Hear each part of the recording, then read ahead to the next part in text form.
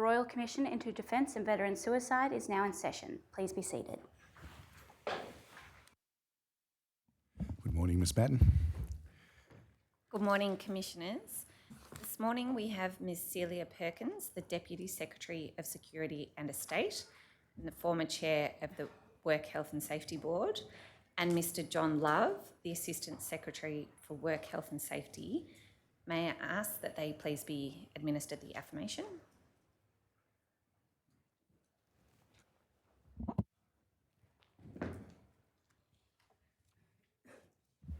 John Love, do you solemnly declare and affirm that the evidence you shall give will be the truth, the whole truth, and nothing but the truth? Yes. Celia Perkins, do you solemnly declare and affirm that the evidence you shall give will be the truth, the whole truth, and nothing but the truth? Yes. Thank you. Thank you. Ms Perkins, would you please state your full name Celia Ann Perkins. and your position in Defence? I'm the Deputy Secretary, Security and Estate. And how long have you held that role?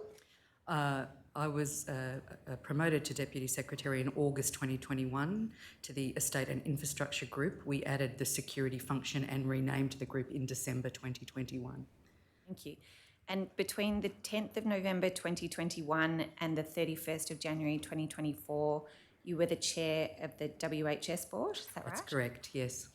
Mr Love, would you please state your full name? Yes. John McKinnon Love. Thank you. I'm sorry, you're a bit faint for me and I'm just worried about the transcribers. Thank you. Can I just suggest if you just pick that thing up and just bring it closer to it? Closer? Makes it better. Is that better? Much better. Thank you Thank very you. much. Thank you. And would you please state your position? Assistant Secretary, Work Health and Safety. And when did you commence as Assistant Secretary, Work Health and Safety? Yes, I was promoted into the role in October 2021. Okay, thank you. Operator, would you please display the tender bundle list? Commissioner, the tender bundle list is 8 pages. We are working through a couple of things with the Commonwealth, but I would propose to tender that list on the basis indicated, and if there are any changes, I would seek to replace the list. Thank you, Ms Batten. They'll be accepted on that basis then and allocated the next lot of numbers. Thank you. Thank you, Commissioner. Operator, would you please display DF 999901320068 at 0185? Just while that's coming up, Ms Perkins, we have an understanding of your role and responsibilities. There were just a couple of matters, Mr Love, that we would seek to clarify in relation to your role. This in the first column outlines some of your responsibilities, which I'll come to. At an enterprise level, you are the Secretariat to the WHS board, is that right? Yes. And you are the co-chair of the Defence and DVA Wellbeing and Data Sharing and Analytics Working Group. Yes, that's correct. And you are also a permanent guest of the VCDF Safety Board. Yes. At an enterprise level, do you have any other roles? In terms of attendance to boards, committees, yes, but not in the formal committee structure. Can you just clarify what that means? The Defence has a tiered committee structure, 1, 2 and 3. I don't sit on any, I'm not a member of any of those committees. Do you attend the meetings of the group WHS committees? Yes, I do. So I attend group and service safety committees as part of my role as Assistant Secretary, Work Health and Safety. And just so we're very clear, you attend all of those meetings? No, most of them. So yes, most of them. Okay. And is there a document that will clarify for us which ones you attend and which ones you don't attend? No. You're the Secretariat of the WHS board. In that role, do you have a clear understanding of when items should be escalated to the Enterprise Business Committee? Yes, I do. Okay. And is that documented somewhere? Yes, it's in, I'll have to check, I believe it's in the Work Health Safety Board terms of reference. Fine. we understand that you also approved the talking points in relation to WHS issues for the Secretary CDF weekly roundtable. Is that right? Not for all items that are spoken to at the round table. So no, that's not correct. Do you approve it in relation to the WHS issues or Yes. just some of the WHS issues? I'll clarify. I and my team prepare talking points for Deputy Secretary Defence people on work health safety items at the Secretary CDF roundtable. Okay. And as part of that, there is an update on the WHS dashboard. Yes, that's correct. And aside from reporting the dashboard, does the Deputy Secretary People, raise enterprise-wide recommendations for improvement at that Secretary CDF weekly roundtable? Yeah, yes, yeah. And who decides what topics are to be brought to the attention of the Secretary and the CDF? Ultimately, DepSec Defence people, however, upon our advice. Okay. For those meetings, and I understand you're not directly involved, but, so if you're not able to answer, please say, but does the Secretary or the Chief of the Defence Force request information on psychosocial hazards and risks? Not from me directly, but I can't speak for Deputy Secretary Defence people. Do any requests of that nature come back to you to action to then go back up to the Secretary and CDF weekly roundtables? Yes, I do receive feedback directly from Defence people or my supervisor, First Assistant Secretary, People Services. Okay. And from your perspective, what do you see as the intention of providing the dashboard to the weekly roundtable?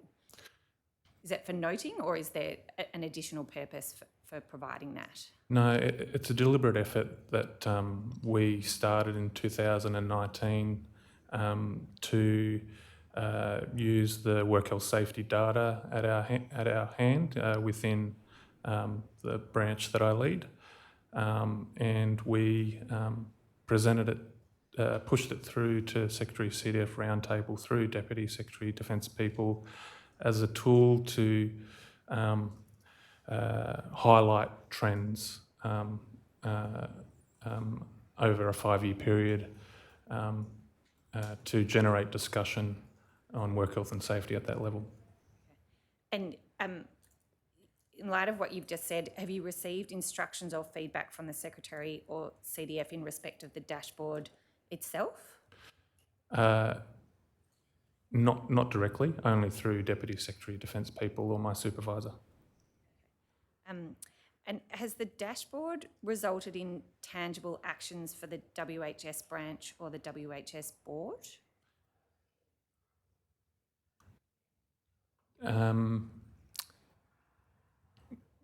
Tangible action, yes, for work health safety in the department, which in turn impacts the work of the branch in which I lead. And yes, to the Work Health Safety Board. Are you able to give us an example of how the dashboard resulted in tangible action for the department?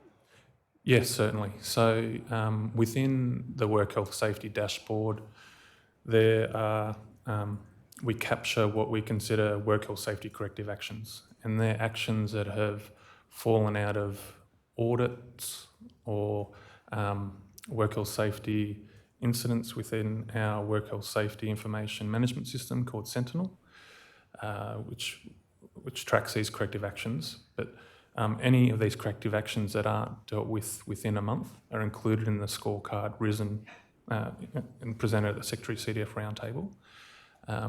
And discussion is had around, why haven't certain corrective actions been closed? A particular group of service, why do you have a certain amount? That sort of discussion. Since introducing that into the scorecard, we've seen a reduction in the outstanding corrective actions across Defence. It's also led to further discussion at the Work Health Safety Board around corrective actions generally and how we manage them, the more of the detail, how we manage them across the department. And does that apply to psychosocial hazards and risks as well? Yes, to the extent of which the information is captured within our Work Health and Safety Information Management System, Sentinel. In terms of when you're talking about the corrective action, one outcome from the dashboard has been corrective action in relation to psychosocial hazards and risks. I don't know for sure. I don't know the detail of each corrective action. In relation to the dashboard, Navy, Air Force and Army have identified that they've been unable to use the dashboard to gain meaningful insights into psychosocial harms and trends. Are you aware of that feedback from those services? Yes. And are you able to tell the Commission what Defence is doing to try and address those issues? Yeah, so just to confirm, the issues being tracking trends of psychosocial related incidents, risk, hazards, etc.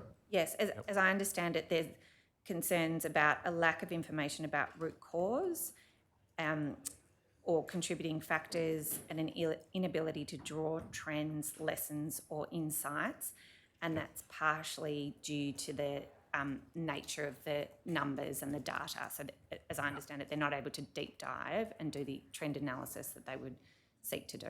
I understand the question, thank you.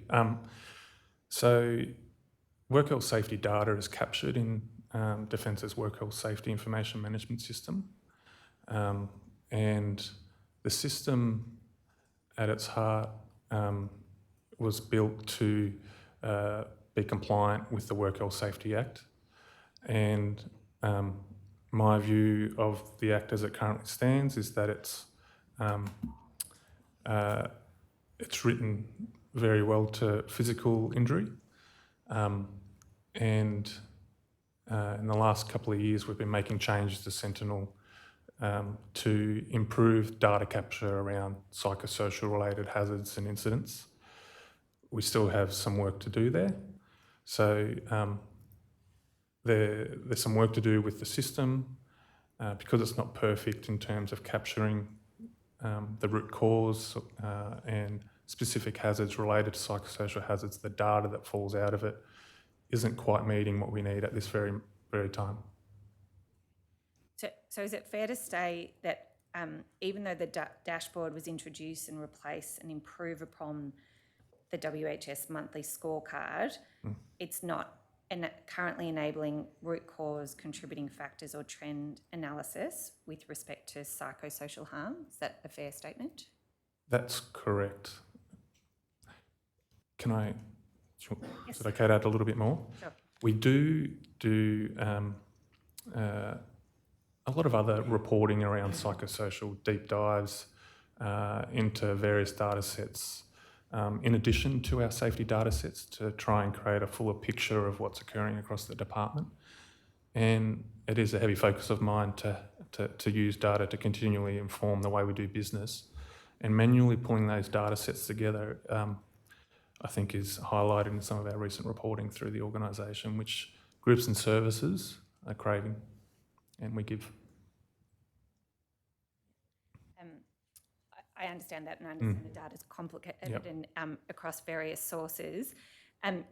Just in relation to the dashboard itself, is there a work plan to try and address those kind of, is the plan to try and fix them? Is that Defence's intention? Yeah, the work, the dashboard or the scorecard, the answer is yes. From report card from dashboard to dashboard, from version to version, there's been ongoing improvements. So I'll leave it there. Okay, thank you. Ms. Perkins, I might start asking you some questions. I would like to ask some questions about the Accountable Officer for Works Health and Safety. So as the Commission understands it, the Deputy Secretary Defence People is the Accountable Officer for Work Health and Safety, that's right? That's correct, yes. And as accountable officer for work health and safety, the Deputy Secretary Defence People is ultimately accountable for ensuring, so far as is reasonably practicable, the psychological health of all defence personnel at an enterprise level. Is that right? Yes, but if it was helpful, I would speak to the way we consider our obligations under the Work Health and Safety Act. I think that would be, and what we're really trying to understand is, what does that accountable officer role mean in practice in defence? And in particular, is that just accountability for the processes, or is the accountable officer ultimately responsible for the outcomes as well? Thank you, Council. As we have mapped through accountabilities across the senior leadership group, they manifest in a number of ways. So in the Work Health and Safety Accountable Officer role that Deputy Secretary People holds, that is an accountability for a system in place at an enterprise level, and for the policies, processes, procedures and assurance around that system. We very much, I think, collectively believe that we work in a federated model with shared accountabilities, and people accountabilities are common to us all. We have documented in the Work Health and Safety system, in accordance with our obligations under the Work Health and Safety Act 2011, how we will make that work in our large federated organisation. And so the way I understand both DepSec People's accountability for work health and safety and my own and other group head and service chiefs is this, that in defence we have designated as officers under the persons or business conduct persons, the PCBU. Designated officials include the Secretary, the CDF, the Associate Secretary, the VCDF, and all group heads and service chiefs. And that designation of us all as officers of the PCBU under the Work Health and Safety Act, I consider a collective responsibility in the exercise of due diligence for a work health and safety system, and an individual responsibility and obligation. So if I might extend that thinking, we are the designated officers of the PCBU because of our leadership roles, because of the influence that we can exert through the system, through the committee structure and in our leadership of the entirety of the enterprise and the workforce. And then we have obligations in our due diligence. So I consider that I exercise those obligations in two key roles, as a Deputy Secretary and an officer, and as the Chair of the Work Health and Safety Board until January. But again, that remains a shared and enterprise-wide accountability. I am the risk steward and the accountable officer for the estate. So in my due diligence of work health and safety risks, their mitigation and the implementation of a system, have mind to the risks that will occur on every place that defence works, and I could delve more into that. So the accountable officers take a number of forms for us in our accountability structure, for having the enterprise system in place, for fulfilling the risk steward functions, for working with colleagues to ensure insurance across the whole system. But I believe it's very much a shared and an individual accountability where it comes to the care of our people under the Work Health and Safety Act. Okay, thank you. I do have some questions about the obligations as a PCBU, so I might try and drill down in some of what you've said. Operator, could you please display DEF 128800020392? And in the course of the answer that you just gave, you stated that you're an officer of the PCBU. I'm just going to use that acronym. Yes, I it's hope easier. everyone can follow. And I'll refer to that role as an officer as being a WHS officer, if that's, if you can follow that. So as you mentioned, if we could please just expand paragraph 1, you're an officer with a number of other officers. The officer obligation relates to Section 27 of the WHS Act. And if we could please just put, operator display that on the screen.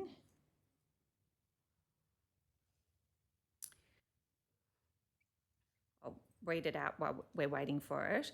Section 27(1) provides, if a person conducting a business or undertaking has a duty or obligation under this Act, an officer of the person conducting the business or undertaking must exercise due diligence to ensure that the person conducting the business or undertaking complies with that duty or obligation. The due diligence requirements include taking reasonable steps to acquire and keep up-to-date knowledge of workplace health and safety matters. Yes, Correct? correct. And you're familiar with those provisions in terms of articulating what your specific responsibilities as a workplace health and safety officer are? Yes. You referred to collective responsibility, shared responsibility, and individual responsibility. Can you clarify for the Commission, do your obligations as an officer of the PCBU apply to one defence as a whole or a particular subset within one defence? Council, I personally have conceptualised that as both.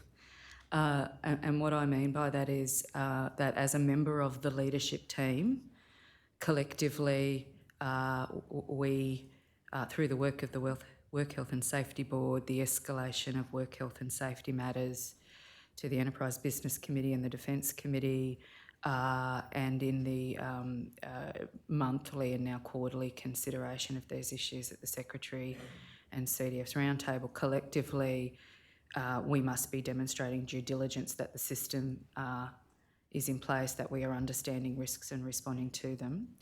And that's very much a one defence obligation. And then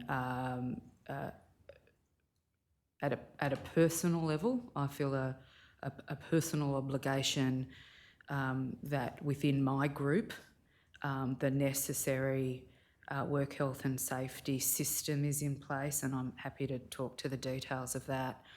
And then in my due diligence, in my accountabilities in defence, they very much extend across one defence.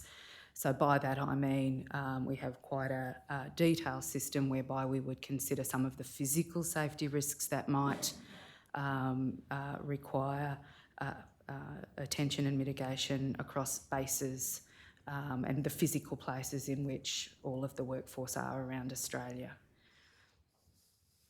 Sorry, just to clarify, in your role as an officer, you answered both.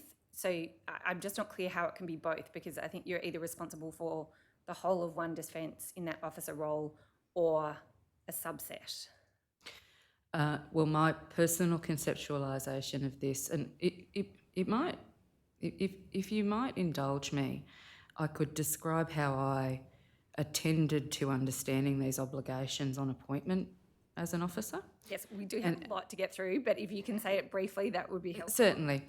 So on taking on a role as a Deputy Secretary, I was particularly concerned across my various legislated and policy obligations to have clarity on those obligations. Early in my tenure, I met with my Group Safety Coordinator, my Director Work Health and Safety, with a General Manager from Comcare for a briefing on how the legislation applied and my personal obligations. And then I had Mr Love provide, as he does for all group heads and service chiefs, a due diligence brief. And that brief was a very helpful way, it's documented, a very helpful way of describing how we are implementing the Work Health and Safety Act in Defence and understanding both our legal obligations under the Act as officers of the PCBU and how the work health and safety system is deployed through Defence. So what we make very clear in that due diligence brief is that at the enterprise level, we consider work health and safety a federated model.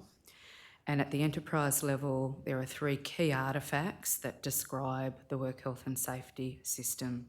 They are the Work Health and Safety Strategy, which we've recently launched, the 2023 to 2028 strategy, and embedded within the strategy is an implementation plan and an assurance plan. They are the Safety Manual or Safety Man, which is the detailed policy that supports our implementation of the Work Health and Safety Act, and the policy you just referred to is part of that. And it is the Work Health and Safety Board as a senior assurance mechanism to ensure that the work health and safety due diligence for the enterprise is being undertaken. The second set of obligations explained in that due diligence brief is that groups and services will also be attending to the implementation of a work health and safety system within that group or service.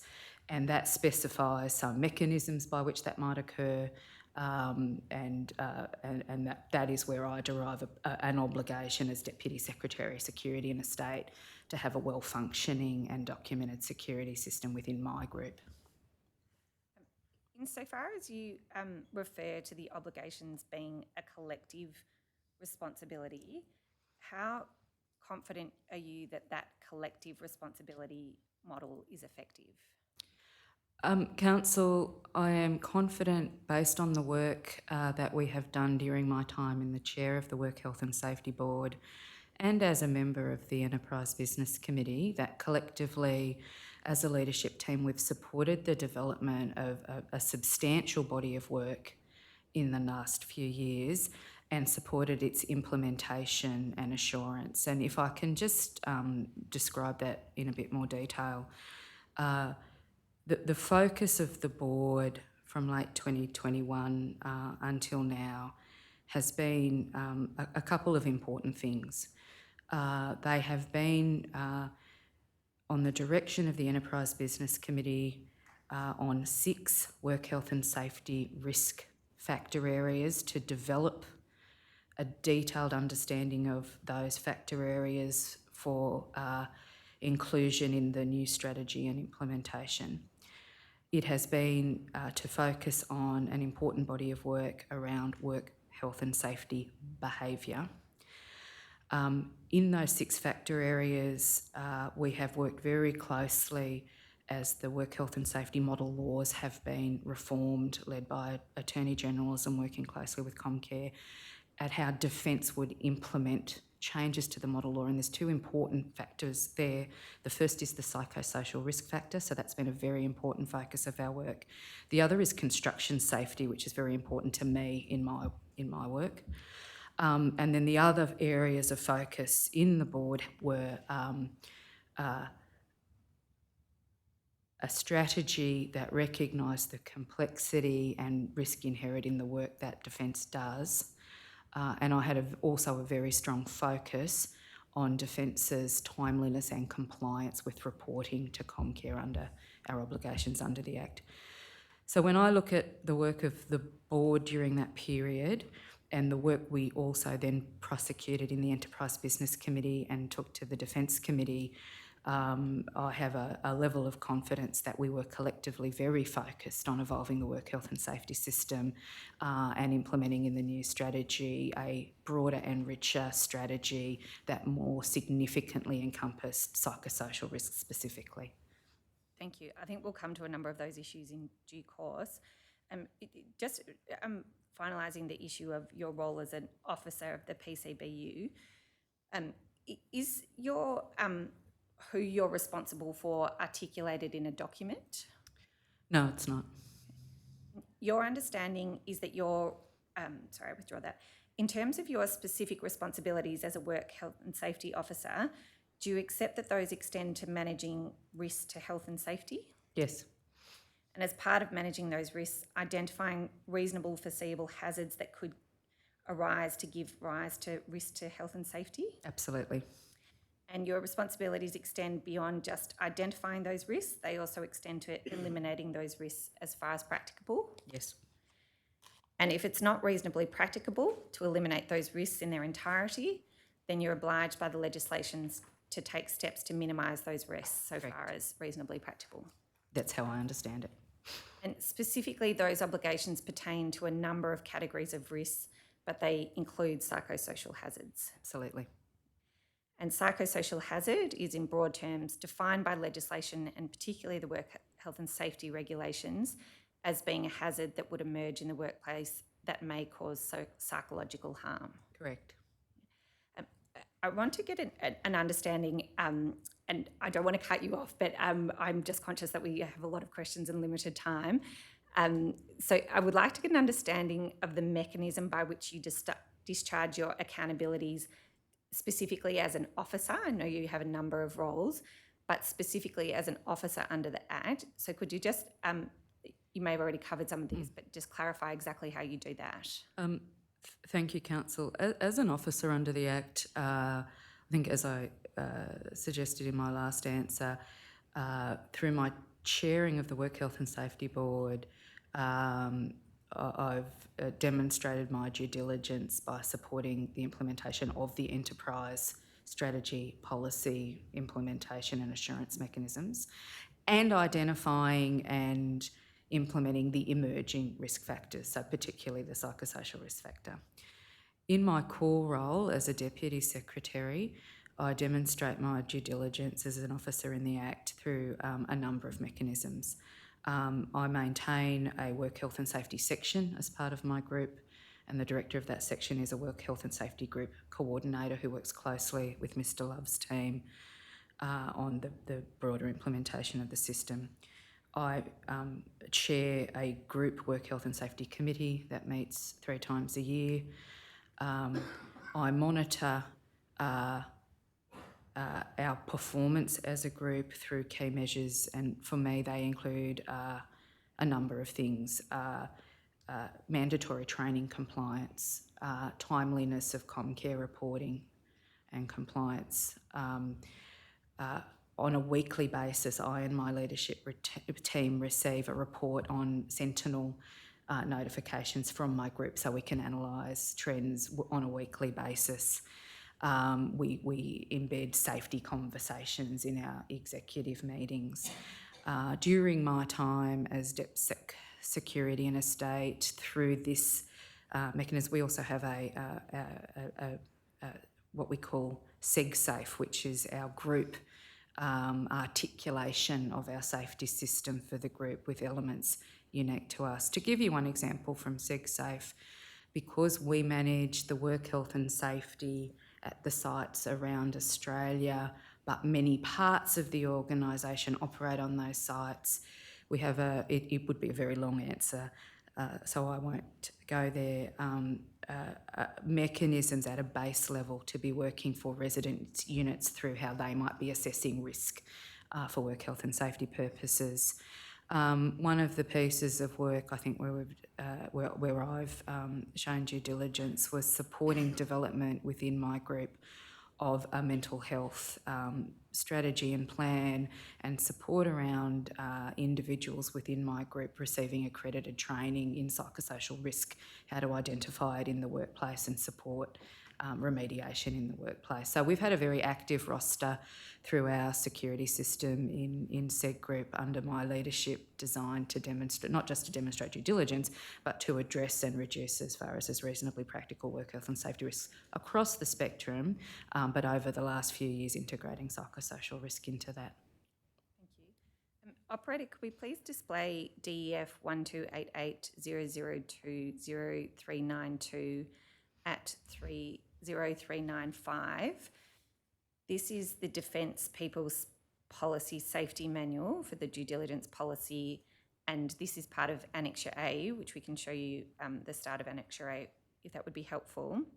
What I wanted to ask you about was paragraph 11B, which relates to your obligation of gaining an understanding of the nature of the operations of the business of the undertaking of defence, and generally of the hazards and risks associated with them. The policy says that how you might exercise due diligence might include using work health and safety committees and other forums to consult with officers within defence to ensure best practices are being developed. The question I want to understand is, to what extent do you and other officers rely on the work of the Work Health and Safety Board to discharge your obligations as an officer of the PCBU? Council, I would say two things about that. One is that there is a cascade of information from the Work Health and Safety Board and from the Work Health and Safety branch that Mr Love leads.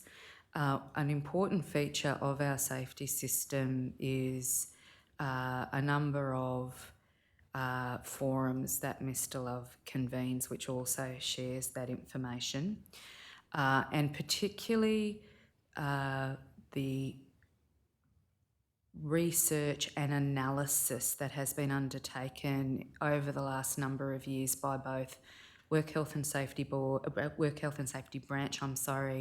and the Mental Health and Wellbeing branch is shared broadly to give us insights into what we see happening across the defence workforce and the emerging trends. So they are very important sources of information for us. But in the work that I lead, it is important to look at other sources. I, for example, have a day-to-day workforce of contractors that would typically sit at around 8,000 people, undertaking manual labour and construction. So we work closely with construction industry norms on work health and safety as an example of where else I would go for best practice data. And do you agree that the elimination or minimisation of psychosocial hazards is one measure of whether you or the enterprise generally are discharging your obligations effectively? Yes, I do. Mr Love, Ms Perkins referred to training or instruction that you gave her. Do you brief people in respect of their WHS obligations Yes, I do. as an officer of the PCBU? Yes, so I just to clarify, I provide due diligence briefings to 3 stars, band 3s and above upon appointment. My KPI in regards to doing that is within the first 3 months of their appointment. Okay. Can I turn to the WHS board?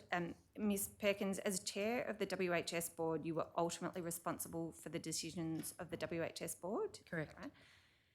And I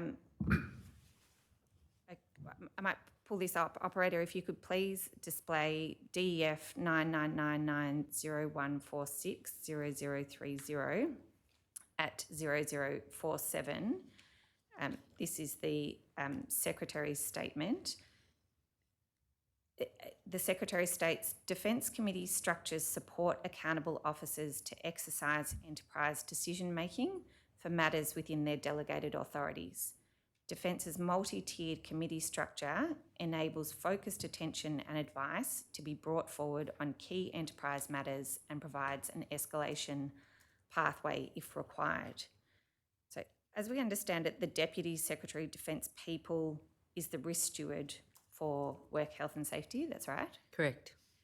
Did you, as the chair of the WHS board, have any accountabilities to ensure that psychosocial risks are effectively minimised? I believe that I did, yes, as the chair of the WHS board. And are those accountabilities documented? I think I would consider them documented in the terms of reference of the Work Health and Safety Board and in some of that broader documentation that exists around the mapping of accountabilities for the senior leadership team. It is certainly recorded on my annual performance agreement that I will be discharging that role. When you say documents mapping the accountabilities, are you referring there to the strategic accountabilities table? Or Yes, I am, yes. So insofar as you have accountabilities to ensure the psychosocial risks are effectively minimised in your role as chair of the WHS board, how are those accountabilities enforced? Let me start again, Council, with that framework I described in Defence's implementation of our obligations under the Work Health and Safety Act. So at an enterprise level, the board was focused on ensuring that at an enterprise level, the strategy, policy and implementation of a work health and safety system encompassed those agreed risk factors, which includes now psychosocial risk. And an important part of the work of the board over the time of my chair was developing that risk, working with the board to agree the elements of that risk factor and how we would seek to implement it in strategy, and agreeing quite a detailed program of work to implement that. And then as we undertook that, as we considered that work, largely undertaken by Mr Love's branch working across the department, the role the board then took was to agree where we could, at times to escalate to the Enterprise Business Committee, and to work across that period of time such that we implemented additions to the safety manual that deal with psychosocial risk. As we agreed and started implementation of the 2023 to 2028 Defence Work Health and Safety Strategy, embed the psychosocial risk factor in that strategy for implementation across Defence. And then I think there are two more very important pieces of work there. The first is the development of an accompanying implementation plan, which gives specificity to how throughout Defence we would implement all of the risk factors, but psychosocial risk specifically, and an assurance plan, which is a companion piece, which sets out in a significant degree of detail the annual assurance activities that will be undertaken to measure Defence's effectiveness in implementing the strategy and the individual risk factors. And the assurance plan uses a combination of assurance factors, more traditional audits, self-assessments, surveys, deep dives and so forth, and samples parts of the organisation around those risk factors based on the prevalence of that risk factor. So, for instance, my part of Defence will be undertaking an internal audit on our implementation of the electrical safety risk factor. The psychosocial risk factor this year will be assured through an independent audit activity, which was already planned. So, as the chair of the Work Health and Safety Board, I took personal accountability that that program of work concluded, that it was agreed by the enterprise, and that we moved to implementation and commenced assurance. So just to clarify, are there any metrics against which you're held accountable, or it's more the delivery of work? I would call it the delivery of the work. So is it fair to say that there are no consequences for the chair of the WHS board if ADF members face significant psychosocial risks and there are no effective strategies to minimise those risks?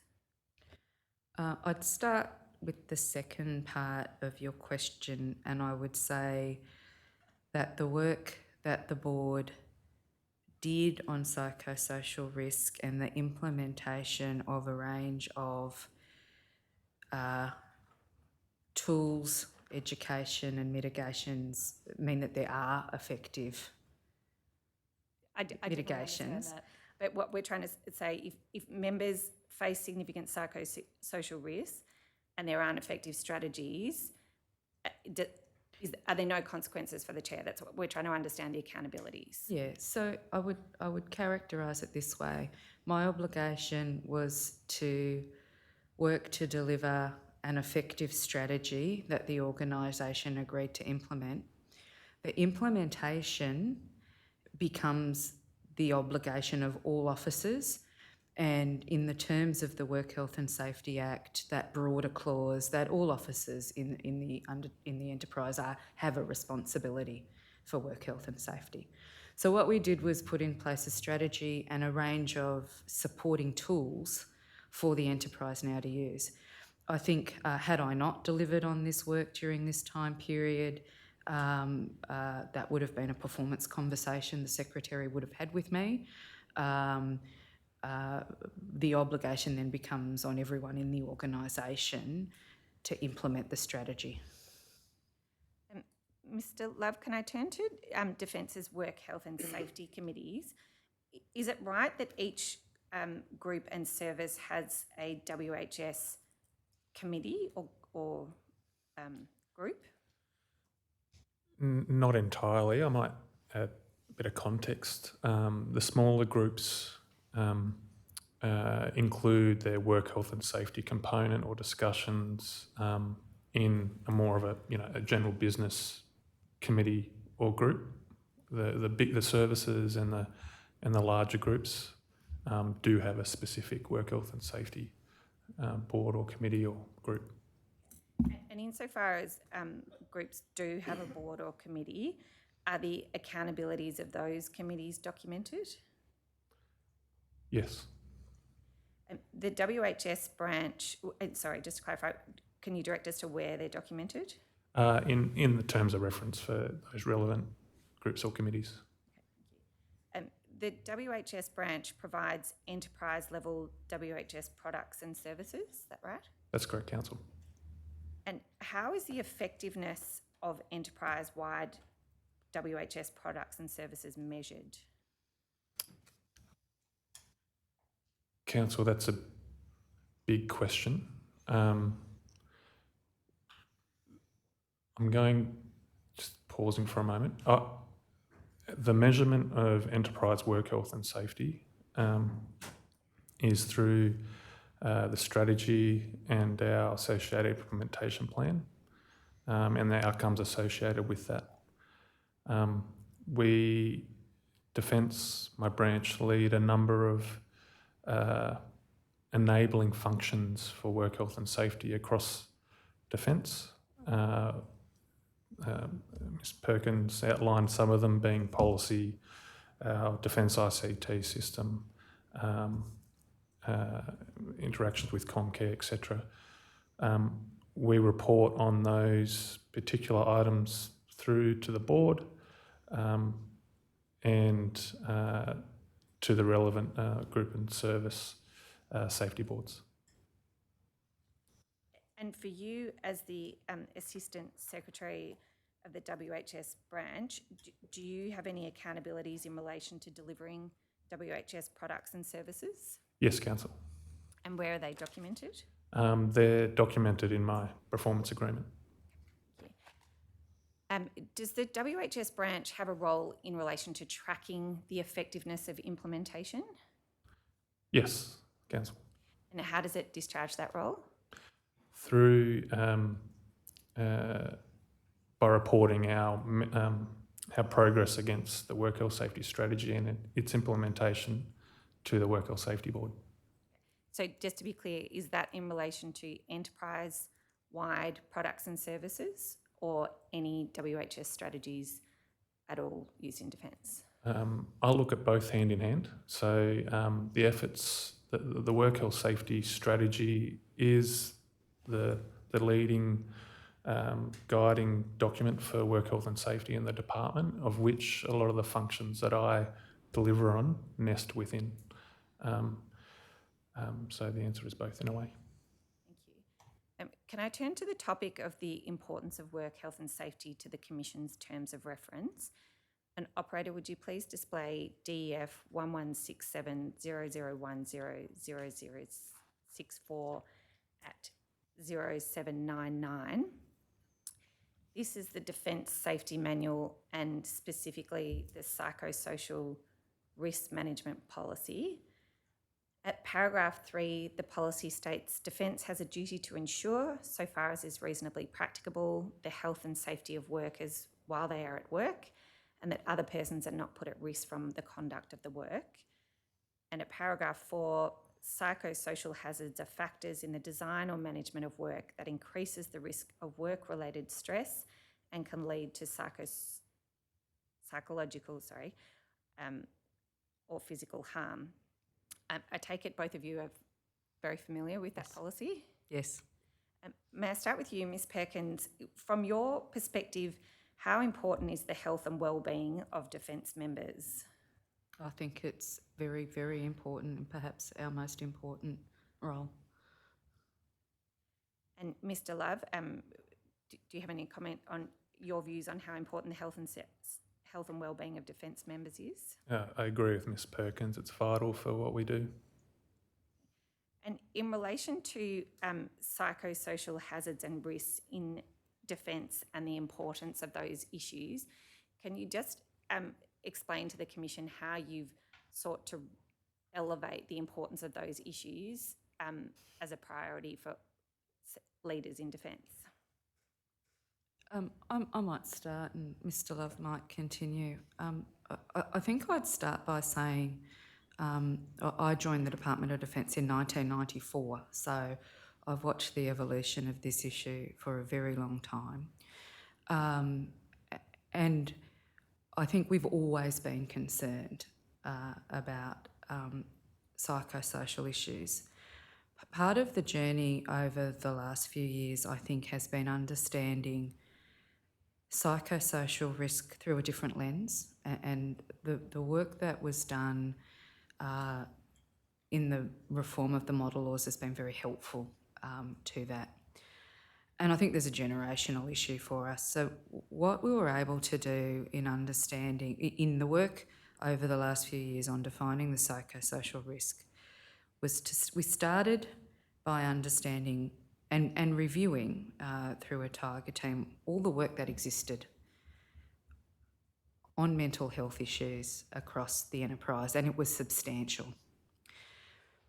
The work we did in consultation with the Attorney General's Department and Comcare as the model law developed and SafeWork developed the code of practice was very important because it grounded Defence's policy approach in a way I think that helped us understand the risk in a more holistic way.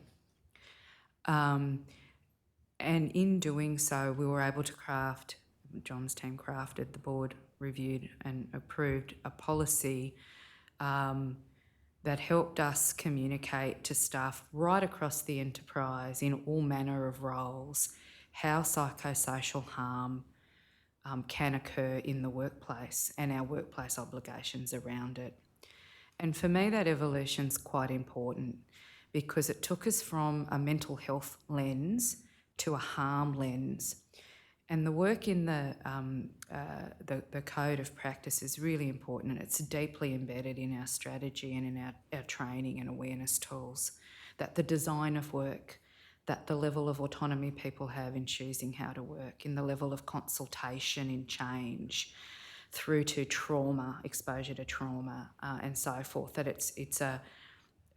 the factors that can create psychosocial harm at work are broad, and I think this has helped us to have different and better conversations and to design work differently, and I think that's the really core and important step in the new strategy. Mr Love, did you have anything that you wish to add about how you sought to raise the importance of the health and wellbeing of Defence members to senior leaders? Yeah, sure. Thanks, Council. So in anticipation of the new model laws in regards to psychosocial hazards, I stood up a team within my branch focused specifically on lifting, improving the focus of the management of psychosocial risk across the department. As Ms Perkins pointed out, it took a psychosocial deep dive, data dive. We used evidence, took that to the board, and sought agreement to progress 5 lines of effort to mature the enterprise approach to managing psychosocial risks. We've progressed that work significantly. We've ran senior leadership group sessions with the majority of groups and services in Defence. We've done training around the country, both virtually and online. We've got a one-stop shop portal on psychosocial hazards, how to manage them, tools to support that, and guidance, including risk registers, control fact sheets. What does this mean? What does it mean in my context?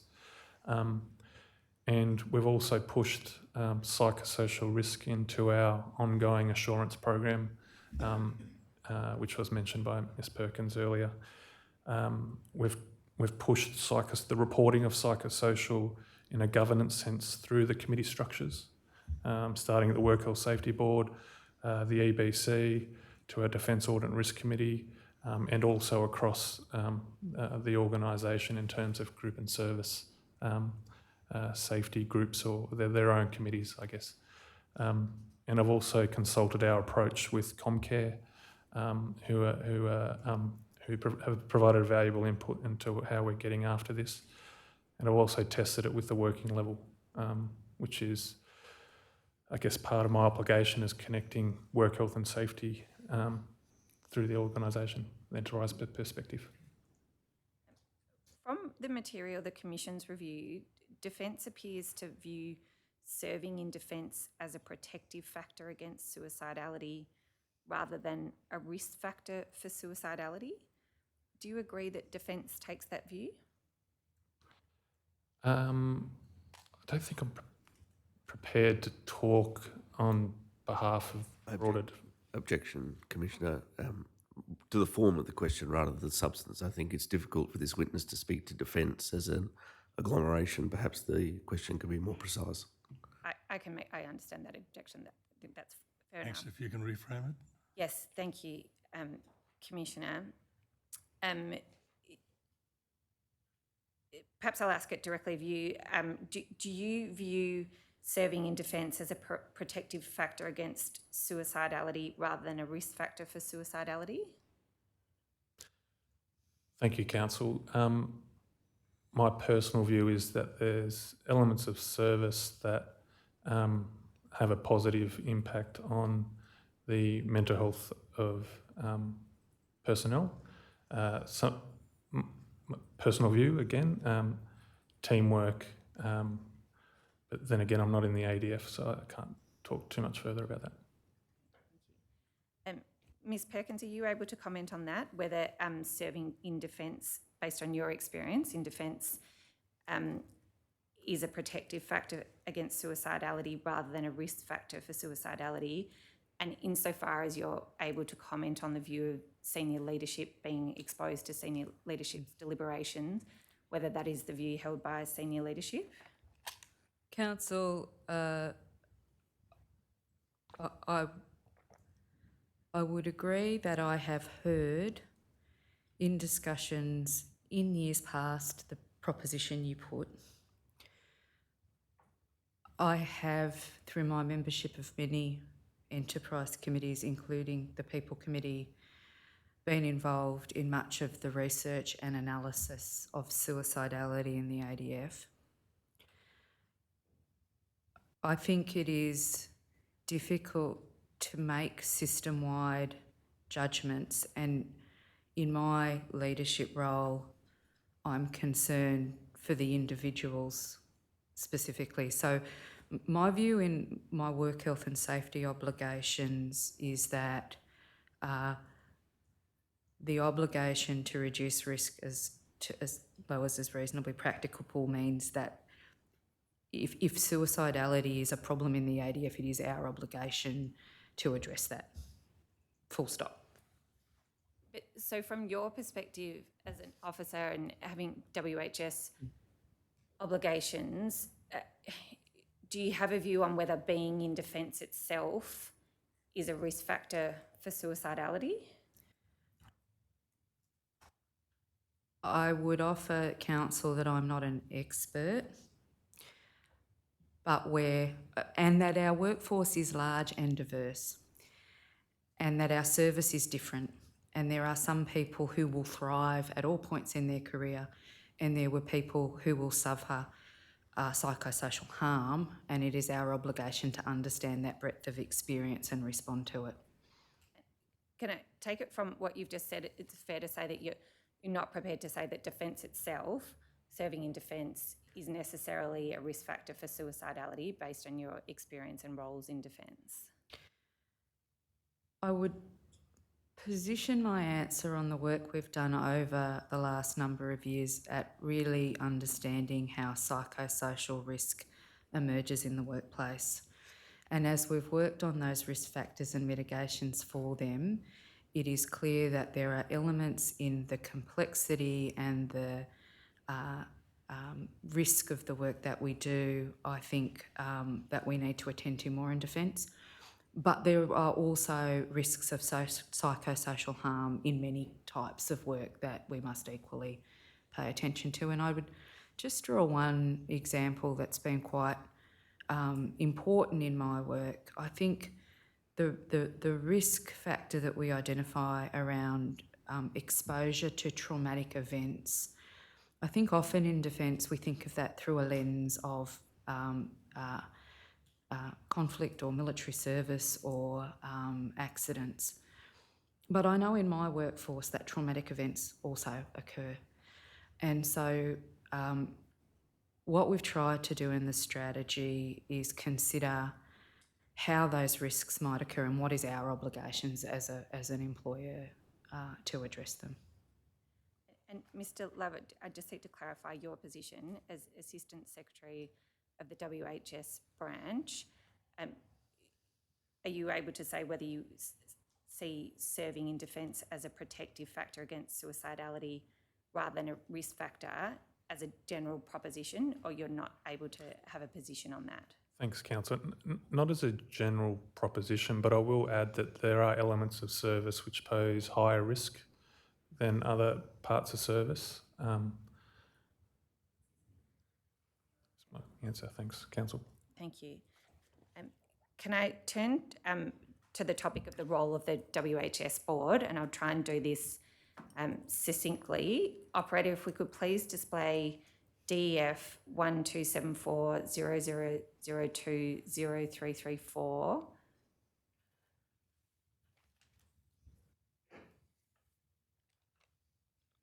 And if we could turn to 0335, sorry. Thank you. As the Commission understands it, the Defence WHS Board provides a formal mechanism for consultation, cooperation and coordination on enterprise-wide strategic issues that impact on enterprise work health and safety performance. That's the role of the board. Correct. And from that, the Commission understands that the WHS Board considers enterprise-level issues and is responsible for enterprise-level strategy and policy. Correct. Okay. And the primary role of the board set out in paragraph 2 is to monitor and improve the work health and safety of defence workers and provide due diligence assurance to the service chiefs and group heads, and by performing those 6 functions listed there. That's correct. And the current defence governance structure situates the WHS board as having the enterprise view and decision-making responsibility for WHS. Correct. Do you agree that the identification and response to WHS hazards is an exercise in risk management and assurance? Very much so.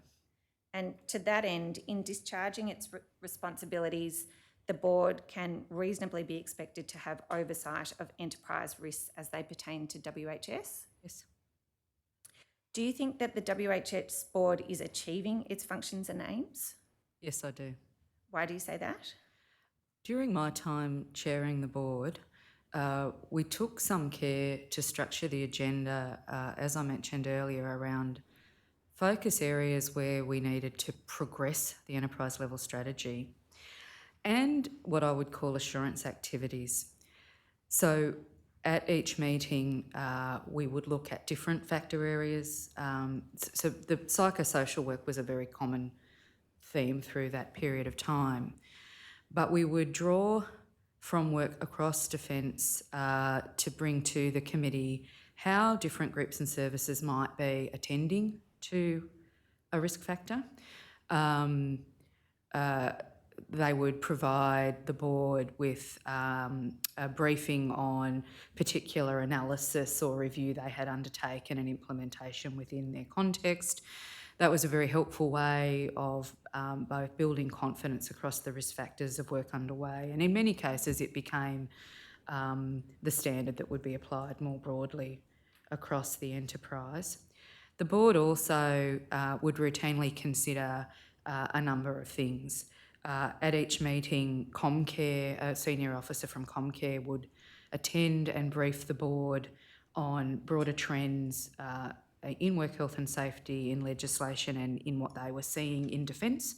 So they would offer back to the board an insight into investigations and issues and concerns in what they were seeing in defence. That was an incredibly useful mechanism for assurance and for identifying areas where we needed to support the enterprise to address issues. We would routinely have a legal brief, which would brief the board on cases that might have been brought against defence, and there were a number of live WHS charges during my time in the chair. And we would be briefed on research and assurance activities that had been underway. So the board was progressing new policy work and strategy work. It was reviewing implementation. It was considering progress on assurance, and it was engaging with the regulator on trends and issues that needed to be addressed. And from your perspective, did the WHS board have the resources and levers to achieve its functions? Yes. What performance measures or accountabilities are in place to assess whether the board is executing its role effectively? The terms of reference, I think, were the touch point that across the year we would assess whether the board had met our obligations. And I think I would say that in the escalation of issues from the board to both the Enterprise Business Committee and the Defence Committee, those more senior committees had an opportunity to review the work and direct if they thought more work was needed. And just to be clear, was all work of the WHS board escalated to the Defence Committee and the EBC? No. So in terms of whether those committees had the opportunity to review, that depended on the work being drawn to their attention? I might start an answer and Mr Love might have more detail. During my time as the chair, as we were doing, I think, very focused work on evolving to a new strategy and implementing the new risk factors, including the psychosocial risk factor, we were also, I think, Mr Love's branch and DepSec people, with the support of the board, were very focused on increasing the visibility and reporting on issues.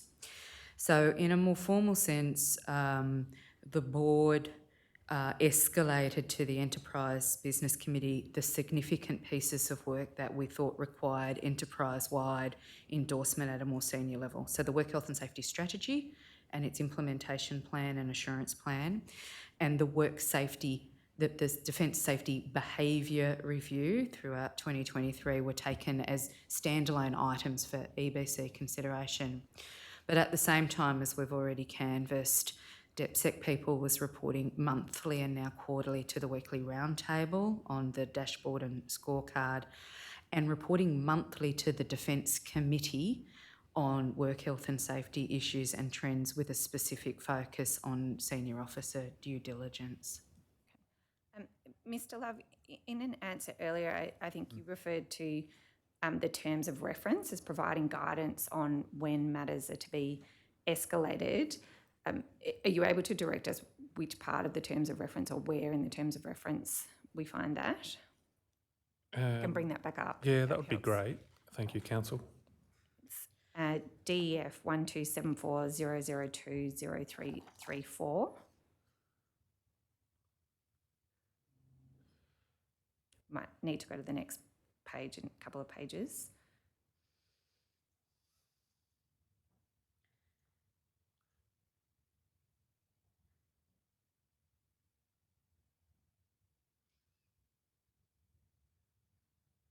I'm trying to find it, but my understanding is there should be a reference to biannual reporting to the EBC. It's in the first page. On the first page. F. Yes, 2F.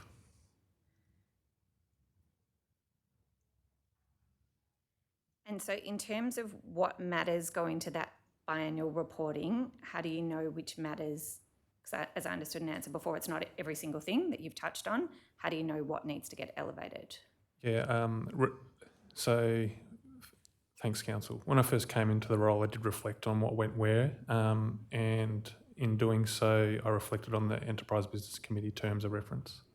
They have a role in considering strategy that impacts the broader department. So, amongst other things, but that guided my thinking and the advice I gave to the board. Okay, thank you. Operator, would you please display DEF 99990126 0036 at 0042 at paragraph 8. I'm going to try and increase the speed a bit because there is a lot of material to get through and I'm concerned we're not going to get through it all, and I don't want to keep you here till midnight. I'm sure the commissioners don't want to be here till midnight either. The last sentence in this paragraph is, while responsibility for implementing improvement to WHS incident enterprise processes sits with Defence People Group, the board oversees progress and implementation. Mr. Love, if you could just, as concisely as you can, articulate how the board oversees progress and implementation of improvement to WHS incident enterprise processes. Yes, Council. I'm responsible and my team for providing, again, this links to the work health safety strategy and our efforts at the enterprise level in regards to work health safety, updates and progress in regards to implementation of our strategy. Okay, and in terms of assessing whether there has been meaningful progress and implementation, I understand that there's the strategy, but then how do you measure whether what has been done on the ground? Yes, is I understand, meaningful? Council. Sorry. Yes. That's okay. So we take data to the Work Health Safety Board on our performance in regards to work health safety incident timeliness and processes, and our performance. Okay, thank you. And we understand that the WHS board is not a resourcing committee. Mm-hmm. Does this impede the board's capacity to direct change? No. No, Council. And I'll add context. If there are resource constraints in terms of delivering any of the efforts that we take to the Work Health Safety Board, normally that's a trigger for that initiative or effort to be escalated to the Enterprise Business Committee. But no, the answer is no. Okay. In some cases, the board relies on services and groups to implement improvements. Is that right? And how does the board do this in the absence of strong influencing capability? Yes. Thanks, Council. The role of the Work Health Safety Branch is to, if it's okay if I start there, is to lift and share trends and information to the board that enables group and service action. And we then use our assurance processes and mechanisms to understand whether those actions have impacted the broader Defence Work Health Safety system. So my approach is to report to the board each of those three considerations. So here's some trends and analysis. This is what the data is telling us. Discussion at the board or through our governance structures. Action taken by groups and services, or perhaps me sitting at the enterprise level, more strategic level. Then we use our assurance mechanisms to understand whether that's had an impact on the broader system. And then we go again, so we go back to data. Yep. I might come back to the assurance mechanisms Sure. in due course. Does the WHS board oversee the work of any of the groups and services WHS committees? No. And is there a mechanism for those committees to report into the board? Yes, Council. What's that mechanism? So each group and service has representation on the Defence Work Health Safety Board, generally at the Band 2 2-star level. those same individuals also sit on group and service level safety boards or groups, and there's an exchange of information both ways in between those relevant levels. Yep. Back to that in just a moment. Could you just clarify for us the relationship between the WHS board and the VCDF board? Yes, so the Defence Work Health Safety Board is responsible for enterprise level coordination, cooperation, collaboration in terms of work health and safety, as you pointed out earlier in the terms of reference. The VCDF Safety Board is responsible for, yes, considering the enterprise approach, but considering the hazards, risks and safety measures within that group. So VCDF group. Okay, so it's group specific. That's right. Operator, would you please display the transcript, page 8824? This is the evidence of the Vice Chief of the Defence Force, and he was asked a similar question as what the relationship was between the role of the VCDF Safety Board and the role of the Enterprise Workplace Health and Safety Committee. At line 36, he said, I am one of the 19 groups that all report in, referring to the WHS board. That's how it works. The VCDF board reports in to the Work Health and Safety Board.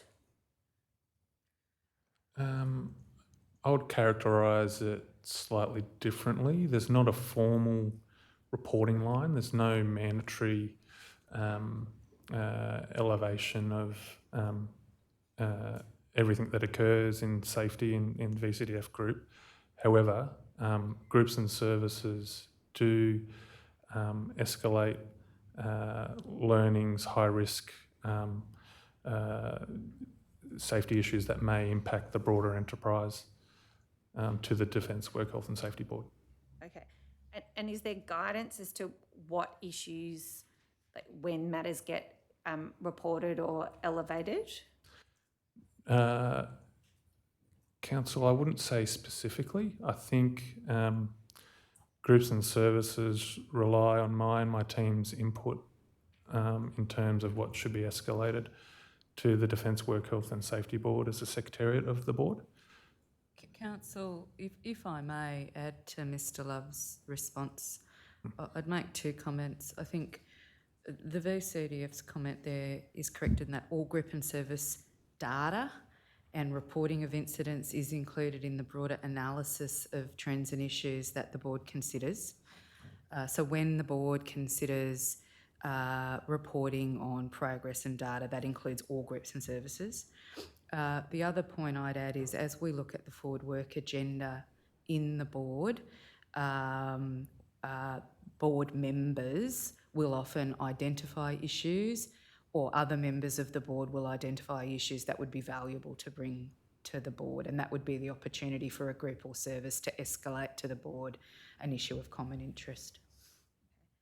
I have a question about that, but before we come to that, can I just highlight from line 46, I'm not sure that the VCDF was just referring about data. As I understood his evidence, it was more about raising matters to the attention of the board. From line 46, he said, my advisory function to the enterprise board is to raise that as this is a known risk in our group, to give insights into how we are managing those risks, to understand at the enterprise level what requirements or initiative might be available, but it's advice on the workplace health and safety issues that I'm seeking for the workforce that works with me, and making sure those key issues or risks can be represented at the enterprise level. So what I'm really trying to understand is, when do these different groups and committees know to elevate matters, and is there some kind of formal guidance or written document as to how and when they do that? Object, Commissioners. Again, more to form. I think in order to understand the answer that was read, it turns very much on the question that was asked, and perhaps the witness should see that. But the second part of the question goes to a broader point and doesn't actually turn on what the VCDF's evidence was. So perhaps it could be clarified whether it's a comment on the evidence or their own assessment of how a situation works. I don't need to go back to the evidence, so I don't need to rephrase it, but what I'm really trying to understand is how do the different groups and services know when to report issues up to the WHS board, and is that in a document that gives them guidance as to when to do that? I would say, Council, as the Chair, there's no particular documented guidance on escalating issues. I would make two additional comments. The first is that the Work Health and Safety Board's membership is by design very senior, and so we would be relying on the professional judgment of the members of the board and the work within their own group or service to identify when issues were of value to bring to the Work Health and Safety Forum. And the other point I would make, what is documented elsewhere in our description of the Enterprise Committee system is the escalation model, the risk escalation model. So most members of the Enterprise Committees across the three tiers will have a working familiarity with the three tiers of committees being designed to escalate risk that they can't resolve at their level, and I believe that is documented. So in terms of this model that relies on the different groups and services forming judgments as to when to elevate matters to the WHS board, do you agree that this model makes it hard for the WHS board to obtain an enterprise view of risk? Council, during my time as the chair, I would say no, because we were using aggregated data of incidents and trends, which helped us understand the enterprise impact. So in looking at that data across the 6 factor areas and then escalating that data to other committees, the trends were clear of where enterprise risk was and where it might be different in different parts of the organisation.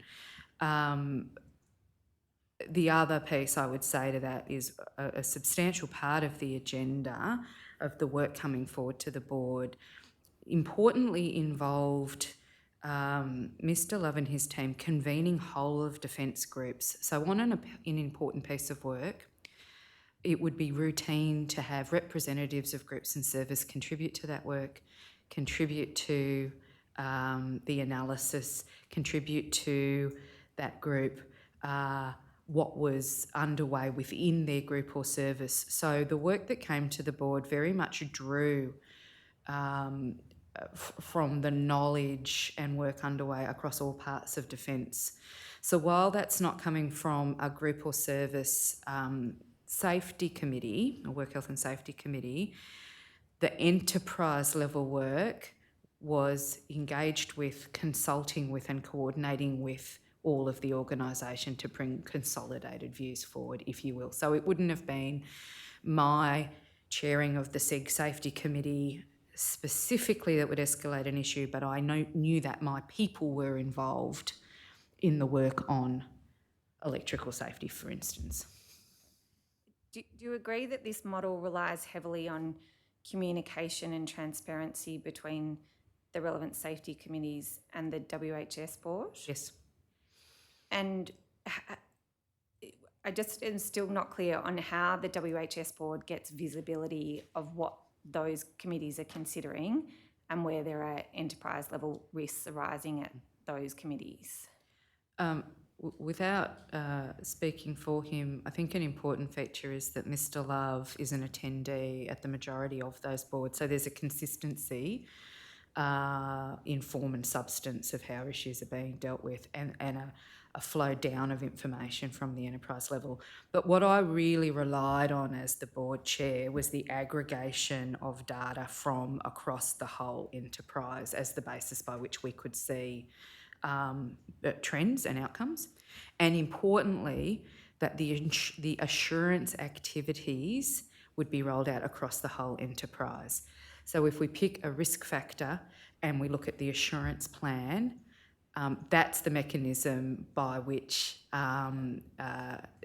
we would have a mechanism to have a look at implementation. I'd add one more point because I think it's important. When the Enterprise Committee endorsed the Work Health and Safety Strategy, one of the specific recommendations that was agreed was that all group heads and service chiefs were to have implemented their own,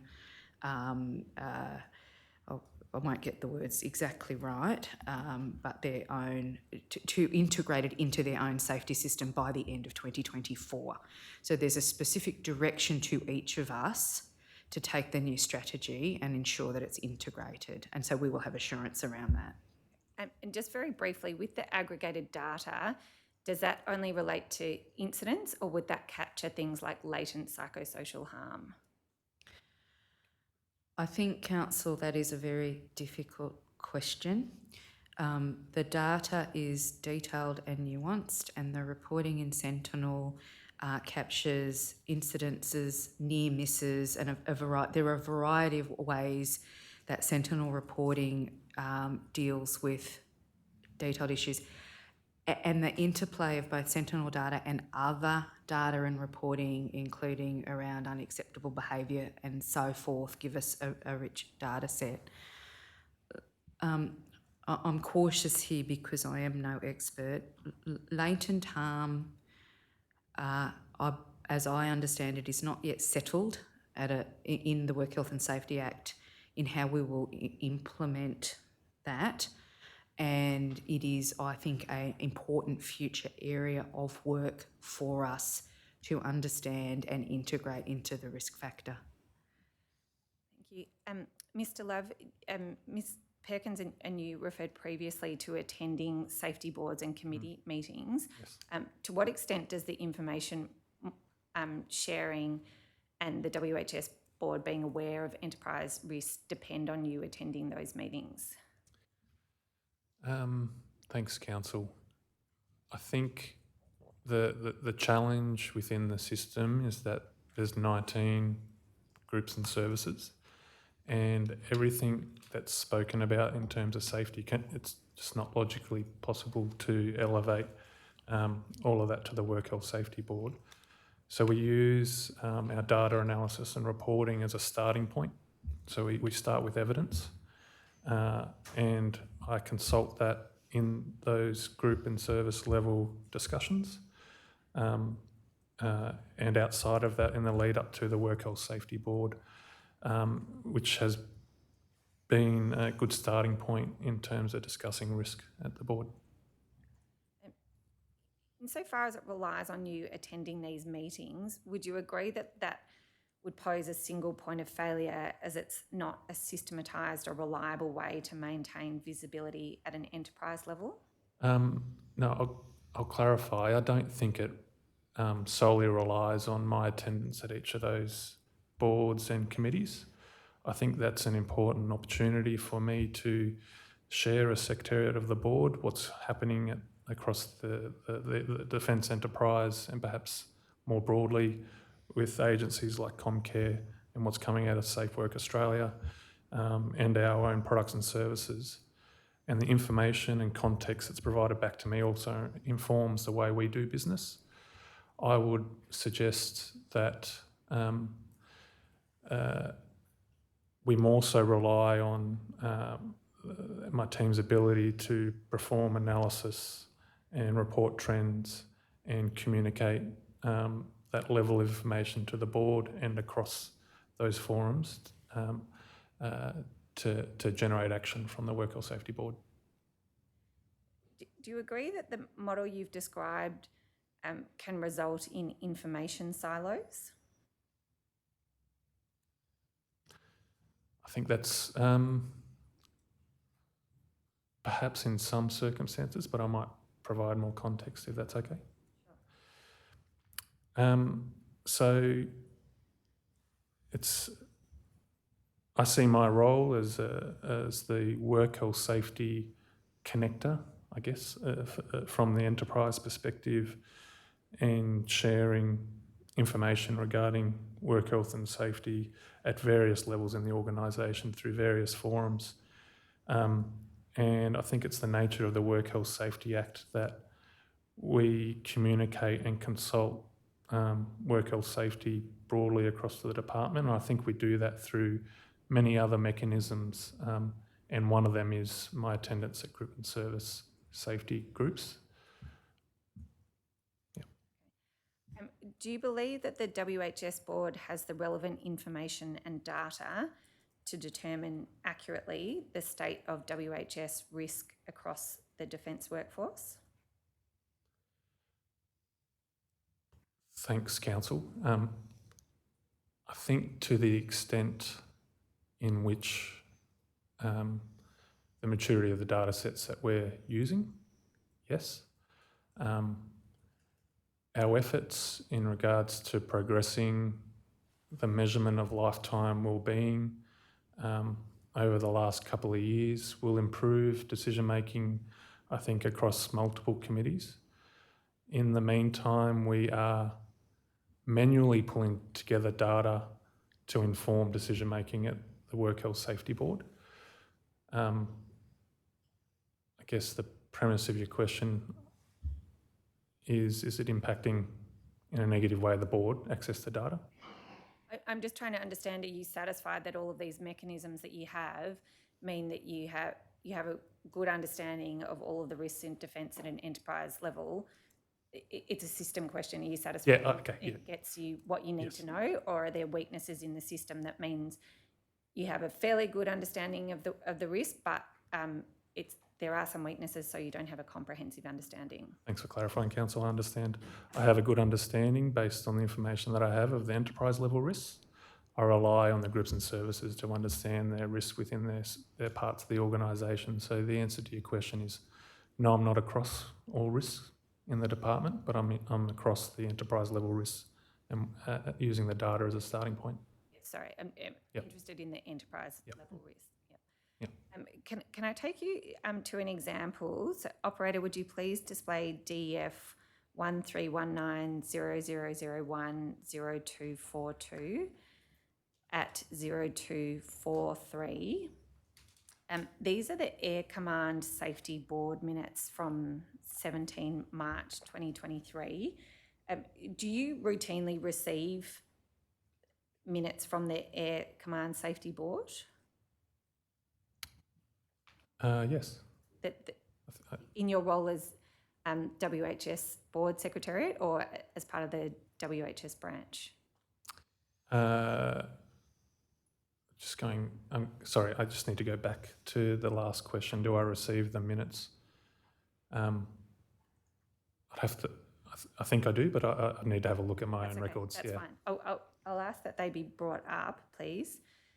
DEF 131900010242 at 0243. So as I understand it, this is one of the service-specific boards, so it's not an enterprise-level board, and I just wanted, as a preliminary matter, to understand whether you would routinely see the minutes or whether the information about enterprise risk would only come to you via attendance on the WHS board and someone raising a particular enterprise matter.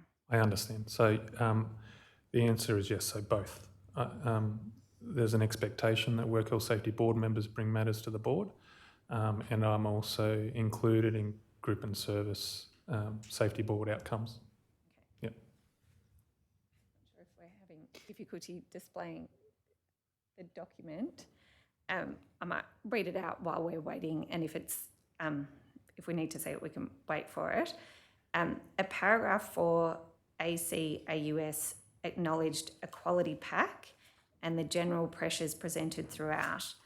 Fatigue and stress stand out as primary issues across the board.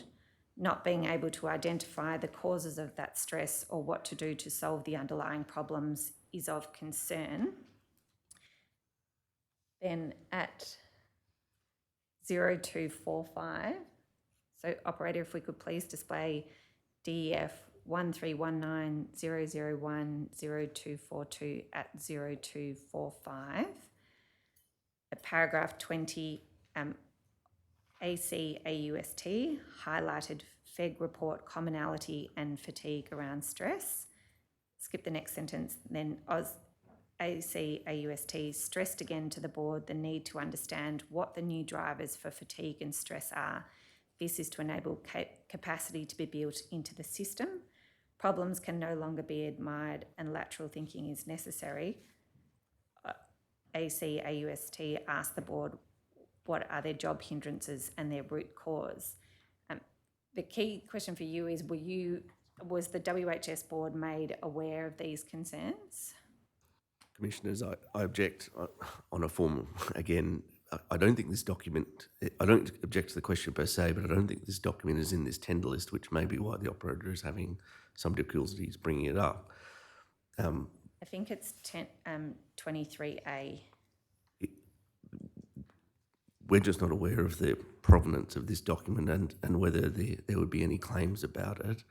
So sorry, may I display this document privately? I'm sorry, I didn't. Thank you. It's my mistake. Which has a related question of You need the feed cut, or yes, if it was shown, then that would be good. Thank you. shown physically to you, or If it was hard copy, or on the screen? no, if it was shown publicly, that would be good. But otherwise, it can remain on the screen for the witnesses and the commissioners. If it wasn't shown publicly, so you want the feed cut while you look at the document? Is it- Yes, thank you. Okay. Commissioners, I can confirm it was not shown publicly. Okay.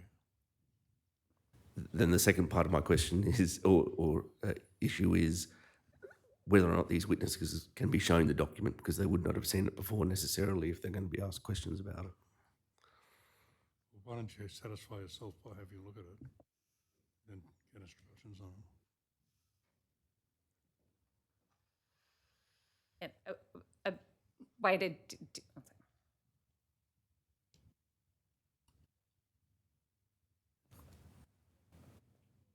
We just don't know which document this is, so we'll look at it now. But the issue is really the questions that's going to be asked for it, and whether the witnesses will be able to answer it. Can you access it through the software, or? Commissioner, it should be displayed in private mode. I don't know if my learned friend can see it now on his screen. Yes, I can see part of it. Thank you. And the paragraphs that I went to were paragraph 4 and paragraph 20. It's an issue about fatigue and stress, and the question for the witnesses is really whether they were made aware of or whether they had knowledge of this.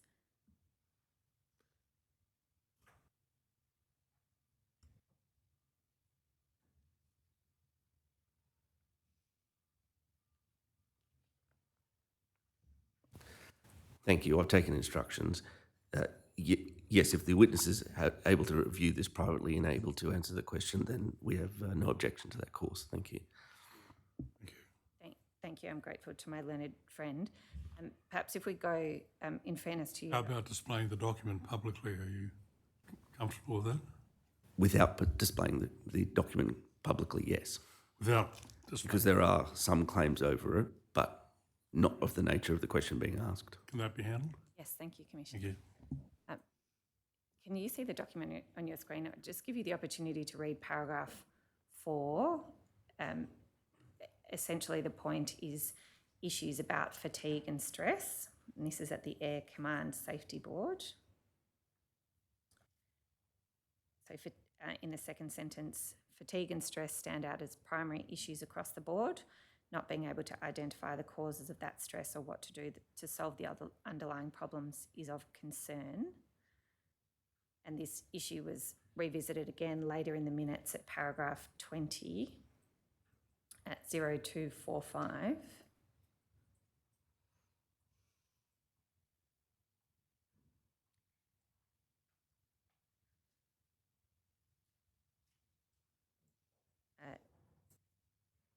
Again, highlighting that as ACAUST highlighted FEG report commonality around fatigue and stress. Skip the next sentence, and then AC stressed again to the board the need to understand what the new drivers for fatigue and stress are. This is to enable capacity to be built into the system. Problems can no longer be admired and lateral thinking is necessary. ACAUST asked the board what are their job hindrances and the root cause. So the issue that I really want to understand is whether this issue was brought to the attention of the WHS board? No, Council. As we understand it, fatigue and stress are enterprise WHS issues? They are included in the risk factor areas, yes. So is this an example of an issue that you would expect to be elevated to the WHS board? Let me suggest this. The framework we described earlier of work health and safety in defence with an enterprise level strategy and group and service safety systems. This is a good example of this. So this is a subsidiary command to the Chief of Air Force. So this is one level down from the Chief of Air Force's Safety Committee. I think we encourage work health and safety committees or bodies throughout the organisation so that at command levels or in other parts of the workplace, the appropriate people are routinely analysing work health and safety risk and seeking to mitigate it. So this, on a quick read, indicates to me a very appropriate command level approach to work health and safety. And I would be reluctant to say much more about it, except to say that it is within all of our obligations to be considering the root factors of issues like fatigue and stress in our workplaces, and either seeking to mitigate them ourselves or seeking additional enterprise help. In that defence system I described, both for work health and safety risk management, but also command, my expectation would be that ACOST, the Air Commander Australia, would have either sought to resolve this with his FEG, Force Element Group commanders, or he would have escalated that to the Chief of Air Force. Okay. Are there, at an enterprise level, strategies to deal with fatigue and stress? Yes, Council, I might take that one. Fatigue is not unique to Air Force, the other services, or the other groups, and that is recognised at the enterprise level. We're currently midway through a scientific investigation of fatigue across defence, in which we're testing whether an enterprise fatigue management framework is feasible, given the context in which each of the services and the groups operate. So it's absolutely, an enterprise focus. And so in terms of ensuring that the WHS board gets the right gets the relevant information to understand enterprise level risks, is the onus on the service to inform the branch or the board, or is the onus on the WHS board to proactively make inquiries? Thank you, Council. I think it's a mixture of both. It's not one or the other. Based on the work that the branch does, the data that we're assessing, the trends we're seeing, our interactions with Comcare, we put forward agenda items to the Work Health Safety Board.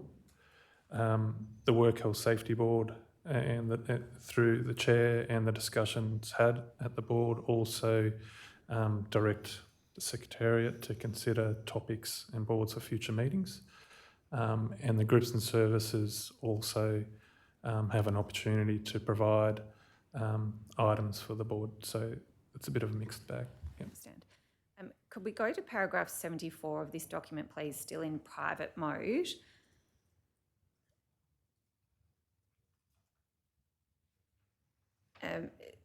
Thank you. And if we could expand paragraph 74, please. CDAMG stated AMG is drowning in safety regulations and governance. The safety system itself is putting safety at risk as personnel are distracted by governance and not focused on outcomes. Was this issue raised to the level of the WHS board? No, councillor. No. And are you aware whether this is an enterprise level issue? I don't believe it is, councillor. So from your perspective, do you think the current model gives the WSH board comprehensive information as to the enterprise level WHS risks? Yes, I do. And again, I would make the point that through the work that is done across the enterprise to come to the board, groups and services contribute. I believe the Deputy Chief of the Air Force is the current Air Force member on that board. And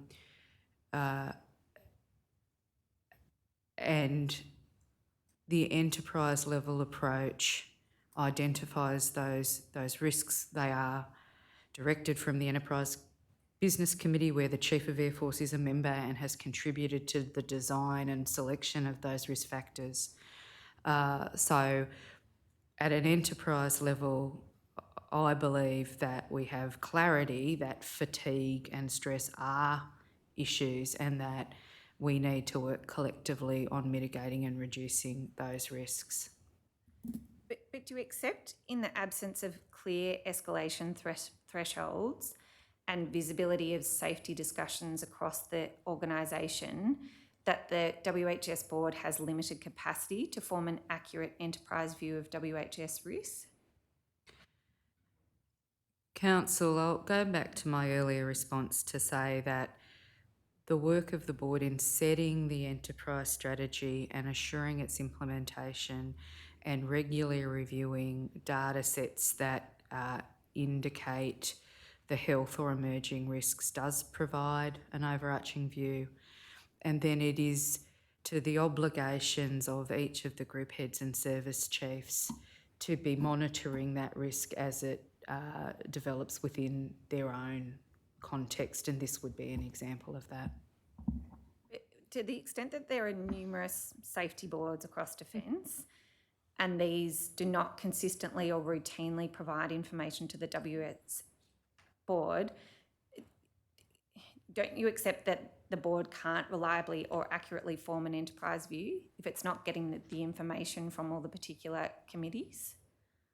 I think, council, that I conceptualise it in the other direction as a cascade, that rather Defence's work health and safety system encourages these kinds of boards and many more besides. And part of the due diligence obligation on officers is encouraging safety conversations and routine discussion of risks. So naturally, in an organisation of the scale and complexity of Defence, there will be many activities. In air safety is a very particular body of safety work. It is appropriate that work is underway in Air Force. And as I said, that accumulation of data and consideration of data and the inputs of the Deputy Chief of Air Force is the mechanism, and the enterprise level view is quite comprehensive. Are you able to speak to the extent that there's visibility and collaboration across each of the committees? Do you have awareness of that? It is my understanding that they would typically exist within their own context unless they had a need to consult more broadly. There are certainly risk factor areas where that would be the case. Certainly in the work we do on physical safety around the estate, we run at local levels bodies that will bring together many parts of the organisation. But I'd refer to some comments Mr. Love made earlier. What is common and typical is that groups and services will bring forward issues or work that they've done to the safety board as an opportunity to share that learning. So that's the primary mechanism, the different groups up to the safety board rather than between the groups themselves. That's correct, yes. To what extent do you ensure that data obtained by the WHS board is provided to the service-specific committees? Mr. Yeah, that's me. can answer Thank you. So in my updates to group and service safety boards, I provide key points from the Work Health Safety Board and the trends in which we are seeing in the data. Usually that's in relation to our work health and safety focus areas and our key risks. And as the Commission stands it, the groups and services WHS committees use the enterprise level strategy and policy to develop group level strategy and policy. Is that right? Yes, that's right. So there's an alignment. Yeah. And does that direction come from senior leadership? Yes, as I mentioned earlier, when the Enterprise Committee endorsed for implementation the current work health and safety strategy, they included an agreement that all groups and services would, by the end of 2024, develop their own, would integrate the new work health and safety strategy into their group or service safety system. And I would just add that that's not necessarily a replication of strategy and policy, where the enterprise strategy meets the need of the group or service, that is appropriate, but where you might be dealing with more challenging or technical safety contexts, it is appropriate for additional policy or implementation planning. Okay, so just to be clear on that, is it the case that each of the services must have their own approaches to WHS and these cannot be consolidated and rolled out across the enterprise, or does it depend on the particular issue that you're dealing with? They must demonstrate a safety system in their group that has integrated the enterprise work health and safety strategy. And in some cases, are services having their own approaches to WHS issues where the strategic direction has failed to provide guidance? I don't believe that I am aware of a failure to provide guidance, but I would note that the strategy is an enterprise level strategy that sits across risk factors, describes our obligations under the Work Health and Safety Act, and provides guidance to officers and workers in the enterprise about how to undertake appropriate risk assessment in order to mitigate or reduce risks in those factor areas. Do you agree that the current governance arrangements for WHS matters, and specifically the role of the WHS board, do not enable WHS issues to be identified and addressed in a visible, streamlined and efficient manner? I'm not sure I do agree that. I think over the last 3 years, the board has been active in identifying and integrating emerging risk factors. The board has supported the work of Mr Love's branch and Deputy Secretary People in a much higher cadence of reporting to a number of enterprise committees on these emerging issues, and I refer there to the Enterprise Business Committee and the Defence Committee and the regular engagements with the weekly roundtable. And in the work that the board has considered and endorsed for implementation, it's my judgment that there is now a much richer source of support available online and in person, particularly around the psychosocial risk factor. So I think over the last few years, the work of the board supporting the work of Mr Love's branch has created greater visibility of these issues, the proposed mitigations and implementation of actions, and tools for the whole workforce to engage with. Operator, could you please display DEF 133800010138 at 0141 This is the 20029 Work Health and Safety Assurance Program Effectiveness Audit Report by Axiom Review dated June 2020. Are you both familiar with that review? Yes, I am. Yes. At 014...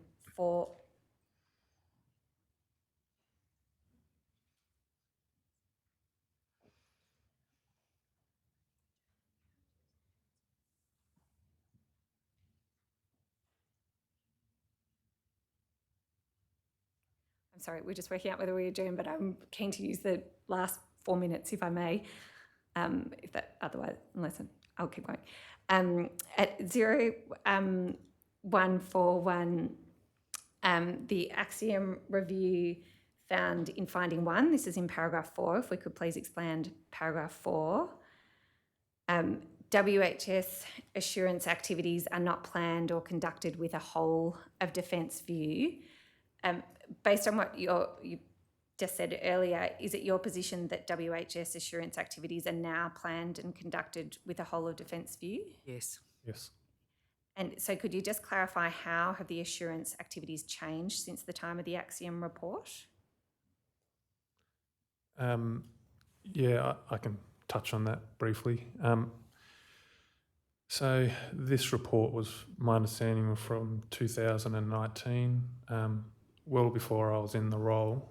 But assurance, as I outlined previously, ties into my branch's work in feeding information to the Work Health Safety Board and through the committee structures, and is based off our Defence Work Health Safety Assurance Framework, which is now included in as part of policy, and our plan to deliver on that framework, which focuses on our enterprise work health safety risks, or known as work health safety focus areas.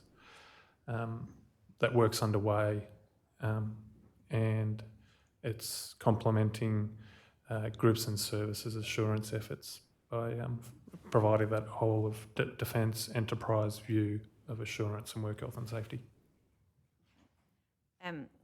The second finding was that there was an absence of a mechanism for systemically gathering audit outcomes.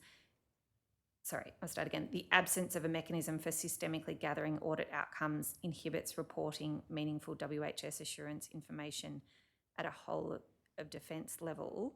Can you just clarify how there is now a mechanism for systemically gathering audit outcomes across the whole of defence? Yes, Council. So as it stands, we collate manually audit outcomes from group and service level audits, and that's some of that data is what you see in the Secretary CDF roundtable discussion regarding the Work Health and Safety Dashboard. The systematically piece, or that the mechanism for systematically doing it is quite manual at the moment. Sentinel, our work health and safety information management system, was initially a planned tool for groups and services to use and collect and to record their audit outcomes. But as it stands, not all groups and services are using that function. But was that all in place at the time of this review? I'm not sure. Thank you. Commissioners, I'm conscious of the time, and I know that the transcriber needs to have a break, so may we have an adjournment, please? Thank you. We do have a 2-hour limit where the transcribers need to have a break, but we're due for lunch, so we'll break for lunch and return at 1 o'clock. Thank you. All rise. The Royal Commission into Defence and Veteran Suicide will adjourn to 1 p.m.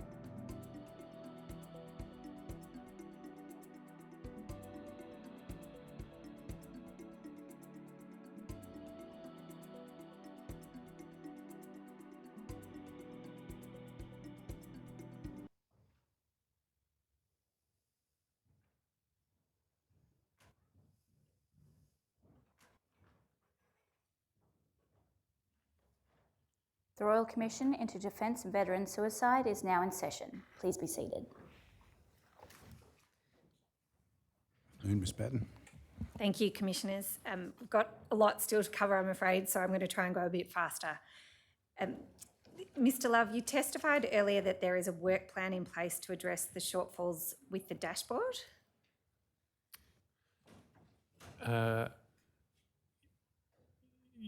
I might add context. There's not a work plan as such, but there's a continual process to improve it. Okay. Based on feedback. Yep. Okay, so there's no formalised work plan No. that's encompassed in a document That's right. that the Commission could, and so that work plan also is not in the WHS strategy insofar as it relates to the dashboard? Correct. It's part of our ongoing process to mature Okay, thank you. product. Ms Perkins, you indicated earlier that the minimisation of psychosocial risk is a metric to achieve your role. It is a metric that's involved in your role as chair of the WHS board? I think the way I characterise that, Council, was less a metric than a focus. Okay, so if there's no metric, is it the case that there's no objective metric to measure the performance of the board, but your performance as chair is assessed against the delivery of work? Yes. And do you agree that there's a difference between delivering work and the outcomes achieved as a result of that work? Yes. And that there's no metrics to assess your performance against the outcomes achieved as a result of the board's work? Is that the position? No, Council. In implementing the strategy and the enterprise framework, the measure of success will be assessed over time as the assurance plan is implemented and we test the effectiveness. So the maturity will come as we understand the effectiveness and adjust accordingly. I do believe in my work there are metrics and measures for some elements, but some harm factors, the trend over time of reduction, for instance, in incidences would be the metric I'd be looking for. Okay. And so can you just clarify how the assurance tests the effectiveness? Yes.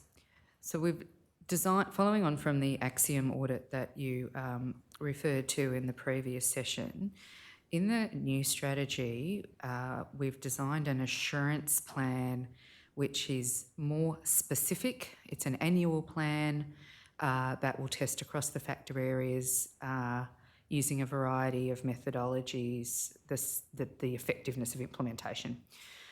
So that will give an annual view across the factor areas of the effectiveness of implementation, if you will. So rather than, let's say, early in my time as the chair, we were looking at the effectiveness of the 2018 to 2022 strategy, and the measure was completing elements of that strategy.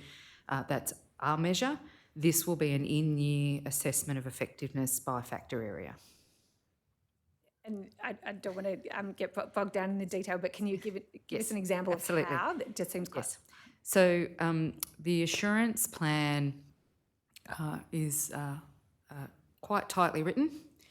It works through the factor areas and it speaks to what assurance mechanism will be used against what factor area and what part of the organisation, so that across the course of the year we'll have a sense. So this year, in 2024, the psychosocial risk factor will be reviewed by a defence internal audit. So an independent part of Defence will audit the effectiveness of the strategy and its implementation. Electrical safety factor area, my group will undertake an internal audit and report back to Work Health and Safety Branch and to the board. In other factor areas, there will be a combination of surveys, self-assessments, audits, deep dives and data collection. So we'll have a much fuller picture across the factor areas in year of implementation. And what we really think is important about this is it will give us the opportunity to course correct or identify where the factor area or the strategy isn't having the intended effect. I understand. Thank you. Mr. Love, as I understood your evidence earlier, you said that the onus shared between the, sorry, when we were talking about whether the WHS board has to explore down or the different groups have to report up, you said that the obligation was shared effectively. Is that recorded in a document anywhere? I don't think so, no. And do you agree that that limits transparency and accountability for these issues? No, I think that the workings of the board are very transparent, and accountabilities are quite clear in representing them. Yep. The bit I think that the Commission's grappling with is that there's no clear hierarchy between the services and groups WHS work and then the role of the WHS board. Are you able to briefly clarify that? And what we're particularly concerned about is that there seems to be issues identified at a board or service level that are not making their way up to the enterprise group. And so it seems like the system at the moment, there are blind spots.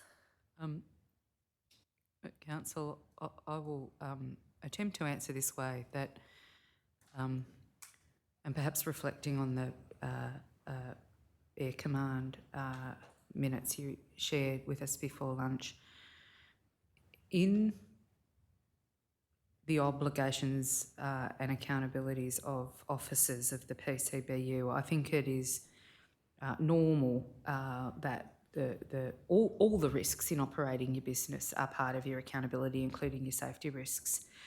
And in both that model and Defence's risk escalation model, I think we all understand our roles to manage those risks and escalate them when we need to. So it would be normal for me in my role to manage work health and safety issues on the estate as I can within the resources, and I would escalate when I either couldn't or I required more resources to do so. And to my earlier point, the obligation on all of us for incident reporting and the data set that we've built around that and the regularity at which we look at that is where the transparency is experienced as we come together as a leadership team. I would just add, it is very normal in our safety conversations or following an incident to discuss it, and there is very good visibility across the leadership team about where incidents occur. Yeah, I understand in relation to incidents because there's a formal recording mechanism and an obligation. It's more like and I appreciate it's only one example, but there's one example of fatigue and stress, and so we're concerned to understand that there doesn't seem to be a formal system process to get that to the level of the WHS board, and then any mechanism to assess whether what they're doing at that low level is consistent with the enterprise approach as directed by the WHS board. I understand your question, and I would only say to that would be part of the Chief of Air Force's set of accountabilities for leading and managing the Air Force. And at the enterprise level, this assurance model we've just described has the capacity to look at, for instance, fatigue as a particular risk area. And when you read that report, it specifies which part of the enterprise this year it will sample. So for some risk factors, it will come to my group. For other risk factors, it will go to Navy, Army or Air Force. Just so I'm clear, how do the factors get to be part of the assurance mechanism? Certainly. So if, like, for this one that's fatigue and stress, for example, is that automatically in, or there's only a number that you can deal with at a point in time? No. So the current strategy has been developed following work across the enterprise that led to the Enterprise Business Committee agreeing the factor areas, the 6 factor areas. Is this Yes. the 6 hazard areas? Yes. Okay. Sorry, That's my okay. fault in No, terminology. no, that's fine. We'll come back to that. But Yes, if and then the assurance plan addresses all of them, but with a different range of assurance methods in year. okay. So we won't do a full audit on every factor area in every part of defence every year. We will sample using different audit measures in year. Yeah. And then the Work Health and Safety Board considered and agreed that assurance plan, and that's the mechanism whereby groups and services could recommend or propose where they thought particular factor areas may best be assessed. Thank you.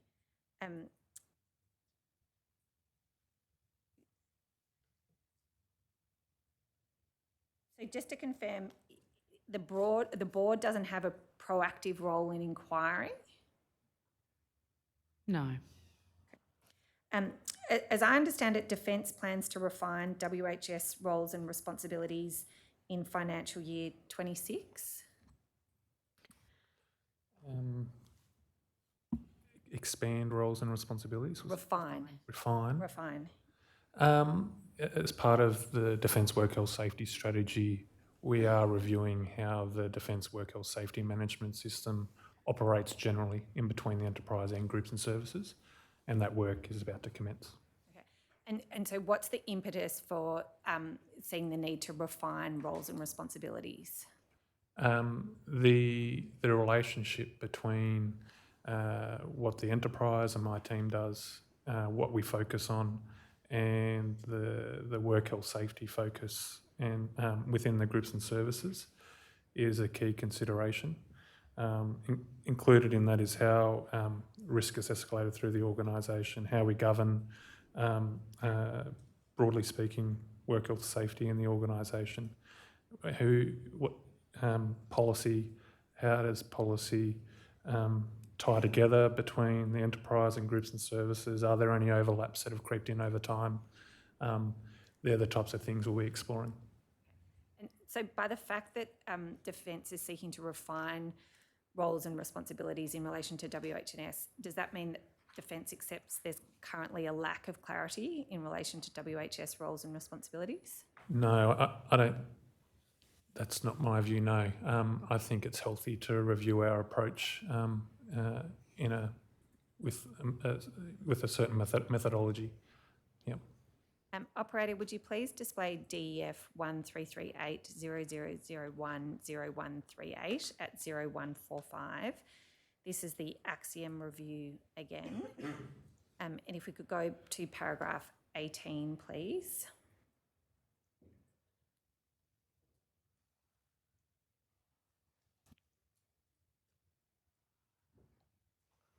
It's DEF 133800010138. Thank you. At paragraph 18, thank you.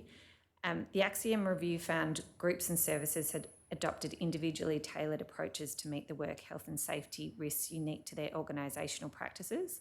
These approaches are not coordinated across Defence. Does this remain the position in Defence? No, not to that extent, I don't think. My view is much work has gone into coordinating and consulting effort across the enterprise and across the various layers in the Defence, including through my engagements through working level forums, through my engagements with group and service level engagement, my equivalents, and work health and safety group and service boards and committees. I will agree to a certain extent that groups and services are required to individually tailor their approaches to their context, and I think that will always be a necessary requirement of the work health and safety management system in Defence. I think the coordination across Defence is something we continue to work on and focus on, and I think the review that we're focused on in the coming in the current work health and safety strategy will help mitigate those concerns. last paragraph in that review I wanted to take you to was paragraph 20, which is also about groups and services, where the review found while the approaches adopted by the groups and services are considered appropriate within their individual areas, there is a lack of visibility of the assurance activities being undertaken by delivery partners in other groups and services. Instead of placing reliance on work performed by upstream or downstream partners, assurance work is often re-performed to satisfy individual group and or service requirement. Does it remain the case that there's a lack of visibility on the assurance activity being undertaken by delivery partners? No, but I certainly agree that that was the case in 2019. Since then, various stocktakes have occurred to map out what assurance activities occur across the department, and our current assurance plan in regards to work health safety has taken that into consideration, so we're not duplicating assurance efforts at the enterprise level with that of the groups and services, and visibility has certainly improved. Okay, but does the fact that the board doesn't proactively inquire contribute to the lack of visibility? No, I think that's my role to engage groups and services and raise that to the Work Health Safety Board. Are you able to comment on to what extent there is a duplication of work by groups and services? In regards to assurance? In regards to implementing measures to address WHS issues? Not confidently. That's okay. That's fine. No. Operator, would you please display DEF 1330-002-0213? This document is the decision brief to endorse the new, now approved WHS strategy for 2023 to 2028. Do you recognise that brief? Yes, certainly. Yes. And so it was the brief to endorse the strategy and the supporting implementation plan. Yes. Operator, would you please display page 0240?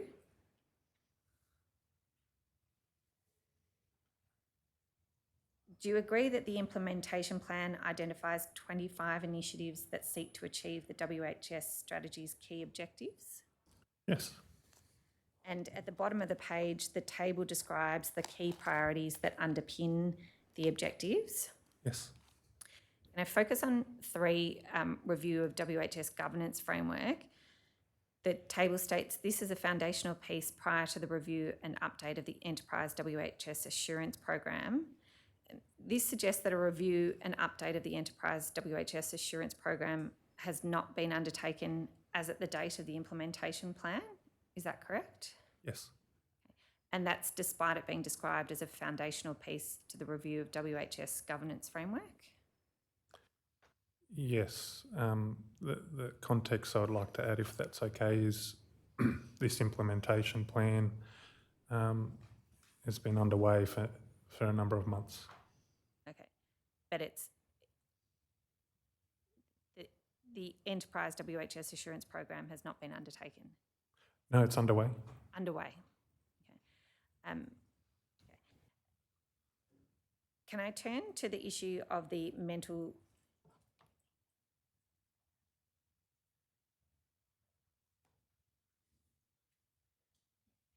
can I turn to the topic of the mental stress risk bow tie?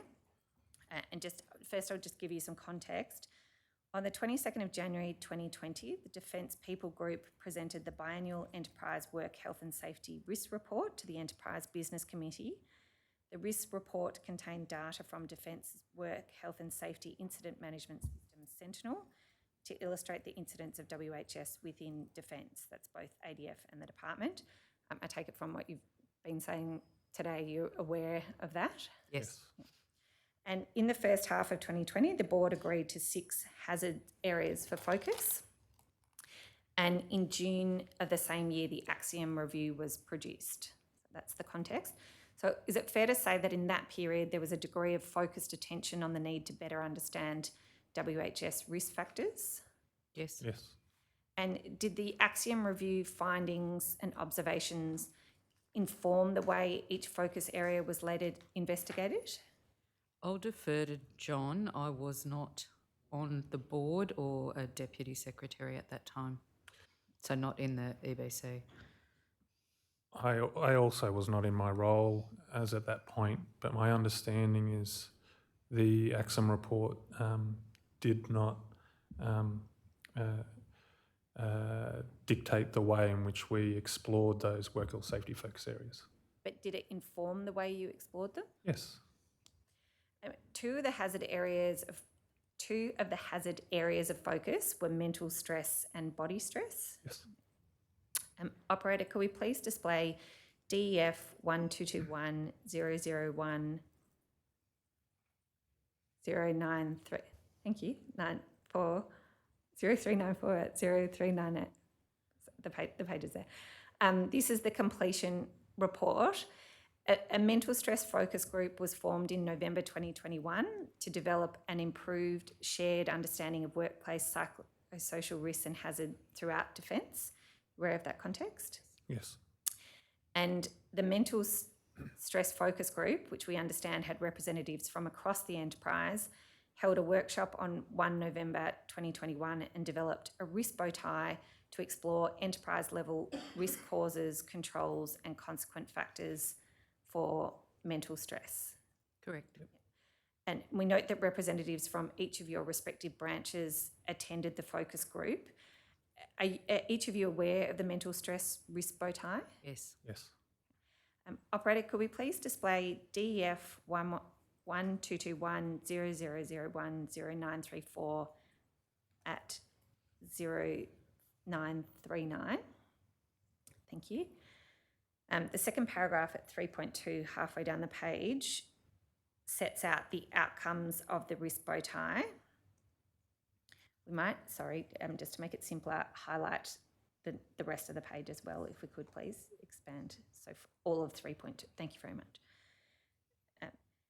The outcomes of the risk bow tie were 7 threats or causes of exposure to psychosocial stresses at work, 9 consequences of exposure, 44 preventative barriers, and 41 mitigative barriers. Of the 85 barriers identified, 52% of them were preventative, whereas 48% were mitigative. Then each of those factors were summarised through criticality ratings and effectiveness ratings. And the table in the bottom of 0939 summarises the assessment of those ratings. What we're particularly interested in is the table demonstrates 47 were found to be only partially effective. That's in the yellow column. 4 were found to be not effective. 19 were not assessed at all, and 0 was found to be effective. And of the 47 found to be partially effective, the majority of them, so 42, regarded as high criticality. And of the 4 factors deemed to not be effective, all were rated as being of high criticality.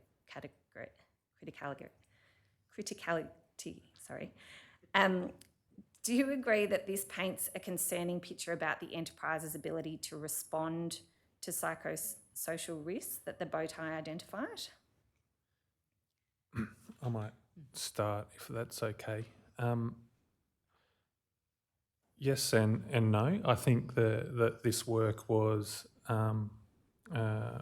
valuable in identifying controls and providing a quick assessment on the criticality of those controls. It was very exploratory with a small group of members from, as you mentioned, my branch and a number of parts of the organisation, and improved our understanding of those controls that are in place. There was other work alongside this, so we didn't look at this work in isolation. I think my view is the criticality and whether they're partially effective or not effective requires validation.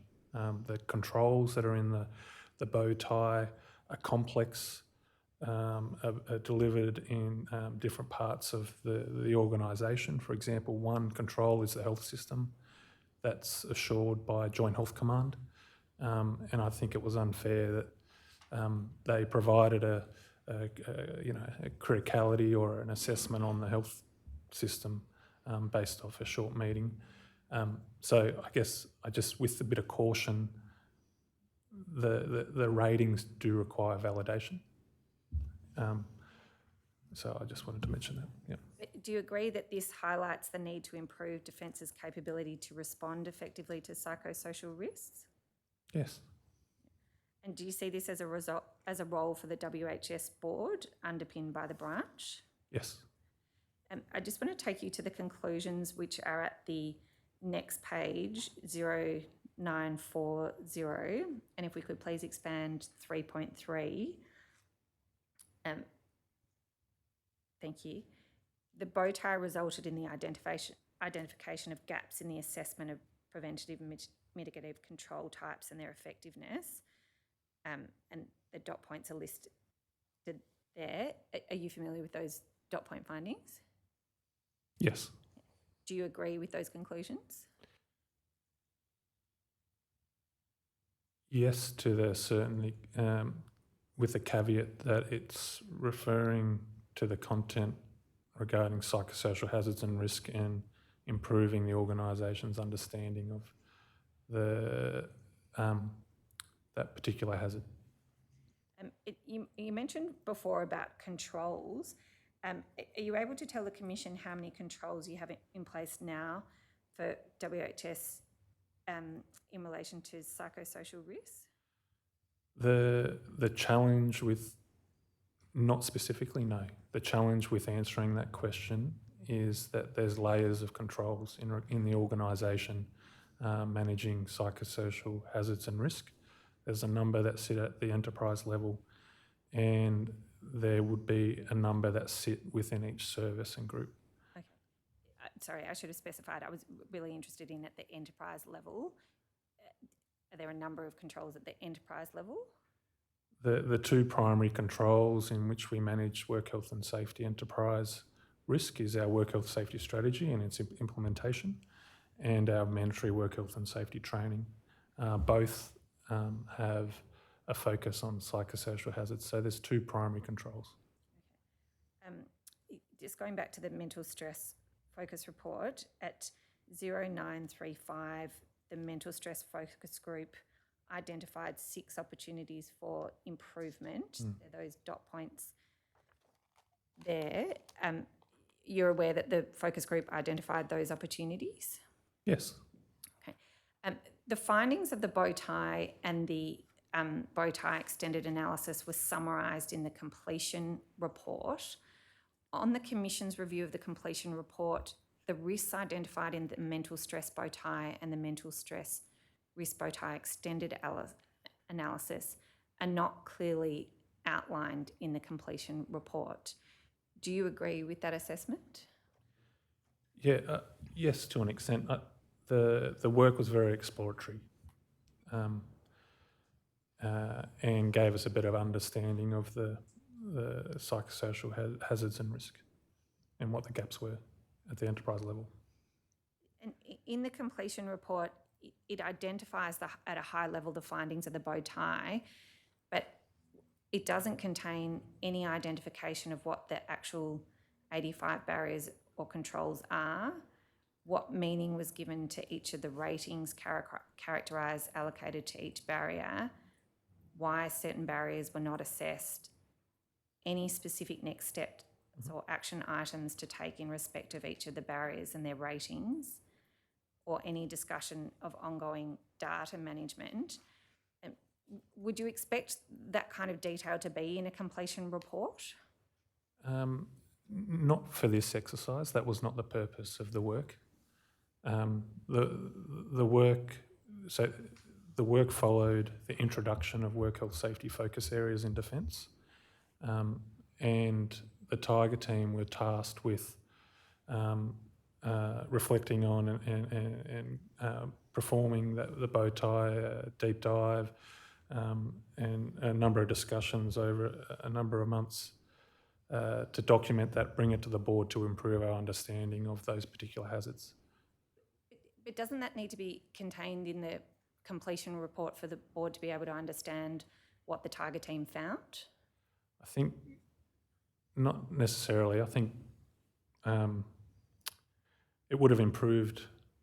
Yes, it would have improved the information that went to the board and the board's ability to reflect on that particular hazard. It seems to the Commission that this is an example of a failure. It's an example of what the Axiom Review identified, and that was assurance activities are not planned or conducted with a whole of defence view on the absence of a mechanism for systemically gathering audit outcomes. Would you accept that not including this information in the completion report that goes to the board really means that it's another example of those two findings? Not for where we were at that certain time. My view is it was very useful, and we used the information to shape ongoing assurance measures, which is now and will continue to shape how we assure those focus areas within the Defence Work Health Safety Management System. I think I'll come to the assurance measures for this in due course. I just want to follow through the process of what happened with this. So a copy of the completion report was provided to the board. That's right. Did the board also receive the mental stress risk bow tie and analysis? Yes. Yeah. So you had all the documents. The minutes of the WHS board meeting, which I think we'll bring up at DEF 1274-002-0271 at 0276.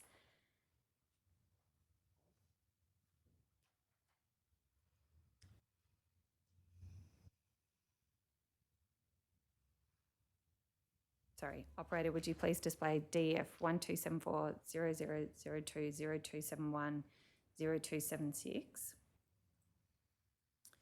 Thank you.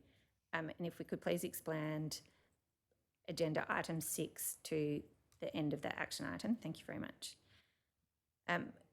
The minutes of the WHS board meeting don't indicate any discussion of the mental stress risk bow tie by the WHS board. Was the mental stress bow tie discussed by the board? Yes, it was. And the minutes also don't indicate that there was any assessment of the 85 preventative and mitigative barriers identified or of the 6 identified areas for improvement. Were those matters discussed by the board?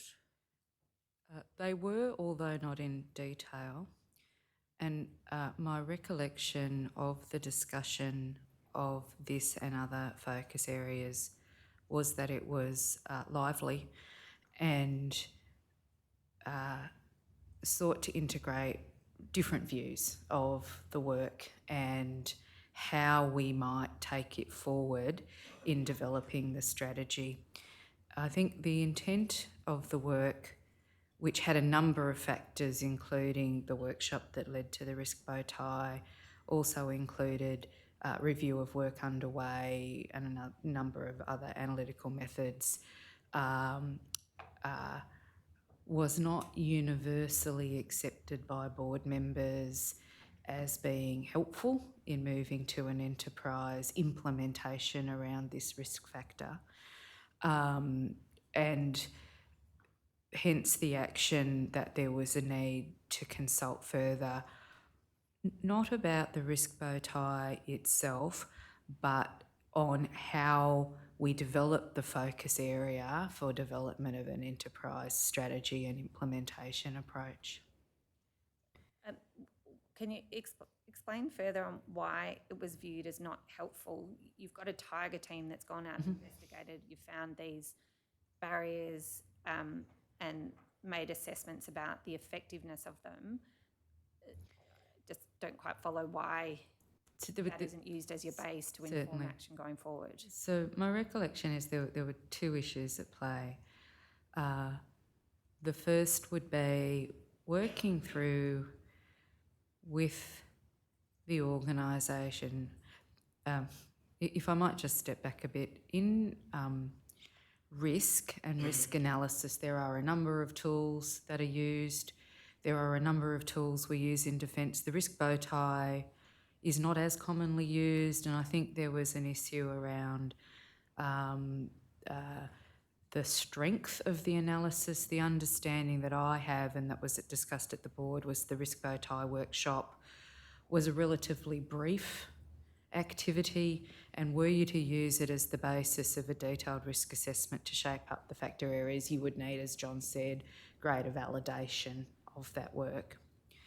The second factor that's important was, I'm not sure which month these minutes refer to, but this was in the period where we were also really, I would describe it as transitioning from the 2020 recognition of 6 factor areas that included mental stress to the development and acceptance at a whole of government level of the psychosocial risk factor. So the way we'd been thinking about in defence mental health was transitioning to the more now commonly accepted psychosocial risk factor. So this work was very important, it was very foundational. It built a common level of understanding across the board of the activities underway, but in parallel, the work with Comcare and Safe Work Australia on the psychosocial code of practice was developing. And as time went on in the board and the work was undertaken in the focus areas, the psychosocial risk factor developed in alignment with the Safe Work Code of Practice was, in the view of the board, the more appropriate way forward. So just to clarify, did you conduct the further analysis of the work undertaken by the mental stress focus group? Yes, immediately following this meeting, we began a process, a deep dive into work health safety data. Again, noting that when we, a couple of years had passed since we developed and introduced the work health safety focus area, so we did another data deep dive and refreshed the work health safety focus areas. And as Ms Perkins just suggested, we introduced psychosocial as a new work health safety focus area to guide our work. Sorry, I think I was asking a slightly different question. Sure. You've identified mental stress as one of your focus areas. Your team's gone and done a review. They've come back with the report, and the board, as I understand what you're saying, is said that what you've done is not good enough.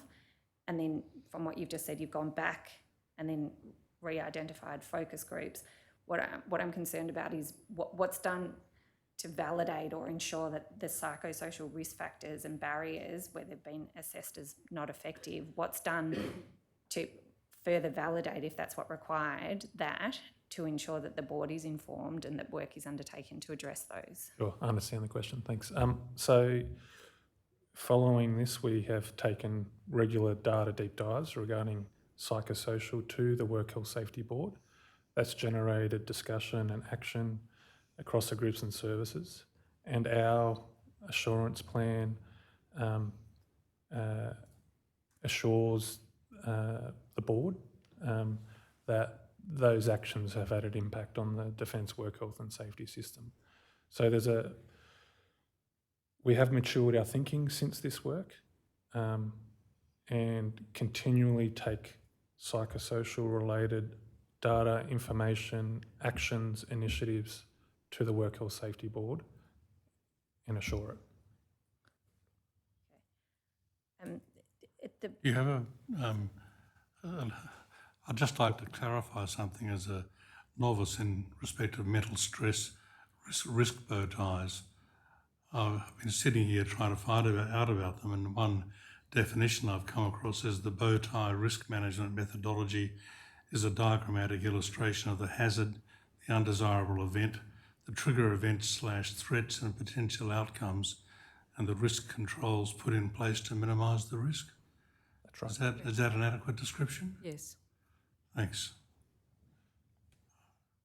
It's from a website, but I just wanted to get something on the record to make sure that the evidence is explicable to other novices like me. Thank you, Commissioner. There is a visual of the mental health stress risk bow tie, but it is very tiny. Have we seen it yet? No, we haven't seen it. I can pull it up for you, but the details of what the risks are and the rating is ant size. Pretty small. Okay, Yes, but I'll make sure that the Commissioner is aware of that. thanks. Thank you. Can I clarify, what did the board put in place to ensure that it had visibility over the maturing of mental stress initiatives? So, as I described previously, as this work moved forward, I would suggest that we transition this work into the psychosocial risk development work that I described earlier. So in our risk factor, in our focus areas, the mental stress focus area became the psychosocial focus area, psychosocial risk focus area. Okay. And so is it the case that this work was absorbed into that? Correct. And what was done differently in relation to the psychosocial area focus group to what was done in the mental stress focus group? I might turn to John, but from a board perspective, as I described this morning, that work commenced in deep and close engagement with Attorney Generals as the model law was developed, and then close collaboration in working groups with Comcare and SafeWork, and brought to the board on a regular cadence from October 21 through until late 23. And what was different, I suppose, was that it drew from, so we'd already done the work in the mental stress focus area to understand the defence context. The psychosocial risk factor development was grounded in the developing law and application through the regulator. And so we were able to draw from the evolving whole of government characterisation of the risk factor areas and then integrate those into the strategy. And there's bodies of work that track the policy development and the risk development that the board looked at a number of meetings. Of particular note, in I think October of 2022, perhaps November of 2022, we held an extraordinary meeting of the board to focus only on the development of the psychosocial risk factor and the pieces of work and the lines of effort that had been developed out of that, and the artefacts from that we would consider for implementation. So just so I'm clear, is it the case that none of the risks identified in the mental stress focus group analysis were further actioned? I would need to go back and review that review alongside the psychosocial factor review, but my recollection is that the risks and the mitigations remained quite similar. I think the difference is that the development of the psychosocial risk factor was positioned at an enterprise level. Much of the work of the mental stress focus was escalating and elevating work underway on mental health in groups and services. And in the model we described this morning, the enterprise level approach is important, and then there's an expectation that that's used to guide the identification of risk and its treatment in workplaces in defence. So if you were one of my members of that group and you'd contributed insights into how risks might be being identified and treated, that work evolved a little bit. And I'll give you an example. My team had been working on a mental health first aider program with the benefit of the code of practice. That was evolved into a more mature mental health response framework for my group. The difference there was a focus on accredited qualification for staff who might undertake this risk work, support for them to do that, and a focus on how they would undertake risk assessment and support in the workplace on psychosocial factors. But from the material that we've seen, we understood the mental stress risk focus area to be enterprise level. Yes. And as we understand it, there's no tangible specific action items arising from the risks identified in that work. I think that's fair as we evolve to the psychosocial risk factor development. And do you agree that's a weakness in Defence's governance and assurance? I personally believe it was an appropriate transition. The work started, the Commonwealth system evolved, and we transitioned the work to align to the Commonwealth work health and safety system. Do you accept, though, that with these risks identified and not taking any tangible specific action, the review represented a lost opportunity to intervene and more effectively respond to psychosocial risks? No, I might add my view here if that's okay. There was action following this board meeting, and as Ms Perkins pointed out, the transition to focus on psychosocial hazards. In the third quarter of 2022, we did a deeper stock take of controls related to psychosocial hazards at the enterprise and the group and service level. And that's what we presented to the Extraordinary Work Health and Safety Board. And a lot more effort went into understanding those controls and where they're placed in the organisation compared to the bow tie that was done with a small group of people in a room, in quick time, making really quick subjective assessments. So I'm really confident that we actually took the work on, took the work forward in more detail with a method, identified appropriate gaps, which has shaped how we're approaching psychosocial risk now. As we understand it, the Associate Secretary was not made aware of the mental stress body report or the bow tie. Is that your understanding? I'm not sure. The current Associate Secretary would have joined the organisation at around the time this was being considered. That's possible. Operator, please bring that document back. And sorry, that was DEF 1274. Thank you very much.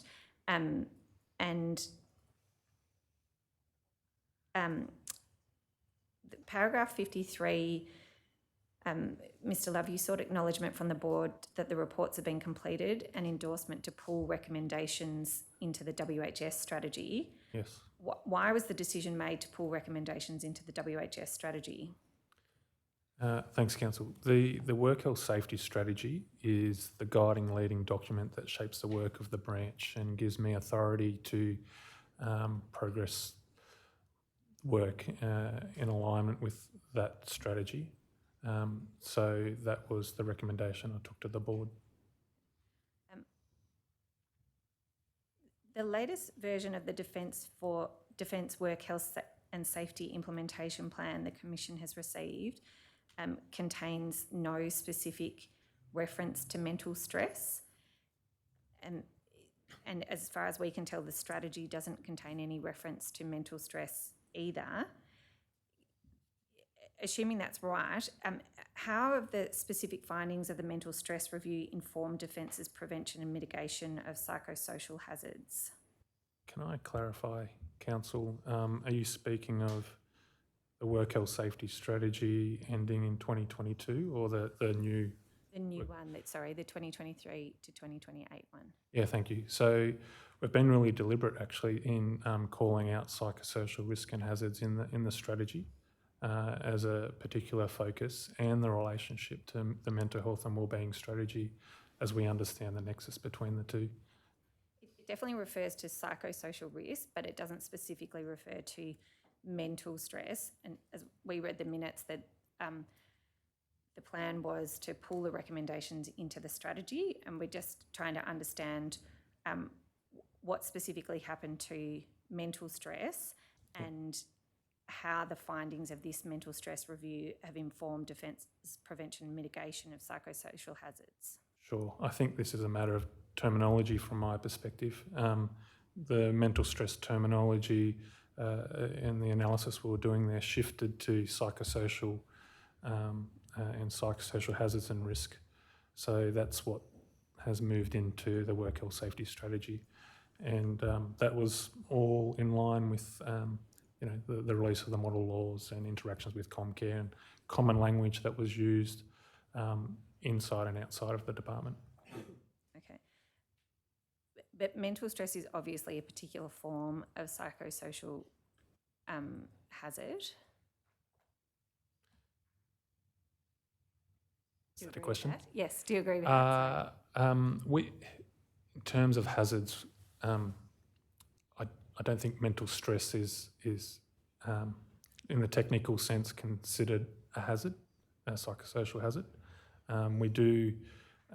We work off Safe Works Australia's definition of psychosocial hazards and those workplace stresses. I understood it was referred to in the dashboard, but we might come back to that if we have time. Yep.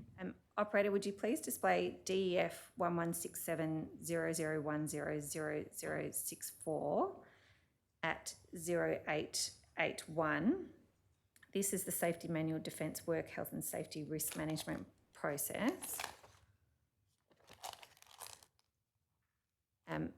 At 0881, it states that all elimination and minimisation measures be identified. And at 882, it defines risk identification as the step involves identification of the hazards, things and situations that have potential to cause harm to people. Do you agree that the mental stress bow tie was a means of risk identification? I'm sorry, Council, we haven't got the new reference yet here. Okay. I might do it without the reference and see if we can do it. Do you agree that the mental stress risk bow tie was a means of risk identification? That was one of the purposes of the mental stress risk bow tie? No, not necessarily. I think the work we had done prior to the bow tie in terms of collecting data and trends and taking that to the Enterprise Business Committee identified the risk in the work health safety focus area. Okay. So can you just clarify for us, what was the point of the mental stress focus area work? For the board and the enterprise to understand the risk in more detail. So the risk was already known, it was Yes. the further detail Correct. of the It risk. was exploratory. Okay. And was it intended to offer an analysis of the risk? No, that was not in the scope of the Tiger team, but they used the bow tie methodology, which incurs an assessment on that risk. It just from the Commission's perspective seems that work was done to identify these risks, and I understand there was a small team, but they were the 6 focus areas identified.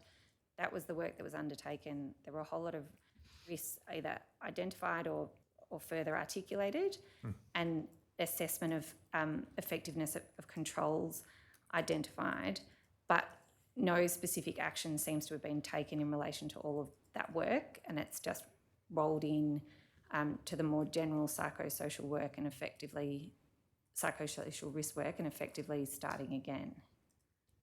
Is that a fair assessment? I wouldn't characterise it that way. I think it was necessary to move to psychosocial hazards and risk and align ourselves to the code and Comcare's expectations in that inside and outside the department. Defence says that it wants to be a world leader in safety culture and performance. Do you think that its actions taken as part of the mental stress review enable this aim to be realised?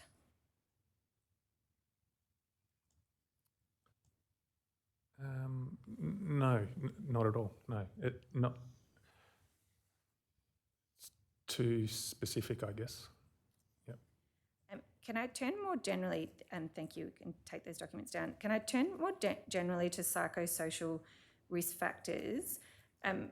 Does the WHS board examine psychosocial risk factors?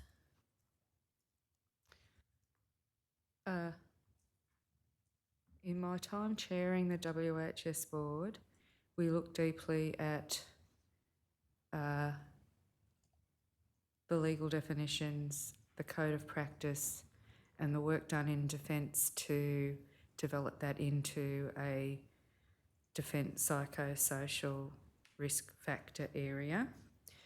And the artefacts that would flow for that for communication and education through defence. And part of that was, I'd best describe it as a wheel of risk factors that is at the core of the code of practice that includes particular risk factors. I mentioned some of them this morning, control over work through to exposure to traumatic events, bullying and harassment and so forth.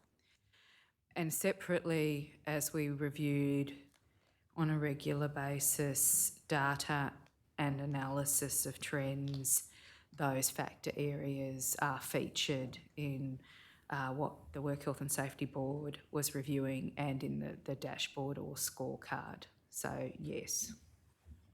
And do you know when the WHS board first began considering psychosocial risk factors? Certainly at every meeting that I chaired, we considered them, and it would be my understanding from the review of documents I've done that under the title of mental stress, these were not new issues when I took over the chairing of the board. Is it the WHS board that owns the issue of enterprise-wide mental health and wellbeing? Council, the core focus on mental health and wellbeing in the Defence Enterprise Committee structure is the People Committee.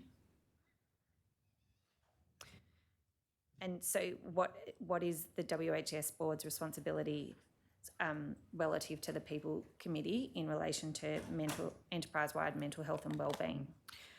So we consider ourselves adjunct. The People Committee has focused for some time on mental health and wellbeing and health effects for our people.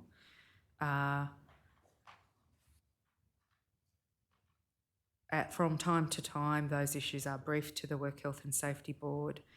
And on creation of the Mental Health and Wellbeing branch and the Mental Health and Wellbeing strategy, we invited the branch head, Brigadier Langford, to attend the Work Health and Safety Board on a regular basis. I can't confirm if she's a member or a permanently invited guest. Operator, could we please display 1274-0002-0262 at 0266? These are Work Health and Safety Board minutes from the 2nd of August 2023.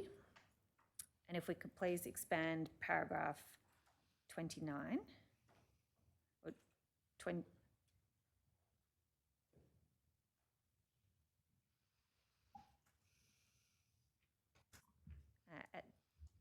Thank you. Thank you. This, I think you've referred to this earlier, to update to WHS legislation, significant changes, and in the paragraph A, an explicit requirement to identify and control psychosocial hazards and risks. And then the parts I would like to take you to are E and F. The lesson for defence is proactive treatment of psychosocial hazards and risks and to ensure implementation of policies. Model laws were amended to increase fines and jail times and to clarify how Category 1 offences operate. Safe Work Australia released a consultation paper seeking feedback to identify gaps in psychosocial injury and hazards. This resulted in increased powers under the WHS Act relating to negligence or negligent, I think that should be or recklessness. The question for you is this messaging being conveyed across the whole of Defence? Yes. And who's receiving this messaging? Is it senior leaders or is it just senior leaders? So if I can expand,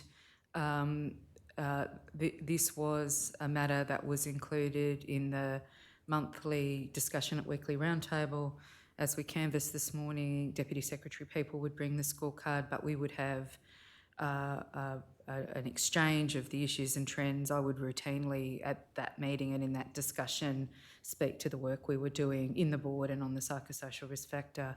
The Defence Committee was being briefed on a monthly basis. That included particularly a focus on this emerging body of work. The focus in the board at this time was the development of the supporting artefacts. So the policy which we showed this morning, a portal which contained information and a very active outreach and education program throughout 2023 around Australia, online and in sites around Australia, so that this was well communicated across defence workforces around the country. And so just to clarify, does the WHS branch have a role in educating people across Defence? Yes, Absolutely. absolutely. I can. That's okay. extend. I think that's Okay, all we cool. need for the minute. It's just whether to understand. Mr. Love, to what extent are you receiving strategic direction from the WHS board in managing suicidality as a systemic issue as opposed to an incident-based issue? In managing suicidality as a systems-based issue. So, as a secretariat of the board, I engage with board members quite regularly, including more formally through the Work Health Safety Board. My work, particularly in regards to psychosocial risk, is driving this discussion at the board. Sorry, I've lost your question. It was about whether you're receiving strategic direction. So from the WHS Yes, absolutely. board, Yep. are you receiving strategic direction in managing suicidality as a systemic issue, or is it just responsive to incidents? No, it's definitely systemic, which is our focus with Work Health Safety Enterprise efforts. I might just use an example. It was the board who directed the branch to do a deeper dive into psychosocial risk, to hold a out of session Work Health Safety board to consider psychosocial risk in more detail. It was the board who provided direction in terms of our 5 lines of effort to mature the management of psychosocial risk at the enterprise level. I think that's the key linkage. I would like to display a document in private mode. It's DEF 125500020827. This is a document from October 2022. I'm sorry, I should have done this chronologically. We're going back in time.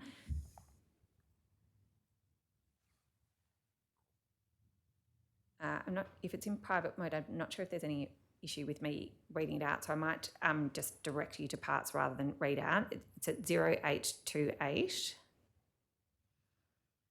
And I think, Mr. Love, these are matters that you were referring to before. In the middle column, the first 2 Yes. paragraphs. And then I'll just give you a chance to read those. I won't read them out.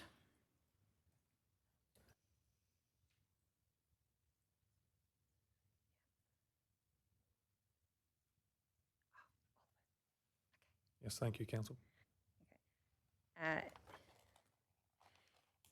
You touched on this briefly before, but can you just clarify for us what assurance efforts have been initiated? The work commenced with an assurance effort. So reflecting on data, working with the groups and services to understand what controls they have in place to manage psychosocial risk and hazards. And that initial, I guess, assurance that there were controls in place was taken to the board to shape these 5 areas of effort. We're delivering on those efforts that are itemised there, guidance and tools, educate, etc. We're in the midst of delivering those items as part of our assurance plan over this calendar year. As Ms Perkins pointed out earlier, we have a commitment to assure the Defence Work Health and Safety system and reflect on the impact that those lines of efforts have had within our system.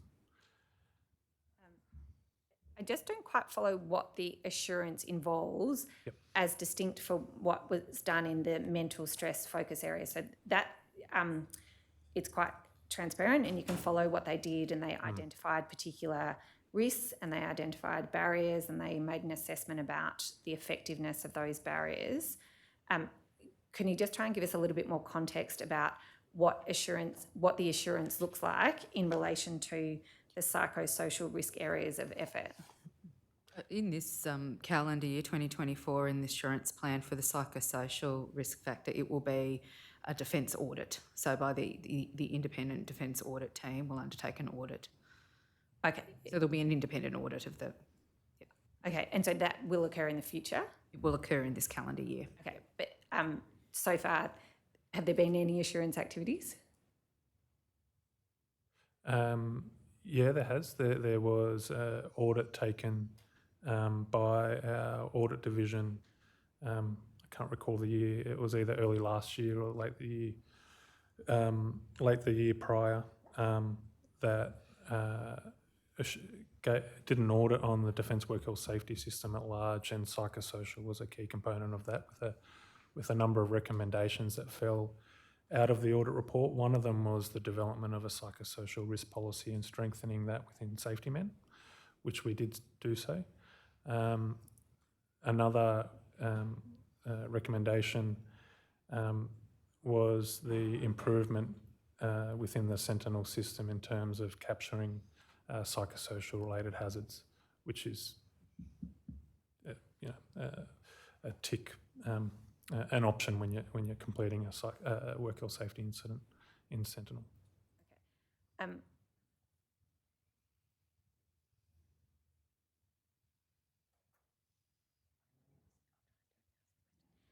Sorry, I was just clarifying about a private mode document. Operator, would you please display in private mode DEF 137600011075? Just highlight this as a protected document.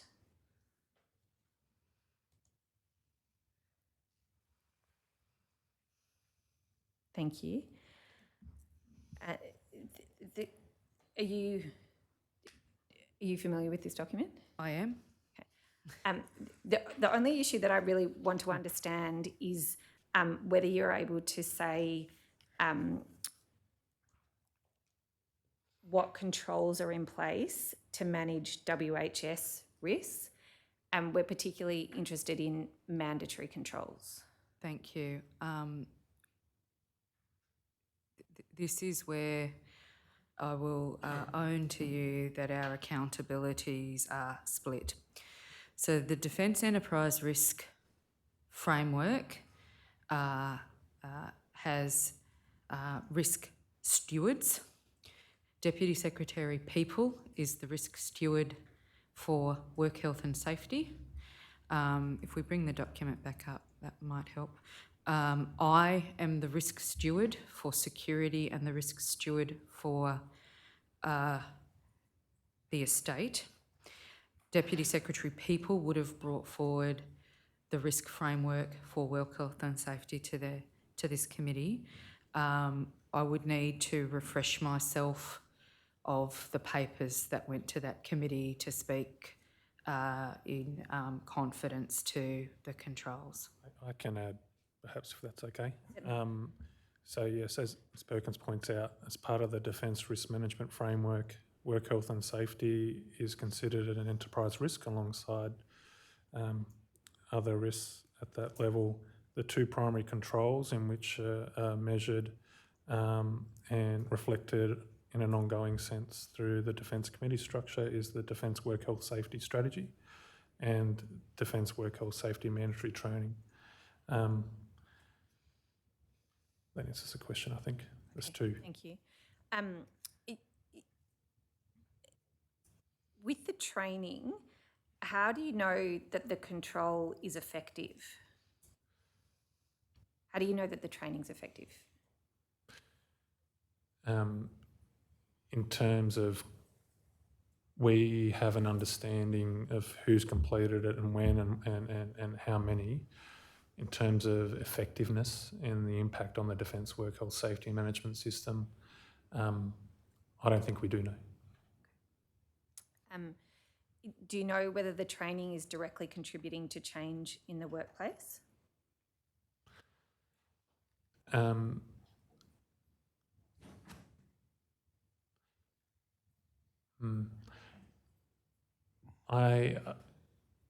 don't have the evidence to say that that control has impacted the entire organisation in a certain way. No. But I assume, given the fact that you're doing training, the anticipation or the plan is that the training will reduce the risk of psychosocial risks over time. Is that the intention? Yeah, it's one part of the mitigation, yes. Okay. So you've referred to the WHS strategy and the training. Do you agree that there are additional controls that could be put in place to reduce risk?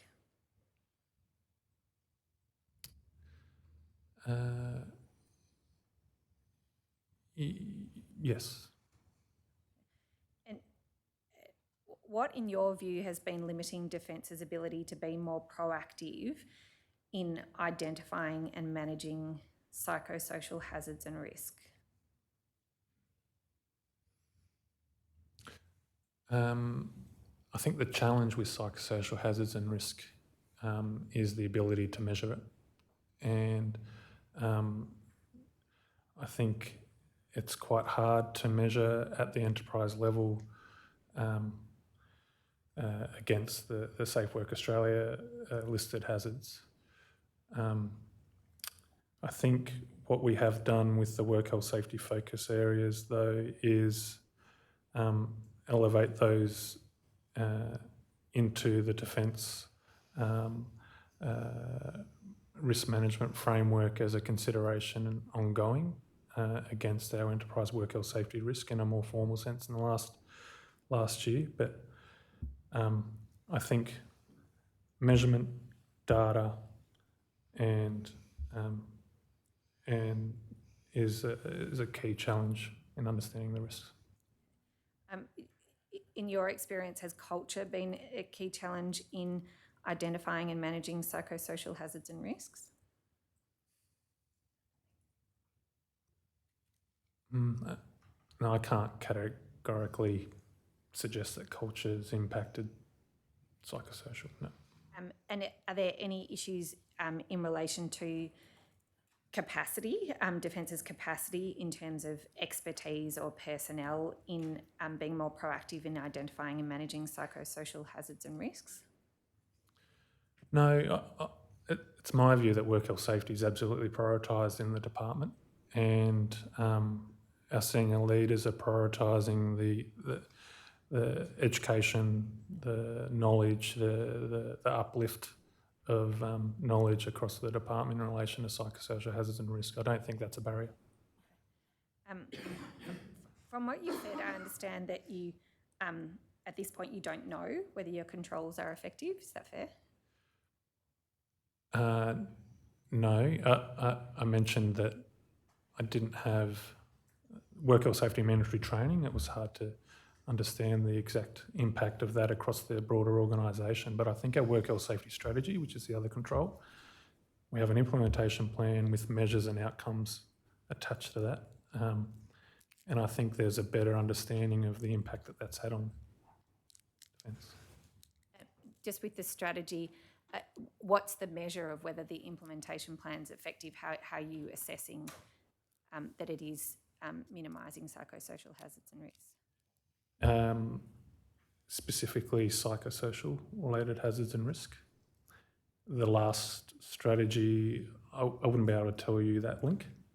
The new strategy and our monitoring and evaluation plan, we're currently building that out. So it's a consideration moving forward with the new strategy and how we're going to implement it. But in regards to the last strategy, I couldn't categorically link effort, data, effectiveness. Yep. That's fine. Makes I sense? understand that. Yep. With the current strategy, is it the case sorry, just so that I'm clear on what you said, you're working out the evaluation, you haven't done the evaluation yet, is that right?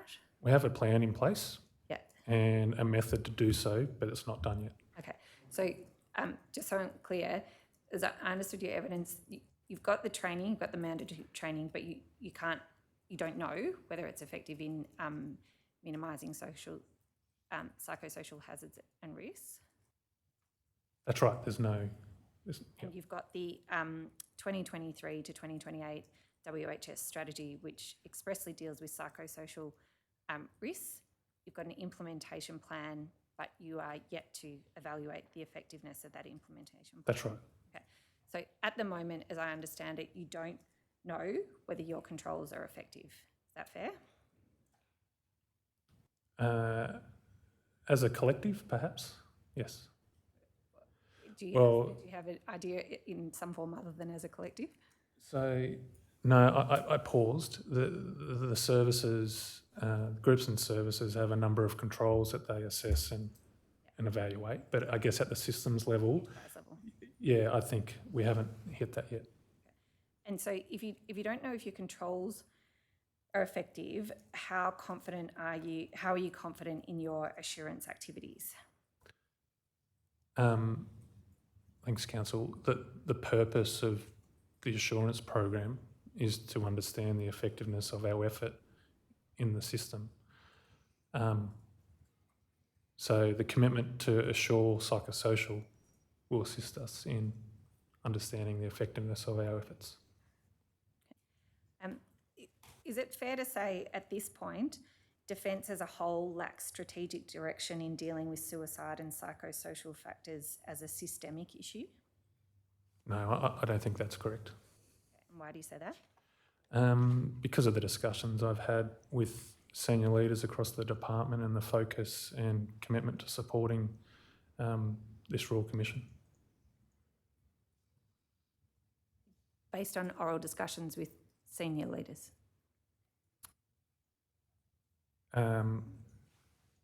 No. So can I just get clarity on the question? Sure. So what I was putting to you is, at the moment, is it fair to say that Defence as a whole lacks strategic direction in dealing with suicide and psychosocial risk factors as a systemic issue? No, so I think strategic direction to me signifies the commitment from our senior leadership to progress certain efforts and prioritise certain efforts. And I think the creation of the mental health and wellbeing branch, the ongoing commitment to supporting me in delivering and impacting the organisation with psychosocial hazards and risk education tools, lines of efforts. I think there's a number of efforts to try and improve and uplift how we're getting after this in a systematic way. Can I turn to a new topic, which is the Defence Safety Behaviour Review? Each of you familiar with the Defence Safety Behaviour Review? Yep. Thank you. Operator, would you please display DEF 116700090001 at 0031?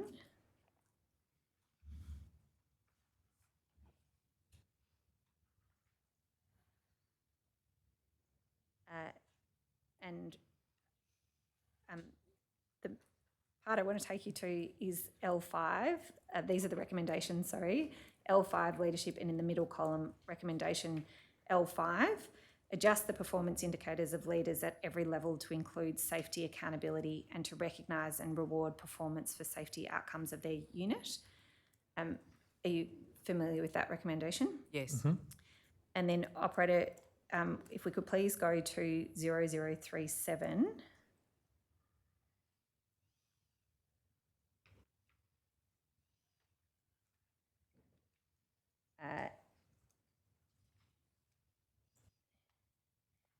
And for, I understand it's item 2, WHS strategy, the Defence's implementation activity for recommendation L5 was launch the WHS strategy for 2023-2028. Is that right? And then also number 5, review and refresh WHS enterprise reporting products, including the scorecard, improve group and services access to enterprise WHS data and insights. That's what the Commission understands was the implementation activity against L5.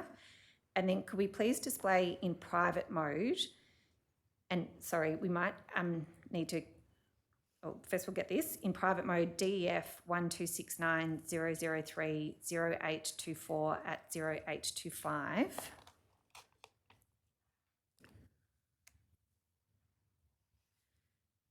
So if it were possible to have this and then also have alongside it the recommendation L5, I think that would just assist everyone.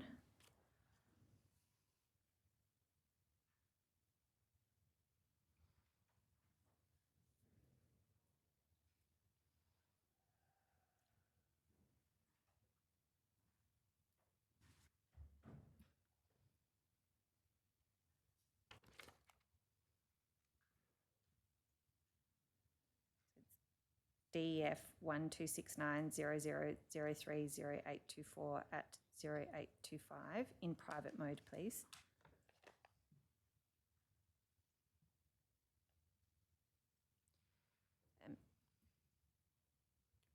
Well, I'll get that up, but essentially it says that both of those implementation updates are on track. The bit that's not clear to the Commission is how the WHS strategy or the dashboard activities will have any impact on the original recommendation, which was that leaders' performance indicators re-accountability for their unit safety outcomes. Can you give me a chance to, so it was 0825. Thank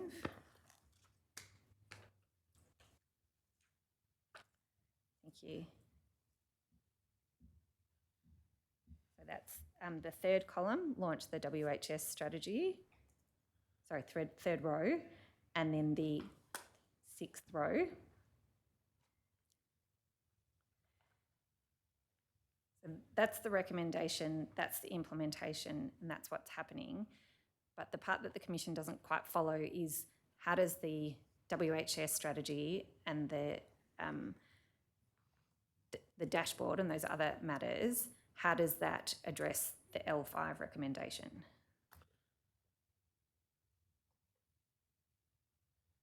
I can talk to this because this is my team's work. We were pulling this work together. I will say that the launch of the work health safety strategy is probably the wrong language in this document. The work health safety strategy is our leading document. I've mentioned it earlier in my evidence that shapes the work of my team. And there are a number of commitments throughout the strategy and its implementation that captures the recommendations that are in the Defence Safety Behaviour Review. And I don't have so you were referring directly to L5. There is, without having the new strategy in front of me, I can't pinpoint where exactly that is referenced, but it's certainly been mapped. So we're certainly committed to delivering on the recommendations from the Defence Safety Behaviour Review, and we'll be reporting against the work health safety strategy implementation to the Work Health Safety Board on these recommendations. I'll just pull up the work health and safety strategy for you. Sorry, I'm just struggling to find No, the implementation plan is what the I'm referring to. Yeah. plan. If I may make a comment on 0031, that paper as considered by the board and the recommendations represent a very important piece of work, but the recommendations are the recommendations of an external consultancy. And after delivery of that report, considerable consultation happened with groups and services on those findings and recommendations. And considerable inputs were received that led to the implementation plan as considered by the board and ultimately the Enterprise Business Committee. And I think it's important to share that there were elements of those recommendations that parts of the organisation didn't agree with, and we worked together on an approach to implementation that honoured the important focus on improved safety behaviour and implemented a response that accorded with the experience that was a bit different in some parts of the organisation. So it's not a straight line from the recommendations in the report delivered to the implementation plan as we did that consultation. Okay. Do you know how the recommendation was adjusted? Because it seems like quite a specific recommendation to adjust performance indicators, like it's quite particular. So it's, to me, it's something that you either accept or you don't accept. And then the implementation plan seems to speak as though Defence is trying to acquit itself against those recommendations. I can speak to the particulars of some of the recommendations and the feedback that was received. I can't on that one. I can offer to the Commission that the performance process, particularly for the Army, Navy and Air Force, are extremely detailed documents, and I can assume that that performance assessment process is a very important technical document, and I would offer no more expertise on that. The intent of reflecting safety performance is agreed, and it was our intent in the implementation plan that the strategy and its implementation, and in fact it's included in the governance of the work health and safety system, that all officers have an obligation for safety. I think the bit that we're just struggling to understand is we can't see it in the strategy and we can't see it in the dashboard, so it's not clear to us how Defence is saying that that recommendation is acquitted in this way. But as I understood your evidence earlier, Mr. Love, you think that the implementation plan does deal with recommendation L5. Yeah, and yes, I do. I just can't remember that specific, but I do also acknowledge that the CDF and Secretary released a cultural, a Defence cultural directive, which does outline expectations in terms of safety to our workforce. So that there is ongoing work underway to communicate accountabilities and performance in regards to safety. I can pull the Defence implementation plan up, but I also don't want to put you on the spot of having to read a document. So perhaps in the break I might see if there's an opportunity to look over that. Mm-hmm. The Commission has confusion in relation to there's 4 more recommendations like that, where the way that it appears to be addressed in these documents, we can't follow how that work is, how it's reflected in the work. I'll do this very briefly, but the second one is that in the document on the right-hand side, operator, if we could go to page 0033, It's recommendation V4, address the culture and systems that inhibits the reporting of safety incidents by ensuring reporting can occur without recrimination or negative consequences. And if you could just hold that in mind, and then we'll just go to 0034 as well, is apply G2, sorry, apply a restorative approach to lessons learned for safety incidents and audit outcomes, focus incident investigations on learnings and report these learnings back to the individuals, their units and the enterprise more broadly. The activity for both of these was also the WHS strategy, and the Commission can't see first how the strategy addresses barriers to reporting safety incidents. Yeah, we've been deliberate in the work health safety strategy implementation plan to focus on our work health safety information management system, Sentinel, and review the system and make improvements that make the system more customer friendly, amongst other focuses, and consider barriers to systematic barriers in terms of an ICT perspective in reporting work health safety incidents. I've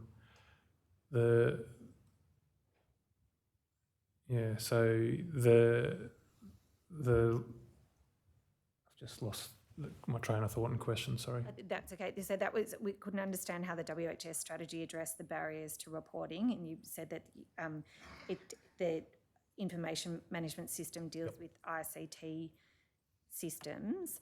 I think the recommendation, as I understood, is broader than that. It's addressed the culture and systems that inhibit the reporting of safety incidents by ensuring reporting can occur without recrimination or negative consequences.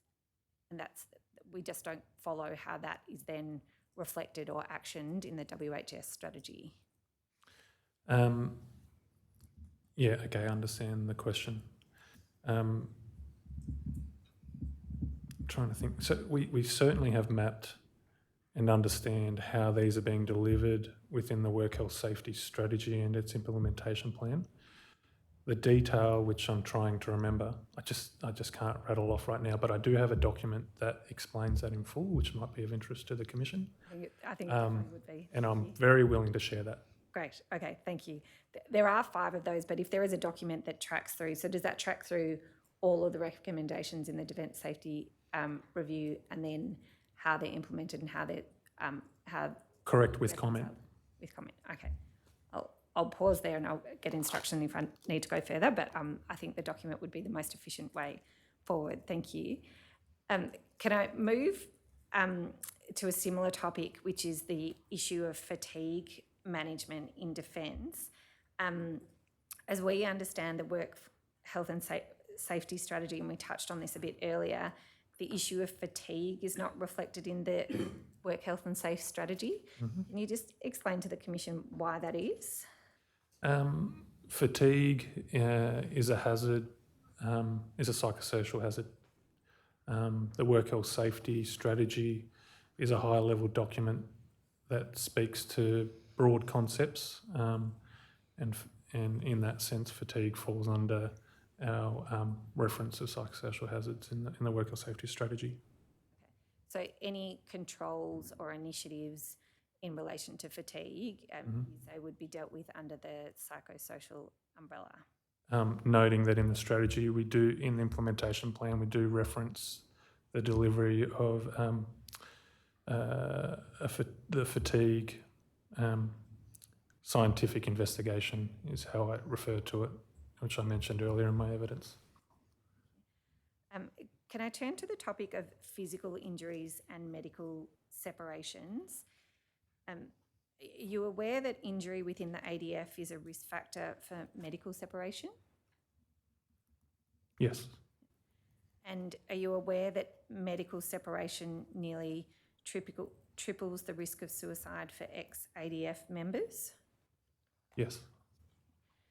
Do you accept that there can be a relationship between physical injury and poor mental health outcomes? Yes. And is that something that the board has investigated? WHS board? I would offer counsel that during my time as the chair, not as a specific topic, but in my time serving on the People Committee and other enterprise committees, that link is clear, well known, and an area of focus to reduce the risk.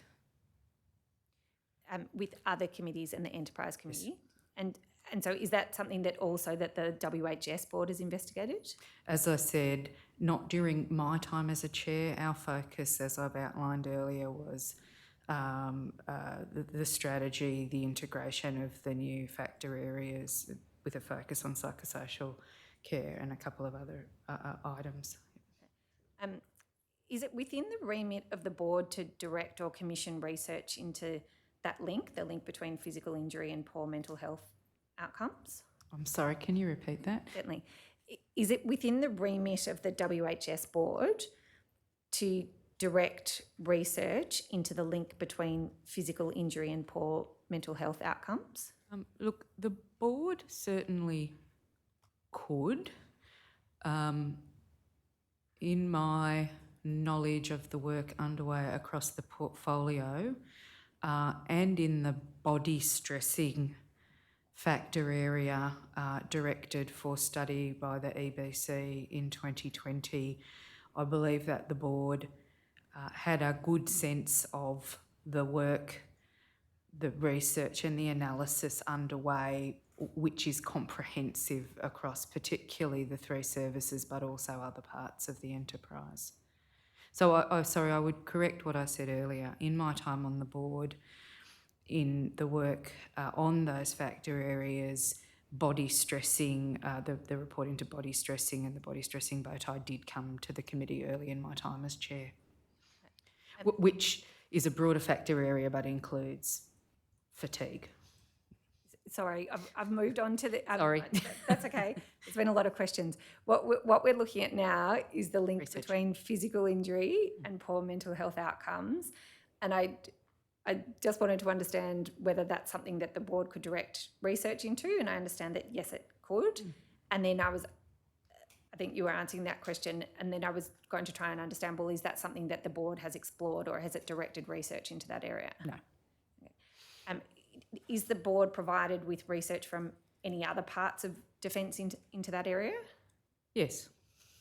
And can you give us an example of which, like, has a particular groups undertaken research in relation to that area? I'd be hesitant, as I haven't reviewed that in my preparation, but it is usual as research is undertaken on broader risk areas to come back to the board. One example that comes to mind is diving safety was an area of early focus. So I couldn't be specific, but it would be usual for areas of research to come back to the board.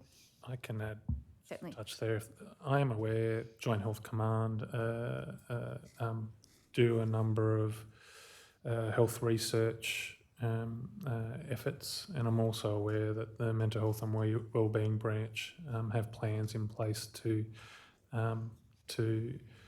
do their own research from a mental health and wellbeing perspective. I engage with my peers in both those parts of the organisation and feed the work health safety perspective into their products. Are you aware of the evidence gathered by this Royal Commission in relation to the link between physical injury and poor mental health outcomes? I'm aware of it. I haven't reviewed it in detail. And do you know whether that evidence has prompted any action by the WHS board? Not within the WHS board during my time in the chair. And what about since Ms Perkins' time as the chair? Which is, I understand, very recent. Do you know if there's been any, whether the evidence gathered by the Royal Commission has prompted any action by the WHS board? Prompted any action, full stop? I'll phrase it so that it's more direct. The question was, are you aware of the evidence gathered by the Royal Commission in relation to the link between physical injury and poor mental health? Yeah, I'm aware of it. And do you know if that evidence has prompted any action by the WHS board? No, it hasn't. Can I move to the topic of data sharing analytics solution? Mr. Love, I understand you're the data custodian in relation to that? No, I'm the project lead from the defence side of the project. Okay. Can you clarify to the Commission what are your governance responsibilities in relation to that? I'm going to call it DSAS. Yeah, DSAS, yeah. From the defence perspective and side of the project, we provide regular updates to the Defence People Committee. DVA have a similar arrangement on their part of the organisation, and then we come together post defence position being firm and our perspective being agreed. We attend jointly with DVA and present to the Defence DVA Link Steering Committee. So that sits over the project, but many parts of Defence have an interest in this work. So I also report the work through various committees across Defence and groups and services. And can you just clarify for the Commission, how is the DSAS intended to generate insights? Yes, sure. So the data sharing and analytics solution is a joint project between Defence and DVA, and the concept is we link up people data from the Defence side, health data, safety data, collectively with DVA's claims data, and develop a longitudinal view of our members. There's various data inputs and data custodians, but we have a framework that which guides the use of that data in generating metrics and measurements, and alongside the work we've done to understand what wellbeing initiatives are occurring across the Defence enterprise, and as well as using the governance frameworks to provide a feedback loop between data, initiative change, feedback loop, data, initiative change, governance. Can you just clarify for us, what sorts of insights is it hoped that the DSAS will provide, particularly in relation to psychosocial matters? So we're aiming to measure wellbeing against the aligned Defence DVA wellbeing factors, which were generated out of my team, and where the framework that we've developed has created how we want to do that within various life stages of an ADF member's career, pre-enlistment, recruitment, deployment, etc. We split it into around 8, I think, and also transition and post-transition. So developing this longitudinal view of wellbeing, which we think is an important upstream measurement on how well our people are doing, and some predictive analytics measures also. Yep. And so is it intended that the DSAS will be used to assist suicide prevention? Yes, I think that's fair to say. Yep. And that's based on analysing individuals' wellbeing or aggregate data in relation to wellbeing? Insights will be aggregated. Yep. Okay. Can you just clarify for the Commission, how is the Defence and DVA electronic information exchange strategy, how is that different from the DSAS?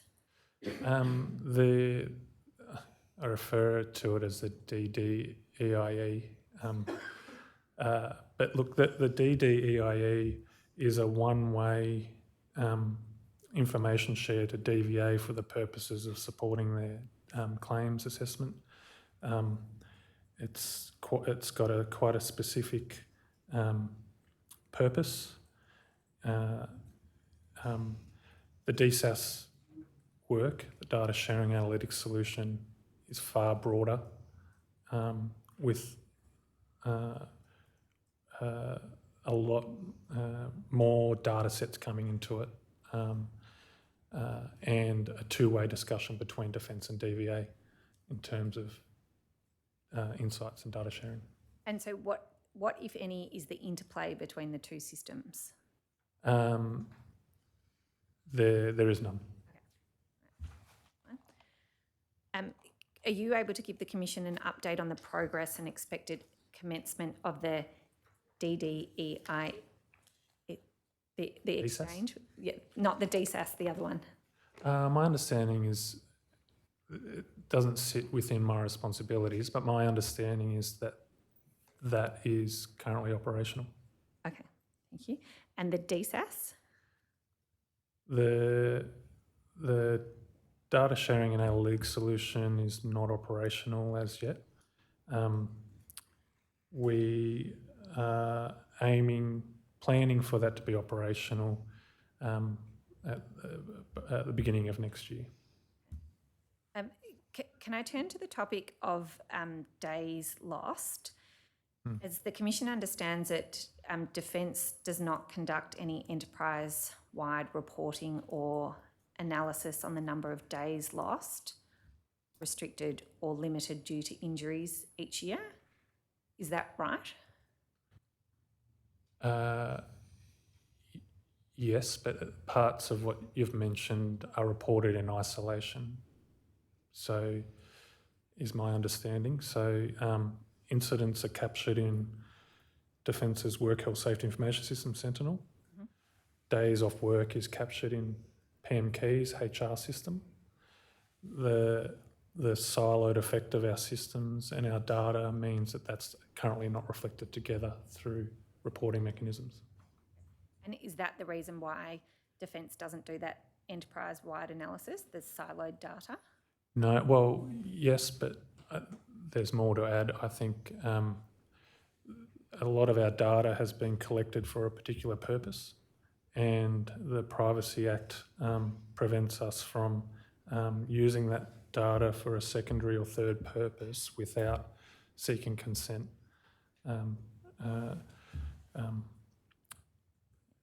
So there's that piece of data. The other piece is, my view is data managers are rightly protective of data in the organisation, which I think is important in terms of maintaining trust of our members in the way that we're using their personal data. It's right though, isn't it, that days lost, restricted or limited due to injuries involves a financial cost to Defence? Yes. And without conducting enterprise-wide reporting or analysis, Defence is unable to quantify the amount? Sure, yeah. Is there any reason that Defence does not investigate the amount? I know that you've said the Privacy Act concerns. Is that the reason? I think that's my perspective from the work I've done in the data sharing analytics solution. In terms of a broader reason, not sure. Do you agree that visibility of the financial cost may motivate Defence to improve its health and safety practices? Yes, but I think budget and finance is not the primary reason to care for your people. No, I definitely accept that, and I would hope that's not the case. It's just whether understanding that may motivate greater efforts in relation to improving work health and safety practices. I think it's an important input.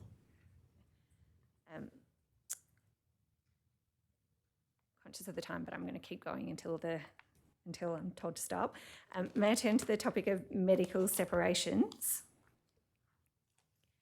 Are you aware of the growing rate of medical separations in defence? Yes. I'm not as aware. I have not been on the People Committee for a number of years where we would normally consider those statistics.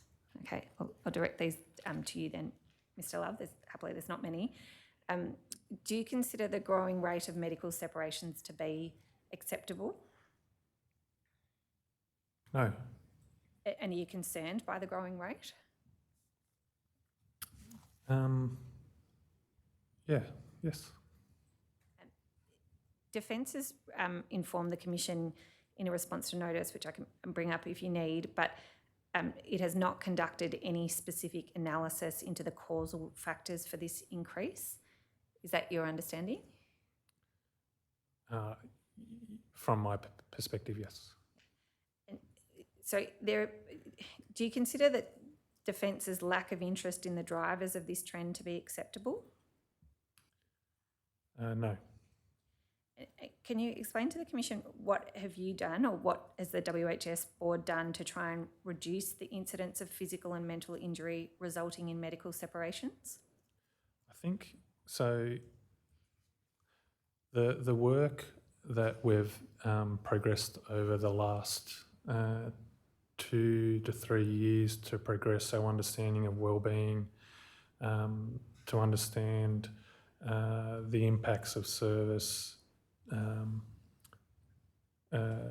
referencing the data sharing analytics solution. The work that we're doing and committing to that, and the resources and time it's taking to deliver that, I think will be important in answering some of these questions and understanding the causal factors in a little bit more detail than what the department has previously been used to, and overcoming privacy considerations and duty of confidence considerations in our health system, and the sharing of data between Defence and DVA is vitally important to solving this issue.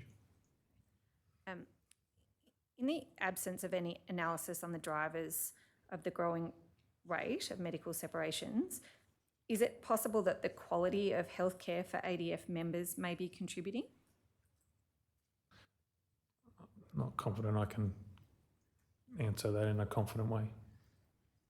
That's fine. And I assume that's the same answer in relation to the quality, availability or efficacy of health and rehabilitation services?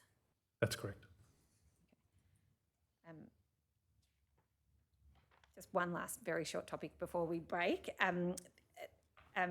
The Commission's interested in potential ways forward. Ms Perkins, to the extent that suicide isn't considered to be a factor impacting on Defence's corporate plan achievements, is it less likely to be seen as an enterprise risk? Council, I think the way I would characterise that is that wellbeing factors are included in the corporate plan and in the portfolio budget statement, and we use that as an anchor for performance measures around wellbeing. And I would personally consider suicide and suicidality as part of that measure.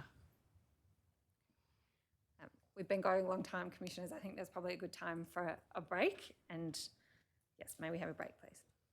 Thank you. We'll just adjourn for 15 minutes. Thank you. All rise. The Royal Commission into Defence and Veteran Suicide will adjourn to 3:15.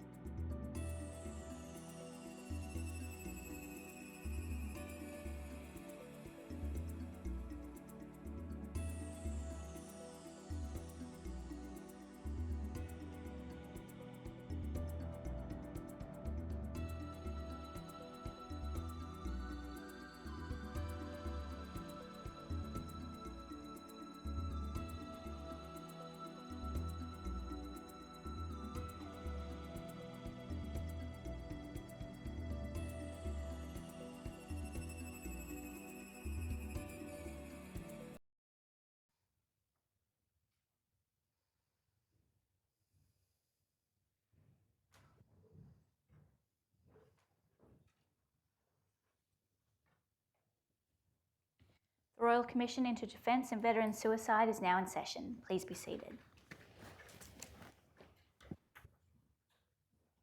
Yes, Ms. Batten. Yeah. Thank you, Commissioners. I don't have far to go. Thank you. Can I turn to the topic of Comcare and the relationship that Defence, and in particular the WHS board, has with the regulator Comcare? Is it fair to say that Defence treats Comcare as a regulator and an adversary rather than a partner? Council, at the board level, we treat Comcare as a regulator and a partner. Comcare, one of the general managers from Comcare, has a standing invitation to attend the Work Health and Safety Board. As I mentioned this morning, I met with him early in my tenure to fully understand my obligations. And from a board perspective, the Comcare relationship was critical. They brought to the board both important regulatory information, important information around how WHS risk and its realisation was being managed.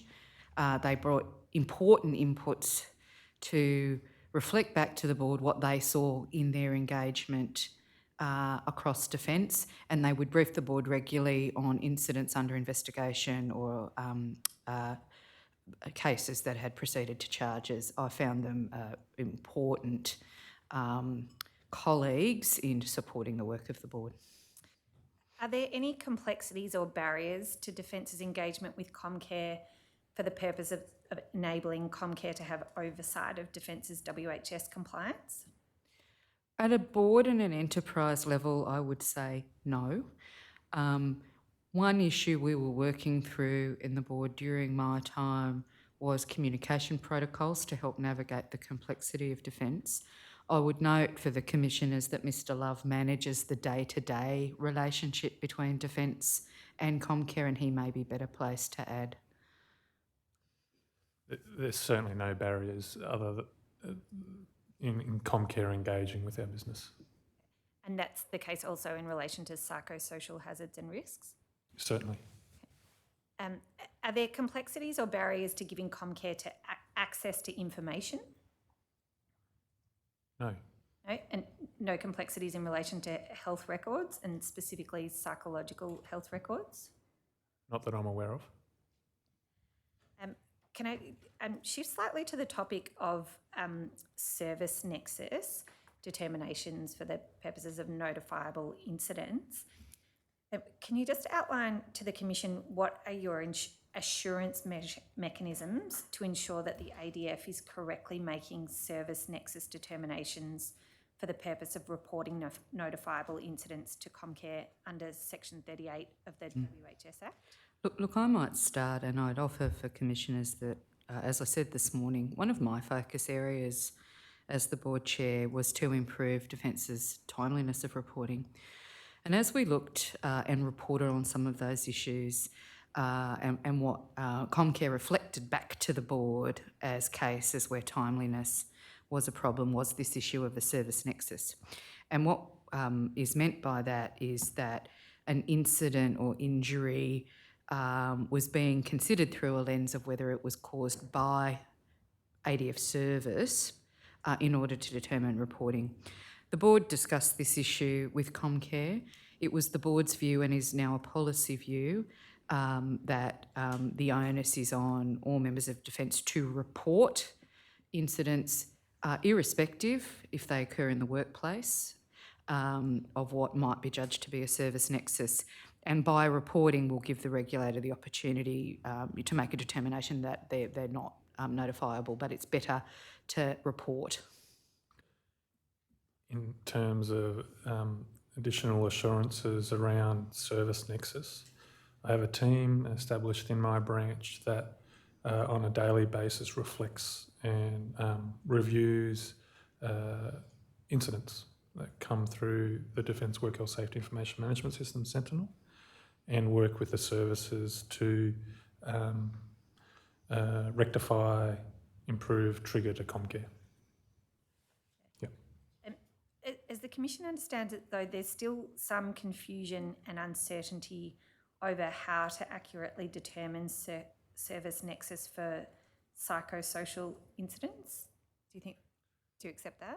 I do. I think that's fair. And so what is Defence doing directly to address that issue? Yeah, I can start. So the policy change last year, which was communicated across Defence, is if in doubt, trigger. We did see an improvement in notifiables to Comcare as a result of that communication and that policy change. But there's an ongoing communication required to maintain that message. We also, this links to our education and training in relation to psychosocial hazards and improving our people's understanding about what that means, what is a hazard and what the relationship of those hazards are to the individual in the workplace. The Commission's heard some evidence that seems to have some resistance to that if in doubt notify policy. Is that, have you experienced that in Defence? Not in my engagements, but I am aware that it's a large organisation and the communication needs to be ongoing to reach all parts of it, and we're still doing that. So in terms of addressing that resistance, that's your main focus to address that is education, is that right? I think that's the primary effort, yes. And are there any others?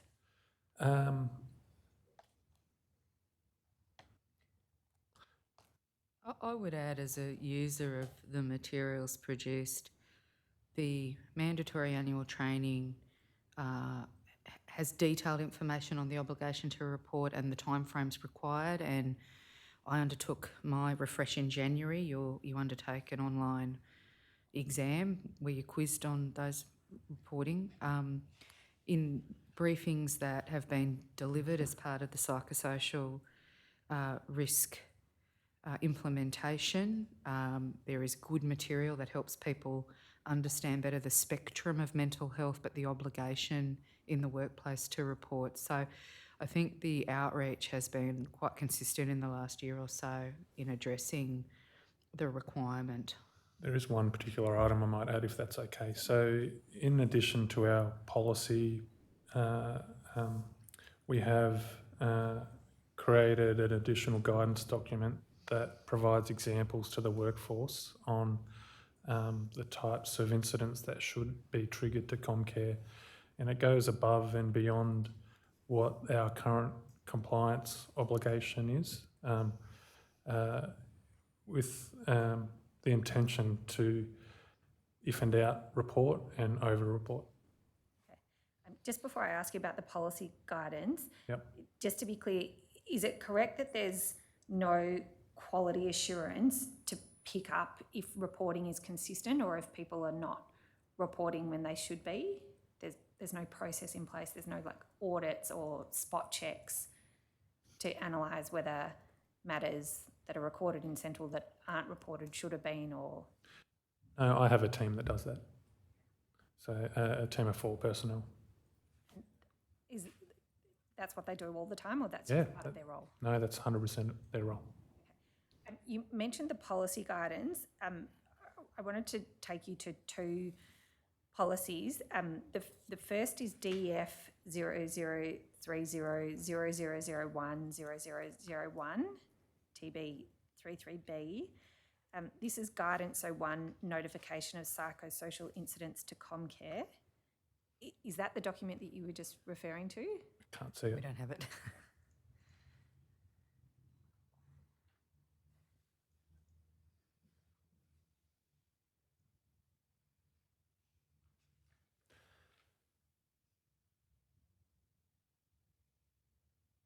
There's 2. Yes, So there's yes. there's another one as well that I can bring It's a up. policy that sits over the top of it, yeah. Is this the document that you were referring to just Yes, it is. before? Okay. And are you able to tell the Commission when this document was published? I can't recall the date. And then there's a second document, if we could please bring that up at the same time if possible. It's DEF 0030 0001 0005.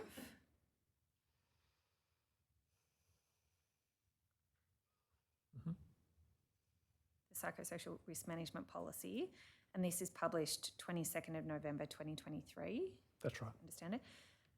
So do these two documents represent the sum total of internal guidance on how to make a service nexus determination for psychosocial incidents?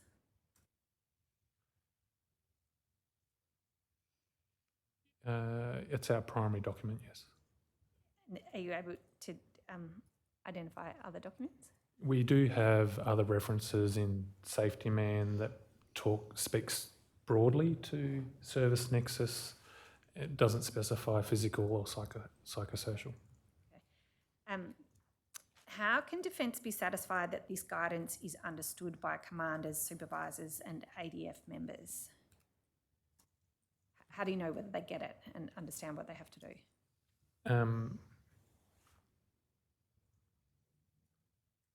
That's a hard question to answer from the enterprise. I don't think we know that for certain yet, given how new the policy advice is and the model laws from last year. And does this information in these policies, and particularly when to notify about psychosocial incidents, does that form part of mandatory WHS training? Psychosocial is included in mandatory training, where in the mandatory training is currently being updated to reflect the new policy and guidance. And in terms of that branch that looks at the service nexus determinations all the time, is that the quality assurance process to work out incorrect service nexus determinations? Within my team, yes, but the services also review their own incidents in coordination with the team in my branch. And are there consequences of that? Is there like education, or does something happen as a result if there's been incorrect determinations? Yes, so our feedback is to the group or service representative. My understanding is that those representatives then provide feedback through to the line area. And I assume you're aware of the Boland Review, the 2018 Boland Review, and the proposed amendments to notifiable incidents to include psychosocial incidents. Do you agree, though, that expanding the legislation scope of notifiable incidents is not a cure-all? Yes, I mean, you mean a cure-all to managing psychosocial? Yes. Anything in the department? Yes. Yeah.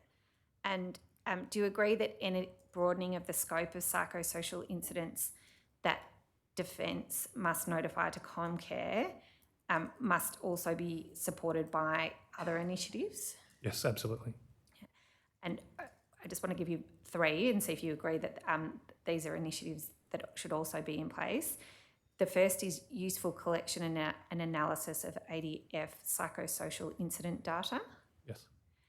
The second is integration of this data with external data sets, such as DVA claims information, to identify risk factors, including in relation to latent harm. Absolutely agree.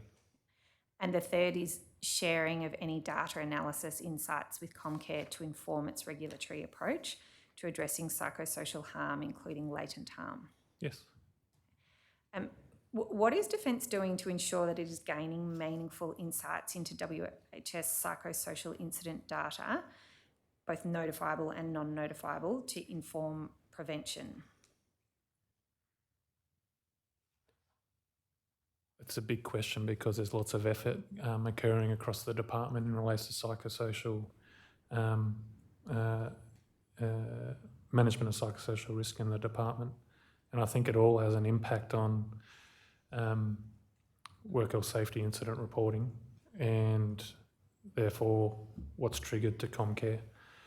I think what's the management of psychosocial risk at the enterprise level is driven by the 5 lines of effort that were displayed on the screen earlier in the evidence, which is guiding our current effort, and I think it's all contributing to work health safety incident reporting. The question though was a bit more specific, and that was about gaining meaningful insights into its WHS psychosocial incident data. So if you have that data, what's Defence doing in relation to that data to try and get meaningful insights? There's a few, I'm going to use lines of effort in which we are maturing our data insights in relation to psychosocial risk and hazards. I think what I mentioned just previously around the efforts to mature our approach at the enterprise level certainly contributes, impacts the information going into our systems and therefore the data that comes out of it. Our work health safety information management system in itself, we have got changes planned to better capture psychosocial related data, particularly giving us an ability to shape the data against specific psychosocial related hazards. You mentioned the data sharing analytics solution previously. That's a priority in my branch and a priority across Defence to pull together various data sets from in relation to wellbeing, and I think that will eventually help us understand the longitudinal impacts of service, including psychosocial hazards, and help us pick up the latent impacts of work. I've mentioned a few, there's a lot more. No, I understand, and I understand it's a big question. As I understood from the evidence from each of you earlier, that psychosocial incidents have been an issue for a long time, and I understand that the data capability is maturing, but the Commission's keen to understand why it's taking Defence so long to improve its data practices to inform and support its primary duty of care under the Act to ensure the psychological health and safety of its members. That's a big question too. I'll share some of my perspectives from the work that we've done to mature our data and how we use it, particularly around the data sharing and analytics solution work. We have many systems capturing data at various points in one member's career, whether that be safety, HR data, recruitment data, health data, transition data, survey data, the list goes on, there's lots. They're all captured in their own system with their own terminology, and there's some barriers to pulling that information together. Some of them relate to having the ICT infrastructure to do so, having the enterprise level policy mature enough to cater for that, and what goes where and who's responsible for what. For me, sharing of personal data and abiding by the Privacy Act is an important one, and ensuring we're maintaining trust in our systems, including the health system, and how we're using data is even more important, and being transparent with our people and how we're doing that. So there's a bit in there, but that's my perspective. Do you think Defence's current approach to collecting, analysing and integrating WHS psychological incident data and other data on psychosocial harm is enabling Defence to realise its goal of becoming a world leader in safety, culture and performance? No, I mean, there's a lot of work to do, and there will be some other industries that are doing it better and are able to use their data in a far more efficient way. Do you consider that there value in engaging an external consultant to review the ADF's current approach to data analysis of psychosocial incidents for the purpose of developing an effective approach to ADF collection and analysis of its psychosocial incident data. Sure, I understand your question, sorry. Is it worth getting help from someone outside Yeah. to help you improve your systems and your data in order to address psychosocial risks and hazards? Of course it would help, yeah. Do you know whether there's, I understand that the data system is evolving. Is that something that's within your sphere, or that's really other people's responsibilities?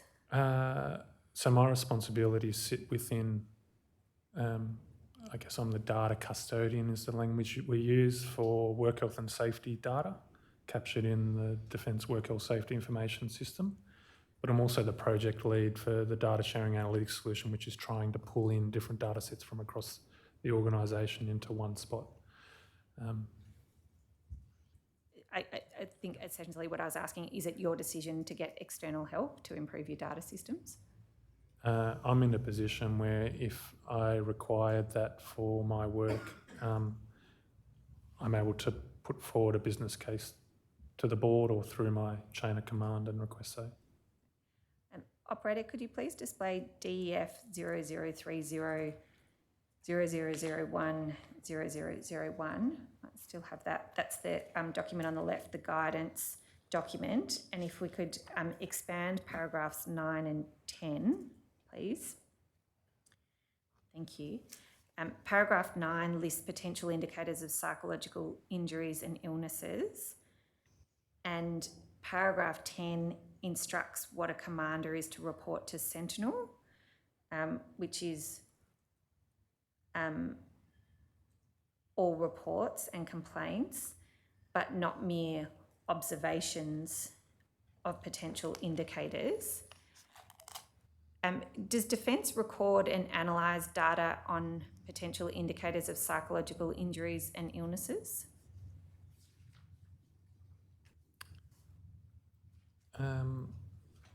We analyse our work health and safety data, but I think I was trying to allude to it previously. We have a lot of work to do that better. But just in relation to these potential indicators, as I understand, these are different from your work health and safety data and your reporting obligations. As the Commission understands this, paragraph 10 is instructing not to record observations of potential indicators. So what we're trying to understand is, at the moment, do you record and analyse potential indicators? Yeah, yes, but I'm thinking through some of our survey work and some of the indicators that are relevant coming out of our enterprise level surveys.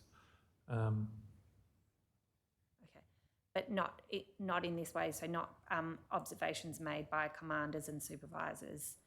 As I understand the surveys, that's a self-report mechanism. That's right, and it's subjective. I guess the observations by commanders and supervisors, there's a lot of them in Defence. Does Defence see value in recording potential indicators to inform latent harm identification and prevention strategies? Yes, and we have provided the tools and education for the working level to be able to do that and mitigate what's occurring in their workplace accordingly. And you mentioned the Privacy Act earlier. Do you have concerns in relation to the Privacy Act? Sorry, I'll start that again. Does Defence consider that there are Privacy Act restrictions that would impede it from doing this? This is recording the observations of potential indicators? No, not capturing, no. Okay.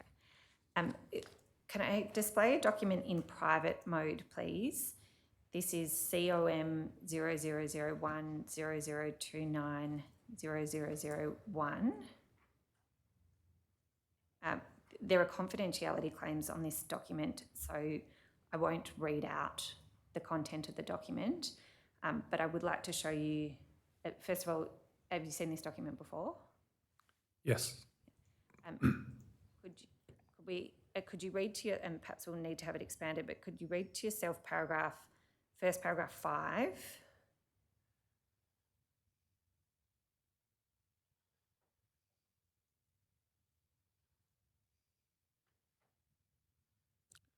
Yes. And then paragraph 7.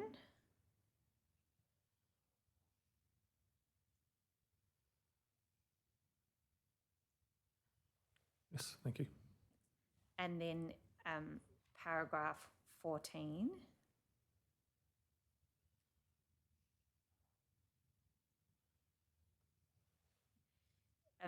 So what the Commission is really interested in understanding is what are the learnings for Defence from this breach?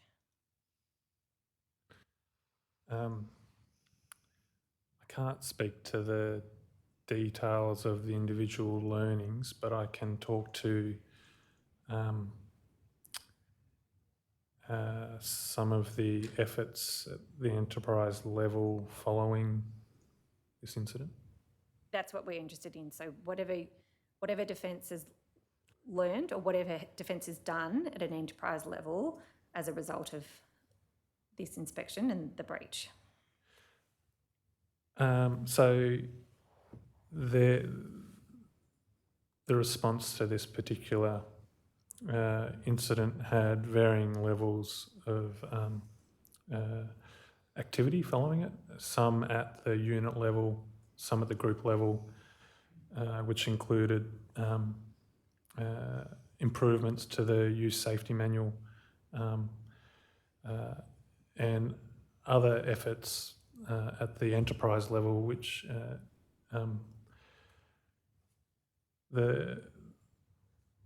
what we did not long after this incident, I can't recall the date, but we introduced a new module into the Defence Work Health Safety Information System that captures, we call it the Youth Protection module. It captures every work health safety related incidents, including unacceptable behaviour related incidents in the youth space, and which enables Defence to better report on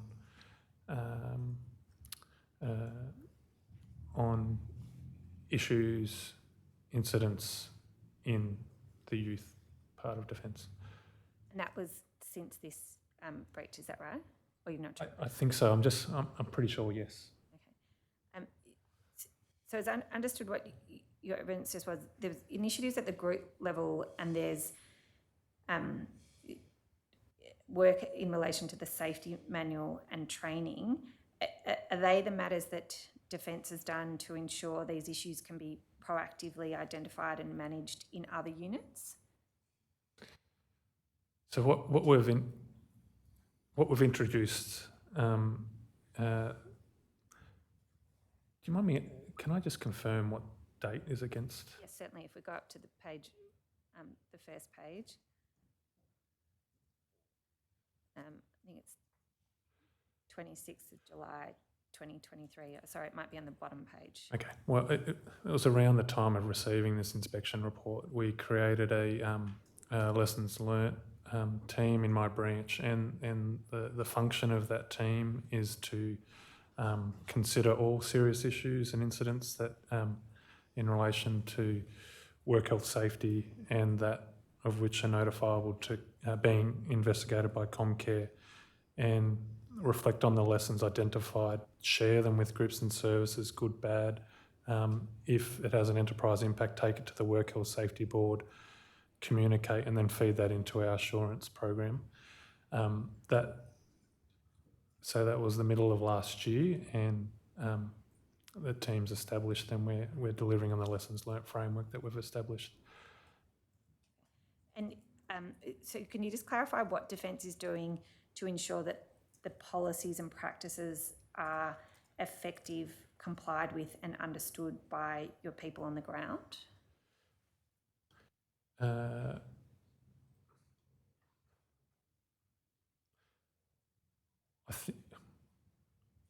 We conducted I'm just trying to Do you mind repeating the question? Apologies. So you gave some examples of the things that, as I understood, that the branch has done, particularly in relation to the youth space and sharing with the groups and services, and you said you were going to put that into your assurance program. Yep. And what I was trying to understand is, so there's policies and practices, and they're across the organisation. How do you know that the people on the ground understand what they mean and are complying with those? Yeah, okay. So the challenge with policy that I'm responsible for at the enterprise level is that it's principles based. There's a level of guidance attached to it, depending on what consistency there is across the groups and services, and the need for that to be in the enterprise policy suite. Services and groups have a number of their own policies and guidance documents that connects our enterprise policy to workers. So it's really difficult to connect, is the enterprise level policies impacting the working level, and how is that measured? So I just thought I'd give you that context. So the answer is no, you can't draw that line. Yeah. And what about better supporting managers and command to navigate the complexity of identifying and managing psychosocial harm? So is Defence doing more as a result of this, or how are you trying to support them? This is one input into many other factors that has shaped our efforts around maturing our approach to psychosocial risk in defence. And I won't go over what I've said previously, but those 5 lines of effort are absolutely driving our approach to psychosocial management in the department. Included within that is obviously education and training, the tools, updates to our system, governance, and what information goes where. Okay. And as I understood from your evidence before, the mechanisms in place are the strategy and the training? The control mechanisms? Yeah, control for enterprise level work health safety risk, yep. Okay. We understand that a representative of Comcare is a permanent invited guest to the WHS board, but does not participate in the meetings for the entire duration. That's correct. Right? And can you just explain the rationale for that? They come in the early part of the meeting, and we structure the agenda for them to share information with us and for us to share information with them. It was my judgment as the chair and discussed with the board that it's an important forum for us as senior leaders in defence to have frank and fearless conversations about challenging topics and how as an enterprise we address them. And while the Comcare representative is an important contributor to the meeting, there is value in us as a leadership team working together on difficult issues without the regulator in the room. And we also understand that Comcare doesn't receive the meeting minutes or papers for the meetings? That's incorrect. Oh, that's incorrect. I provide them papers and they're consulted in the lead up to the board. Okay, so they get everything that the board members get? Apart from our defence legal paper. Okay. Is it fair to assess Comcare's role in these meetings as largely administrative? For example, Comcare just provides update on relevant activities and exchanges information on developments in WHS more generally? I would extend it further and say that their role is also advisory.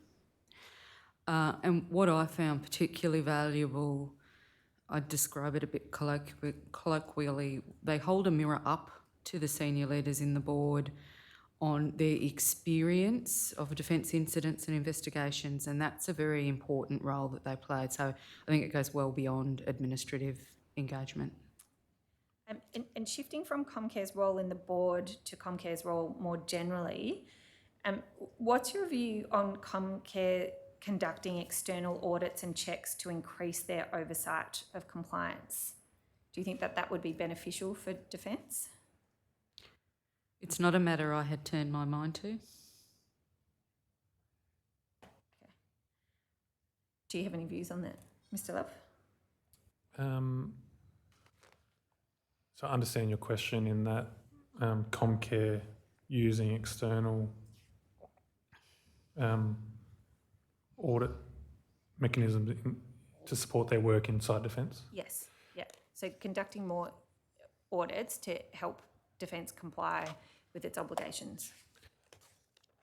I appreciate Comcare's views and perspective in our work, and if that supports Comcare in doing that, I think I would welcome it. I just have 3 last questions, possibly 4. Operator, could we please display DEF 999901250001 at paragraph 64? This is a Defence response to a notice, NTG DEF 186.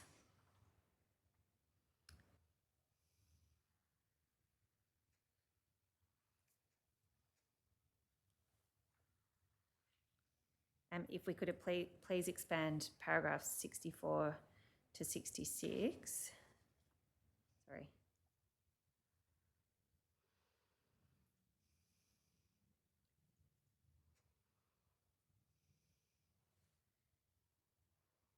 The response identifies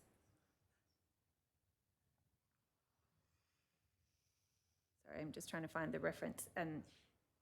The response identifies the failure of the ADF health strategy to measure the strategic objective, a reduction in injury and impact, and an increase in training completion and force readiness.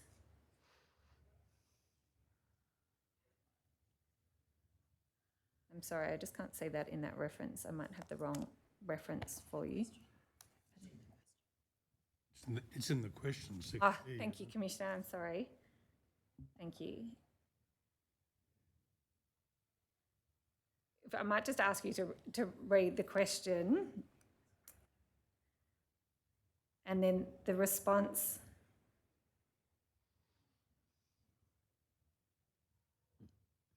In paragraph 64 is progress of any activity on the roadmap is not able to be objectively measured.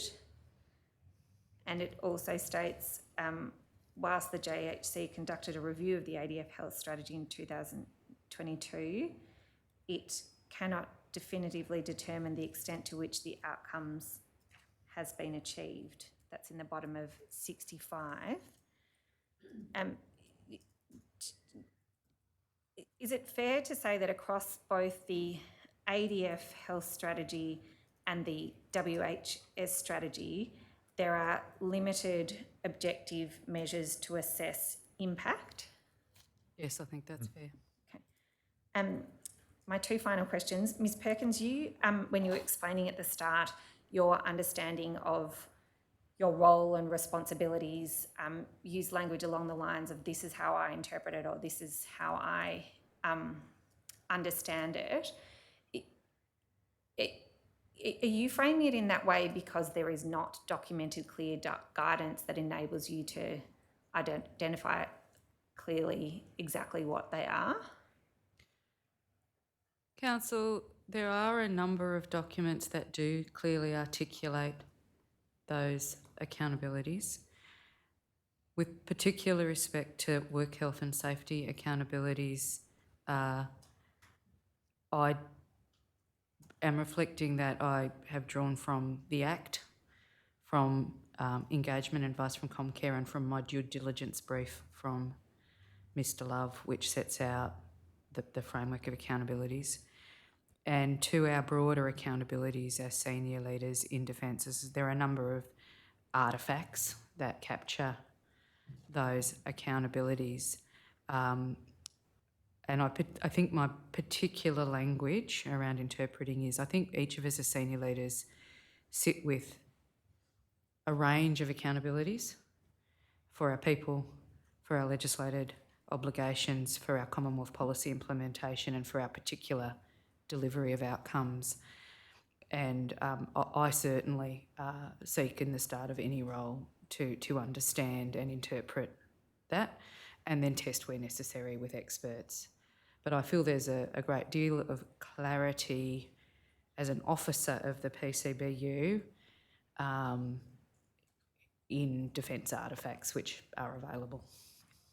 The final question is about recommendations and what the Commission can do to ensure that psychosocial health and hazards are elevated to the status that they need to be and suicide is given the attention and direction that it's needed. I asked you briefly before the break about whether suicide was considered an external risk. Would you consider drawing out suicide and health and wellbeing outcomes as an express part of the portfolio budget statement and corporate plan may create the degree of pressure needed to drive change?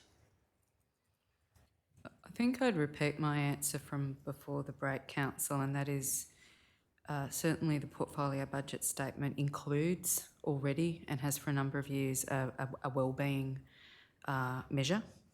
I do think there is important power in those portfolio documents to be explicit in our areas of focus, so including extending the definition of mental health, of wellbeing,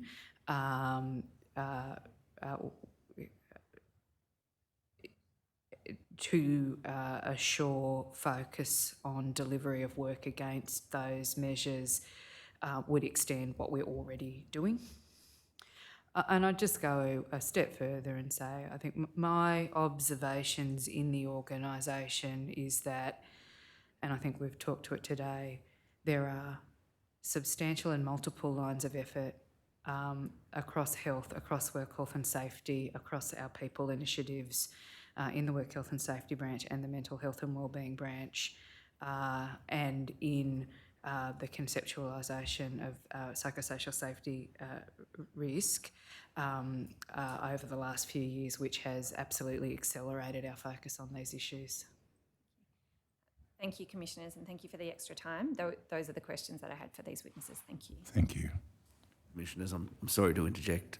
At one point, as I understand it, on my instructions, my friend quite carefully asked for a document number 36 on the tender list to be shown in private mode, but we understand it was, we think briefly shown on the live feed instead, perhaps inadvertently.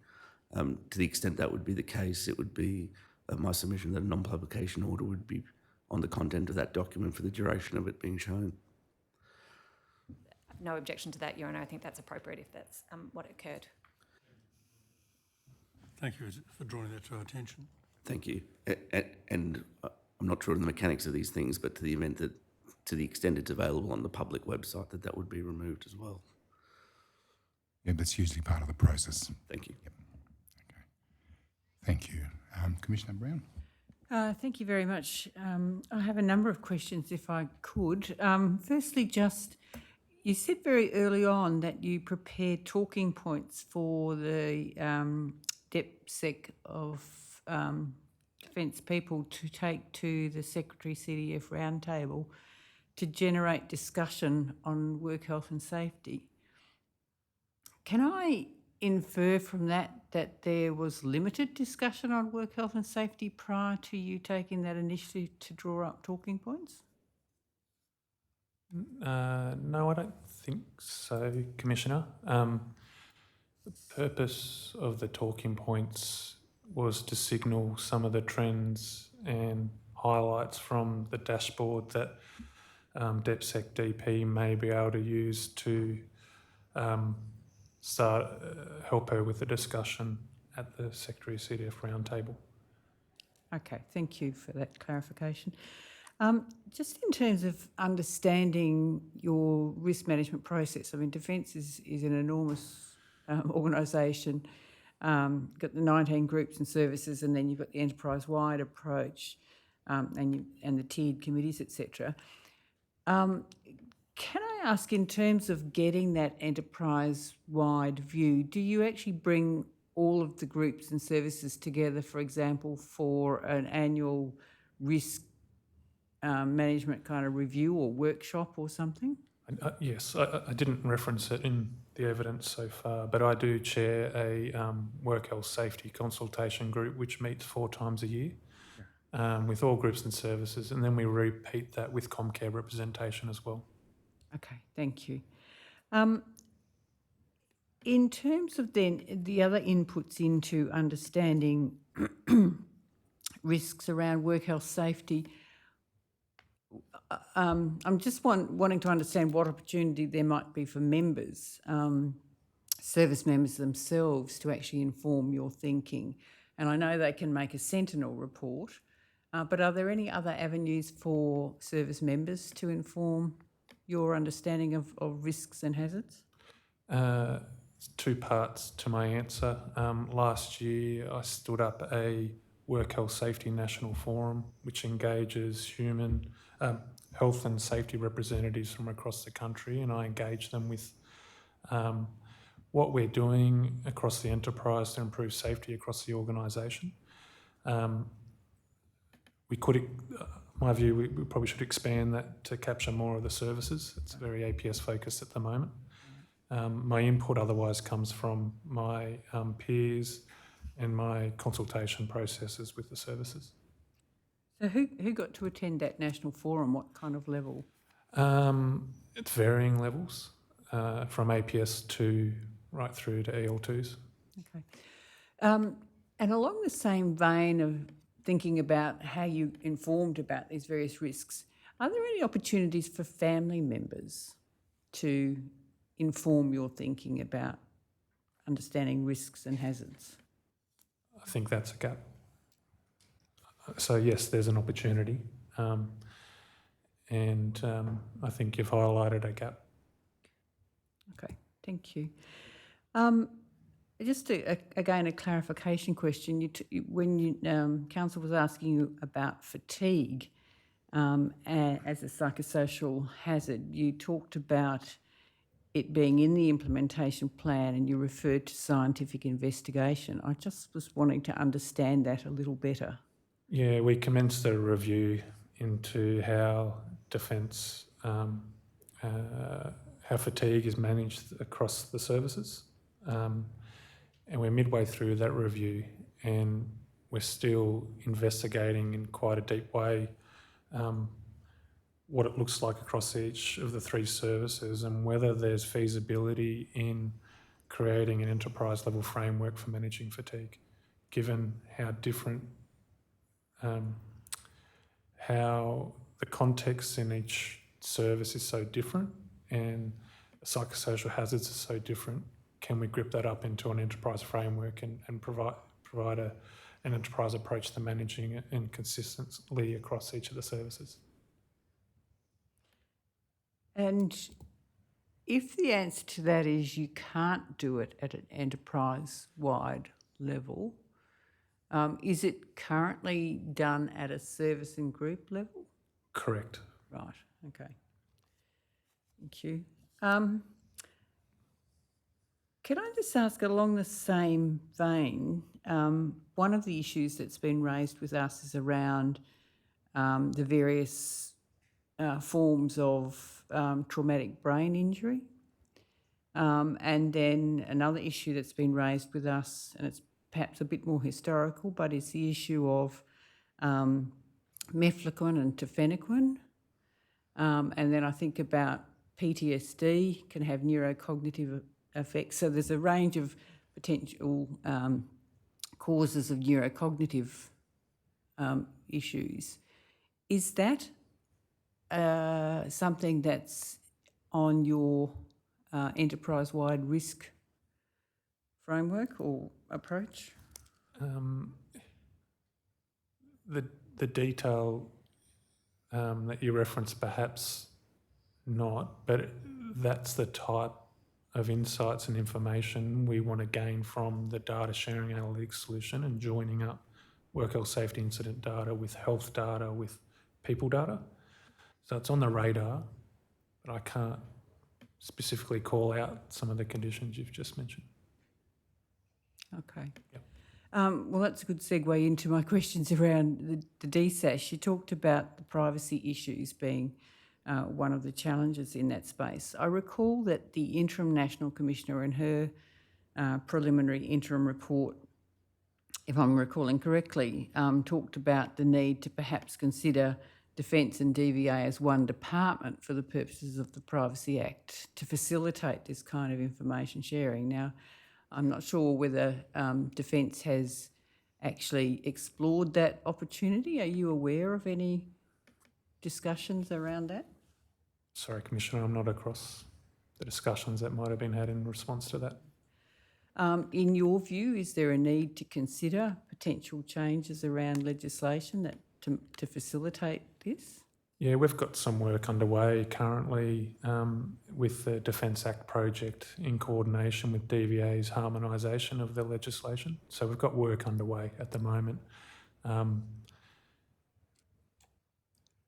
Okay. to- And I mean, I sit here and I don't underestimate the importance of the issue or the challenges that you face, but as an employer, to think you've got these multiple sources of information given to you by service members and you can't put them together makes absolutely no sense.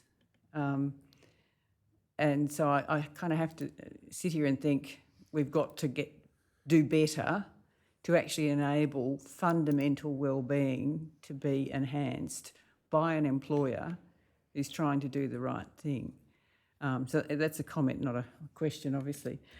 Just the last couple of questions. You said in relation to notifying psychosocial incidents, there's been the change in policy. And I wasn't clear whether you were saying notify all incidents or notify if in doubt. So it's a notify if in doubt, is it? Correct.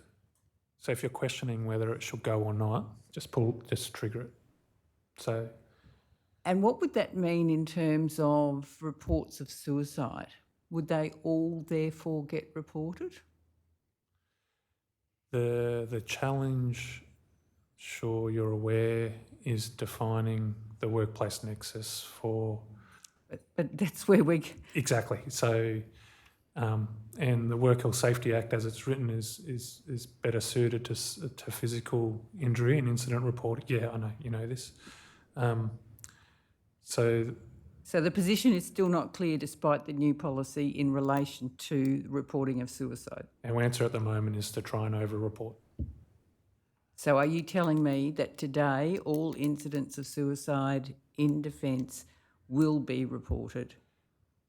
If it's captured in our Defence Work Health Safety Management System, it's triggered to Comcare.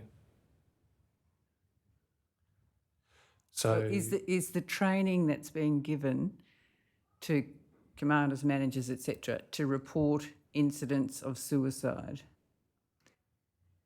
to report them in your work health safety system, yes. And then to report to Comcare? We speak of it and educate the workforce on psychosocial hazards, and if that's resulted in a fatality, it's included in our Work Health Safety Information Management System and triggered to Comcare. That's a vague answer, I'm sorry. I'm speaking specifically about suicide. Yeah. And would that be interpreted by all as a psychosocial hazard that's resulted in a fatality? Because I think this is really important because we're getting down to being really specific about how people understand what's required from the Defence point of view, as opposed to what the legislation at this point in time clearly kind of sets out. Yeah, I understand. The challenge with the Defence Work Health Safety Information Management System is that it's built to comply with the Work Health Safety Act. And the incidents that go to Comcare are either fatal or hospitalisation. There's a gap in what goes into the system and perhaps what's considered dangerous to those not up to date on the Work Health Safety Act. So we've still got potentially a hole there in terms of what will get reported and what gets seen by the regulator. Yes. I was going to ask you whether that the changes have addressed the delays that we heard about reporting to Comcare, but I think given what we've just discussed, I probably don't need to ask that.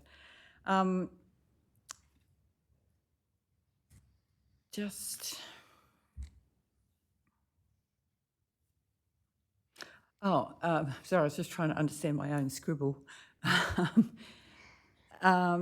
You spoke about, in response to Council's question about having a measure in the portfolio budget statement of the corporate plan in relation to suicide, mental health and wellbeing, your response was it's already included.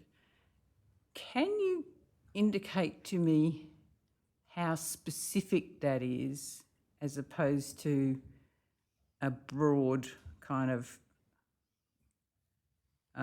reference? Because I have to say, I'm not sure I've seen it. Commissioner, I can't, sitting here now. I did review it in my preparation for my appearance today.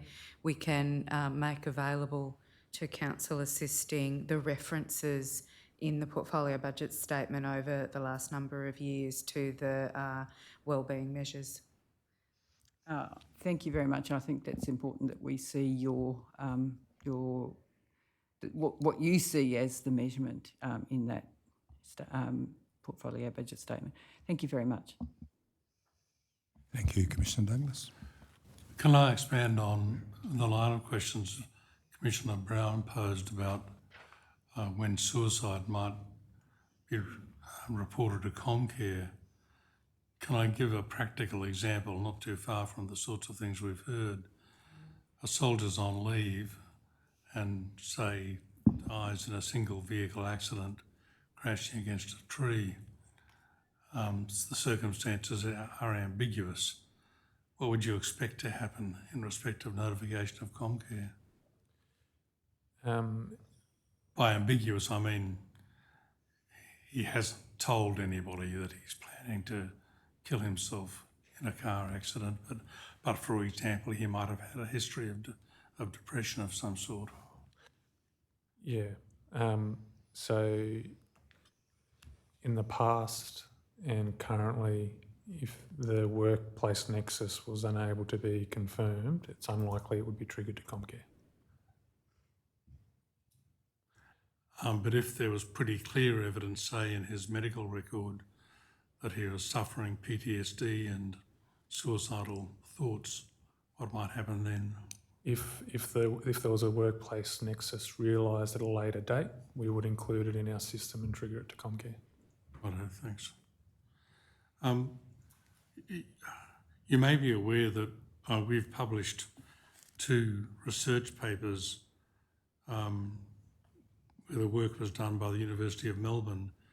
Our research paper 1 was on suicide and self-harm monitoring of military and ex-military, the data landscape and short-term opportunities.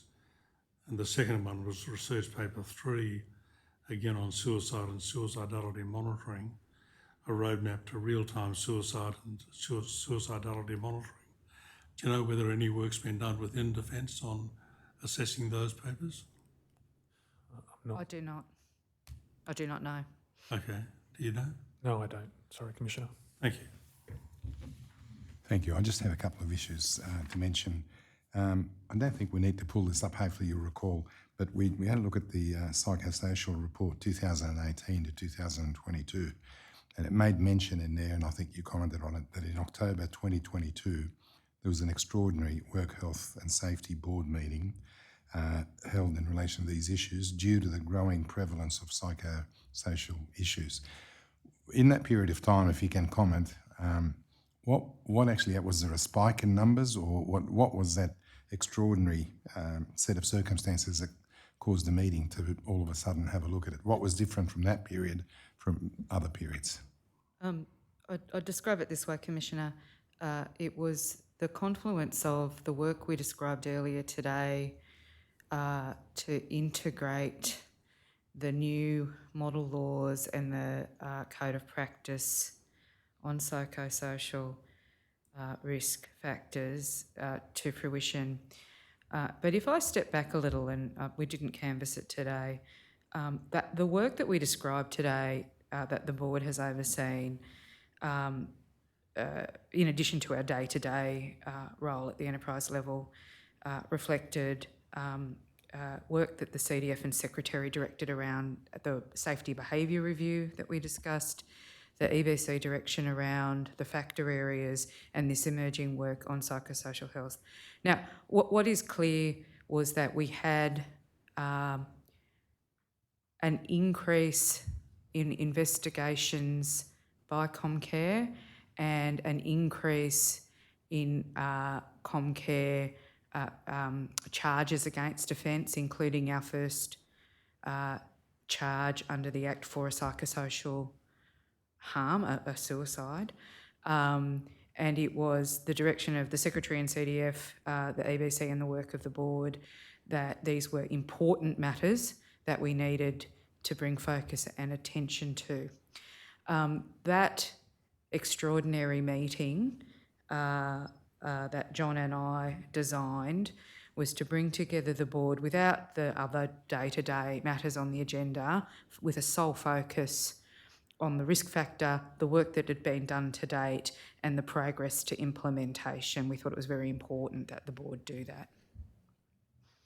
To your best of your memory, was the existence or the activities of the Royal Commission a factor, and was it discussed? I have had mind throughout my chairing of the board that the Royal Commission was underway. And in many references that you will see in the minutes of the meetings of the Work Health and Safety Board, I would note, or others would note, the importance of integrating the recommendations once agreed by Government of the Royal Commission. And I think we were very minded of the work of the Royal Commission and the importance of this issue. Thank you. Just one other issue, and I think it was Mr. Love that mentioned that earlier we heard that there is no enterprise-wide data on days lost on either sick leave, restricted, and so on. And I appreciate you have to work in a number of systems, electronic systems that are not talking to each other. And I appreciate the point you made that obviously looking after people can't be about dollars and cents. And you mentioned the Privacy Act. But I just wondered, how is gathering data about number of days lost without identifying the individuals involved, how does that come into the Privacy Act problems? No, I took the questioning from council as days lost alongside health data and incident data. So, I see. Yeah, okay. So, but you would agree, Mr. Love, that it would definitely be beneficial for Defence to actually gather data about the de-identified number of days and that are lost to mental health or other issues. Agree. I do. Absolutely. Okay, thank you. Sorry, Commissioner, I just have two tiny matters arising, if I may. Mr. Dayton hasn't a go yet. Do you want me to go first so that he goes after I've spoken? That's up to Mr. Dayton. Oh, wait, thank you. Okay, Sorry. go ahead. I just wanted to get very clear in response to Commissioner Brown's question about whether Defence would enter all suicides of Defence personnel into the system. I understood your evidence is no, is the answer to that? That's correct. So unless there's a workplace nexus, Okay. it's not in Sentinel. And then, so obviously the issue is working out the workplace nexus, and Commissioner Douglas gave an example, a factual example.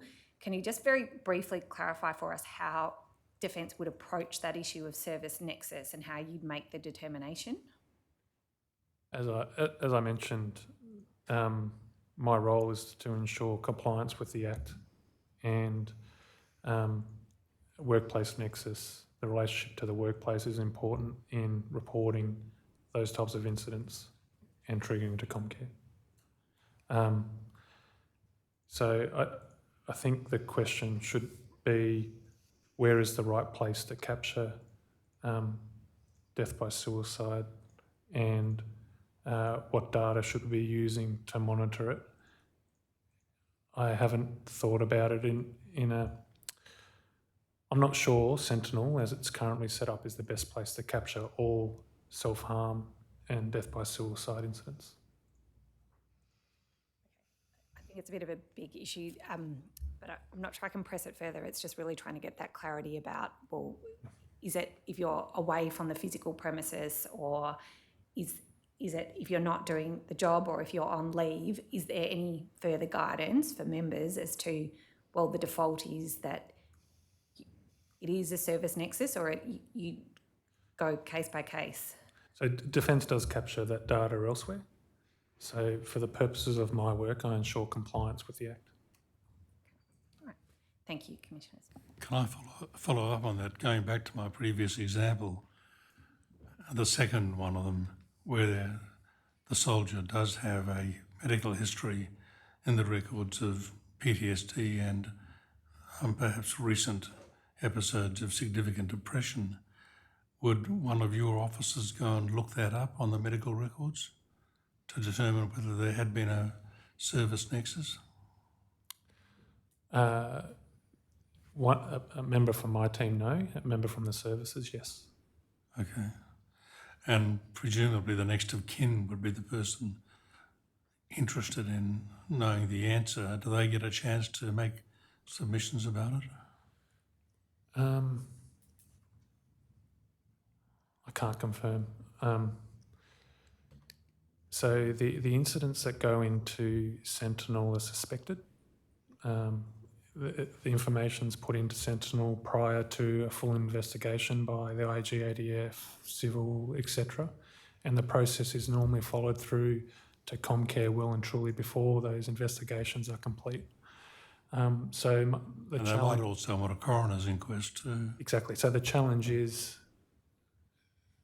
it's hard, right? It's hard to, depending on when the workplace nexus, how far after the incident the workplace nexus is confirmed, when it's reported to Comcare, and who you engage, next of kin, etc. Thank you. Sorry, can I just come in at that point though? But does that not go back to your policy direction to say, report if in doubt? Yes. I mean, suicide, you'd have to start from the understanding it's a psychosocial issue. If there's any, you don't know whether there's a service nexus or not, but if your policy is report if in doubt, then why would you not be reporting all known suicides? And as you say, you can amend the status later once you've got greater clarity. But that is not what you're currently doing, is it? That would be the goal, Commissioner, of the policy change. It was the goal of the conversation that the Work Health and Safety Board had. It's a relatively new addition, and I think the work for us of the years ahead is to continue to reinforce that messaging. Thank you. Thank you. Mr. Dayton? No questions. Thank you. Thank you. Are there any matters arising? No further matters. Thank you, Commissioners. Will the witnesses be excused then yes. from their summons? Yes, please. May they? Yes. Okay. Mr. Love and Ms. Perkins, thank you for your evidence today. We know it's been a long day, but it has been very valuable for us. Thank you for your evidence, and thank you for the preparation you've put into the material that we've relied on today. You're excused from your summons to appear today. If there's no other issues, I think we'll adjourn till 9 a.m. tomorrow. Okay. All rise.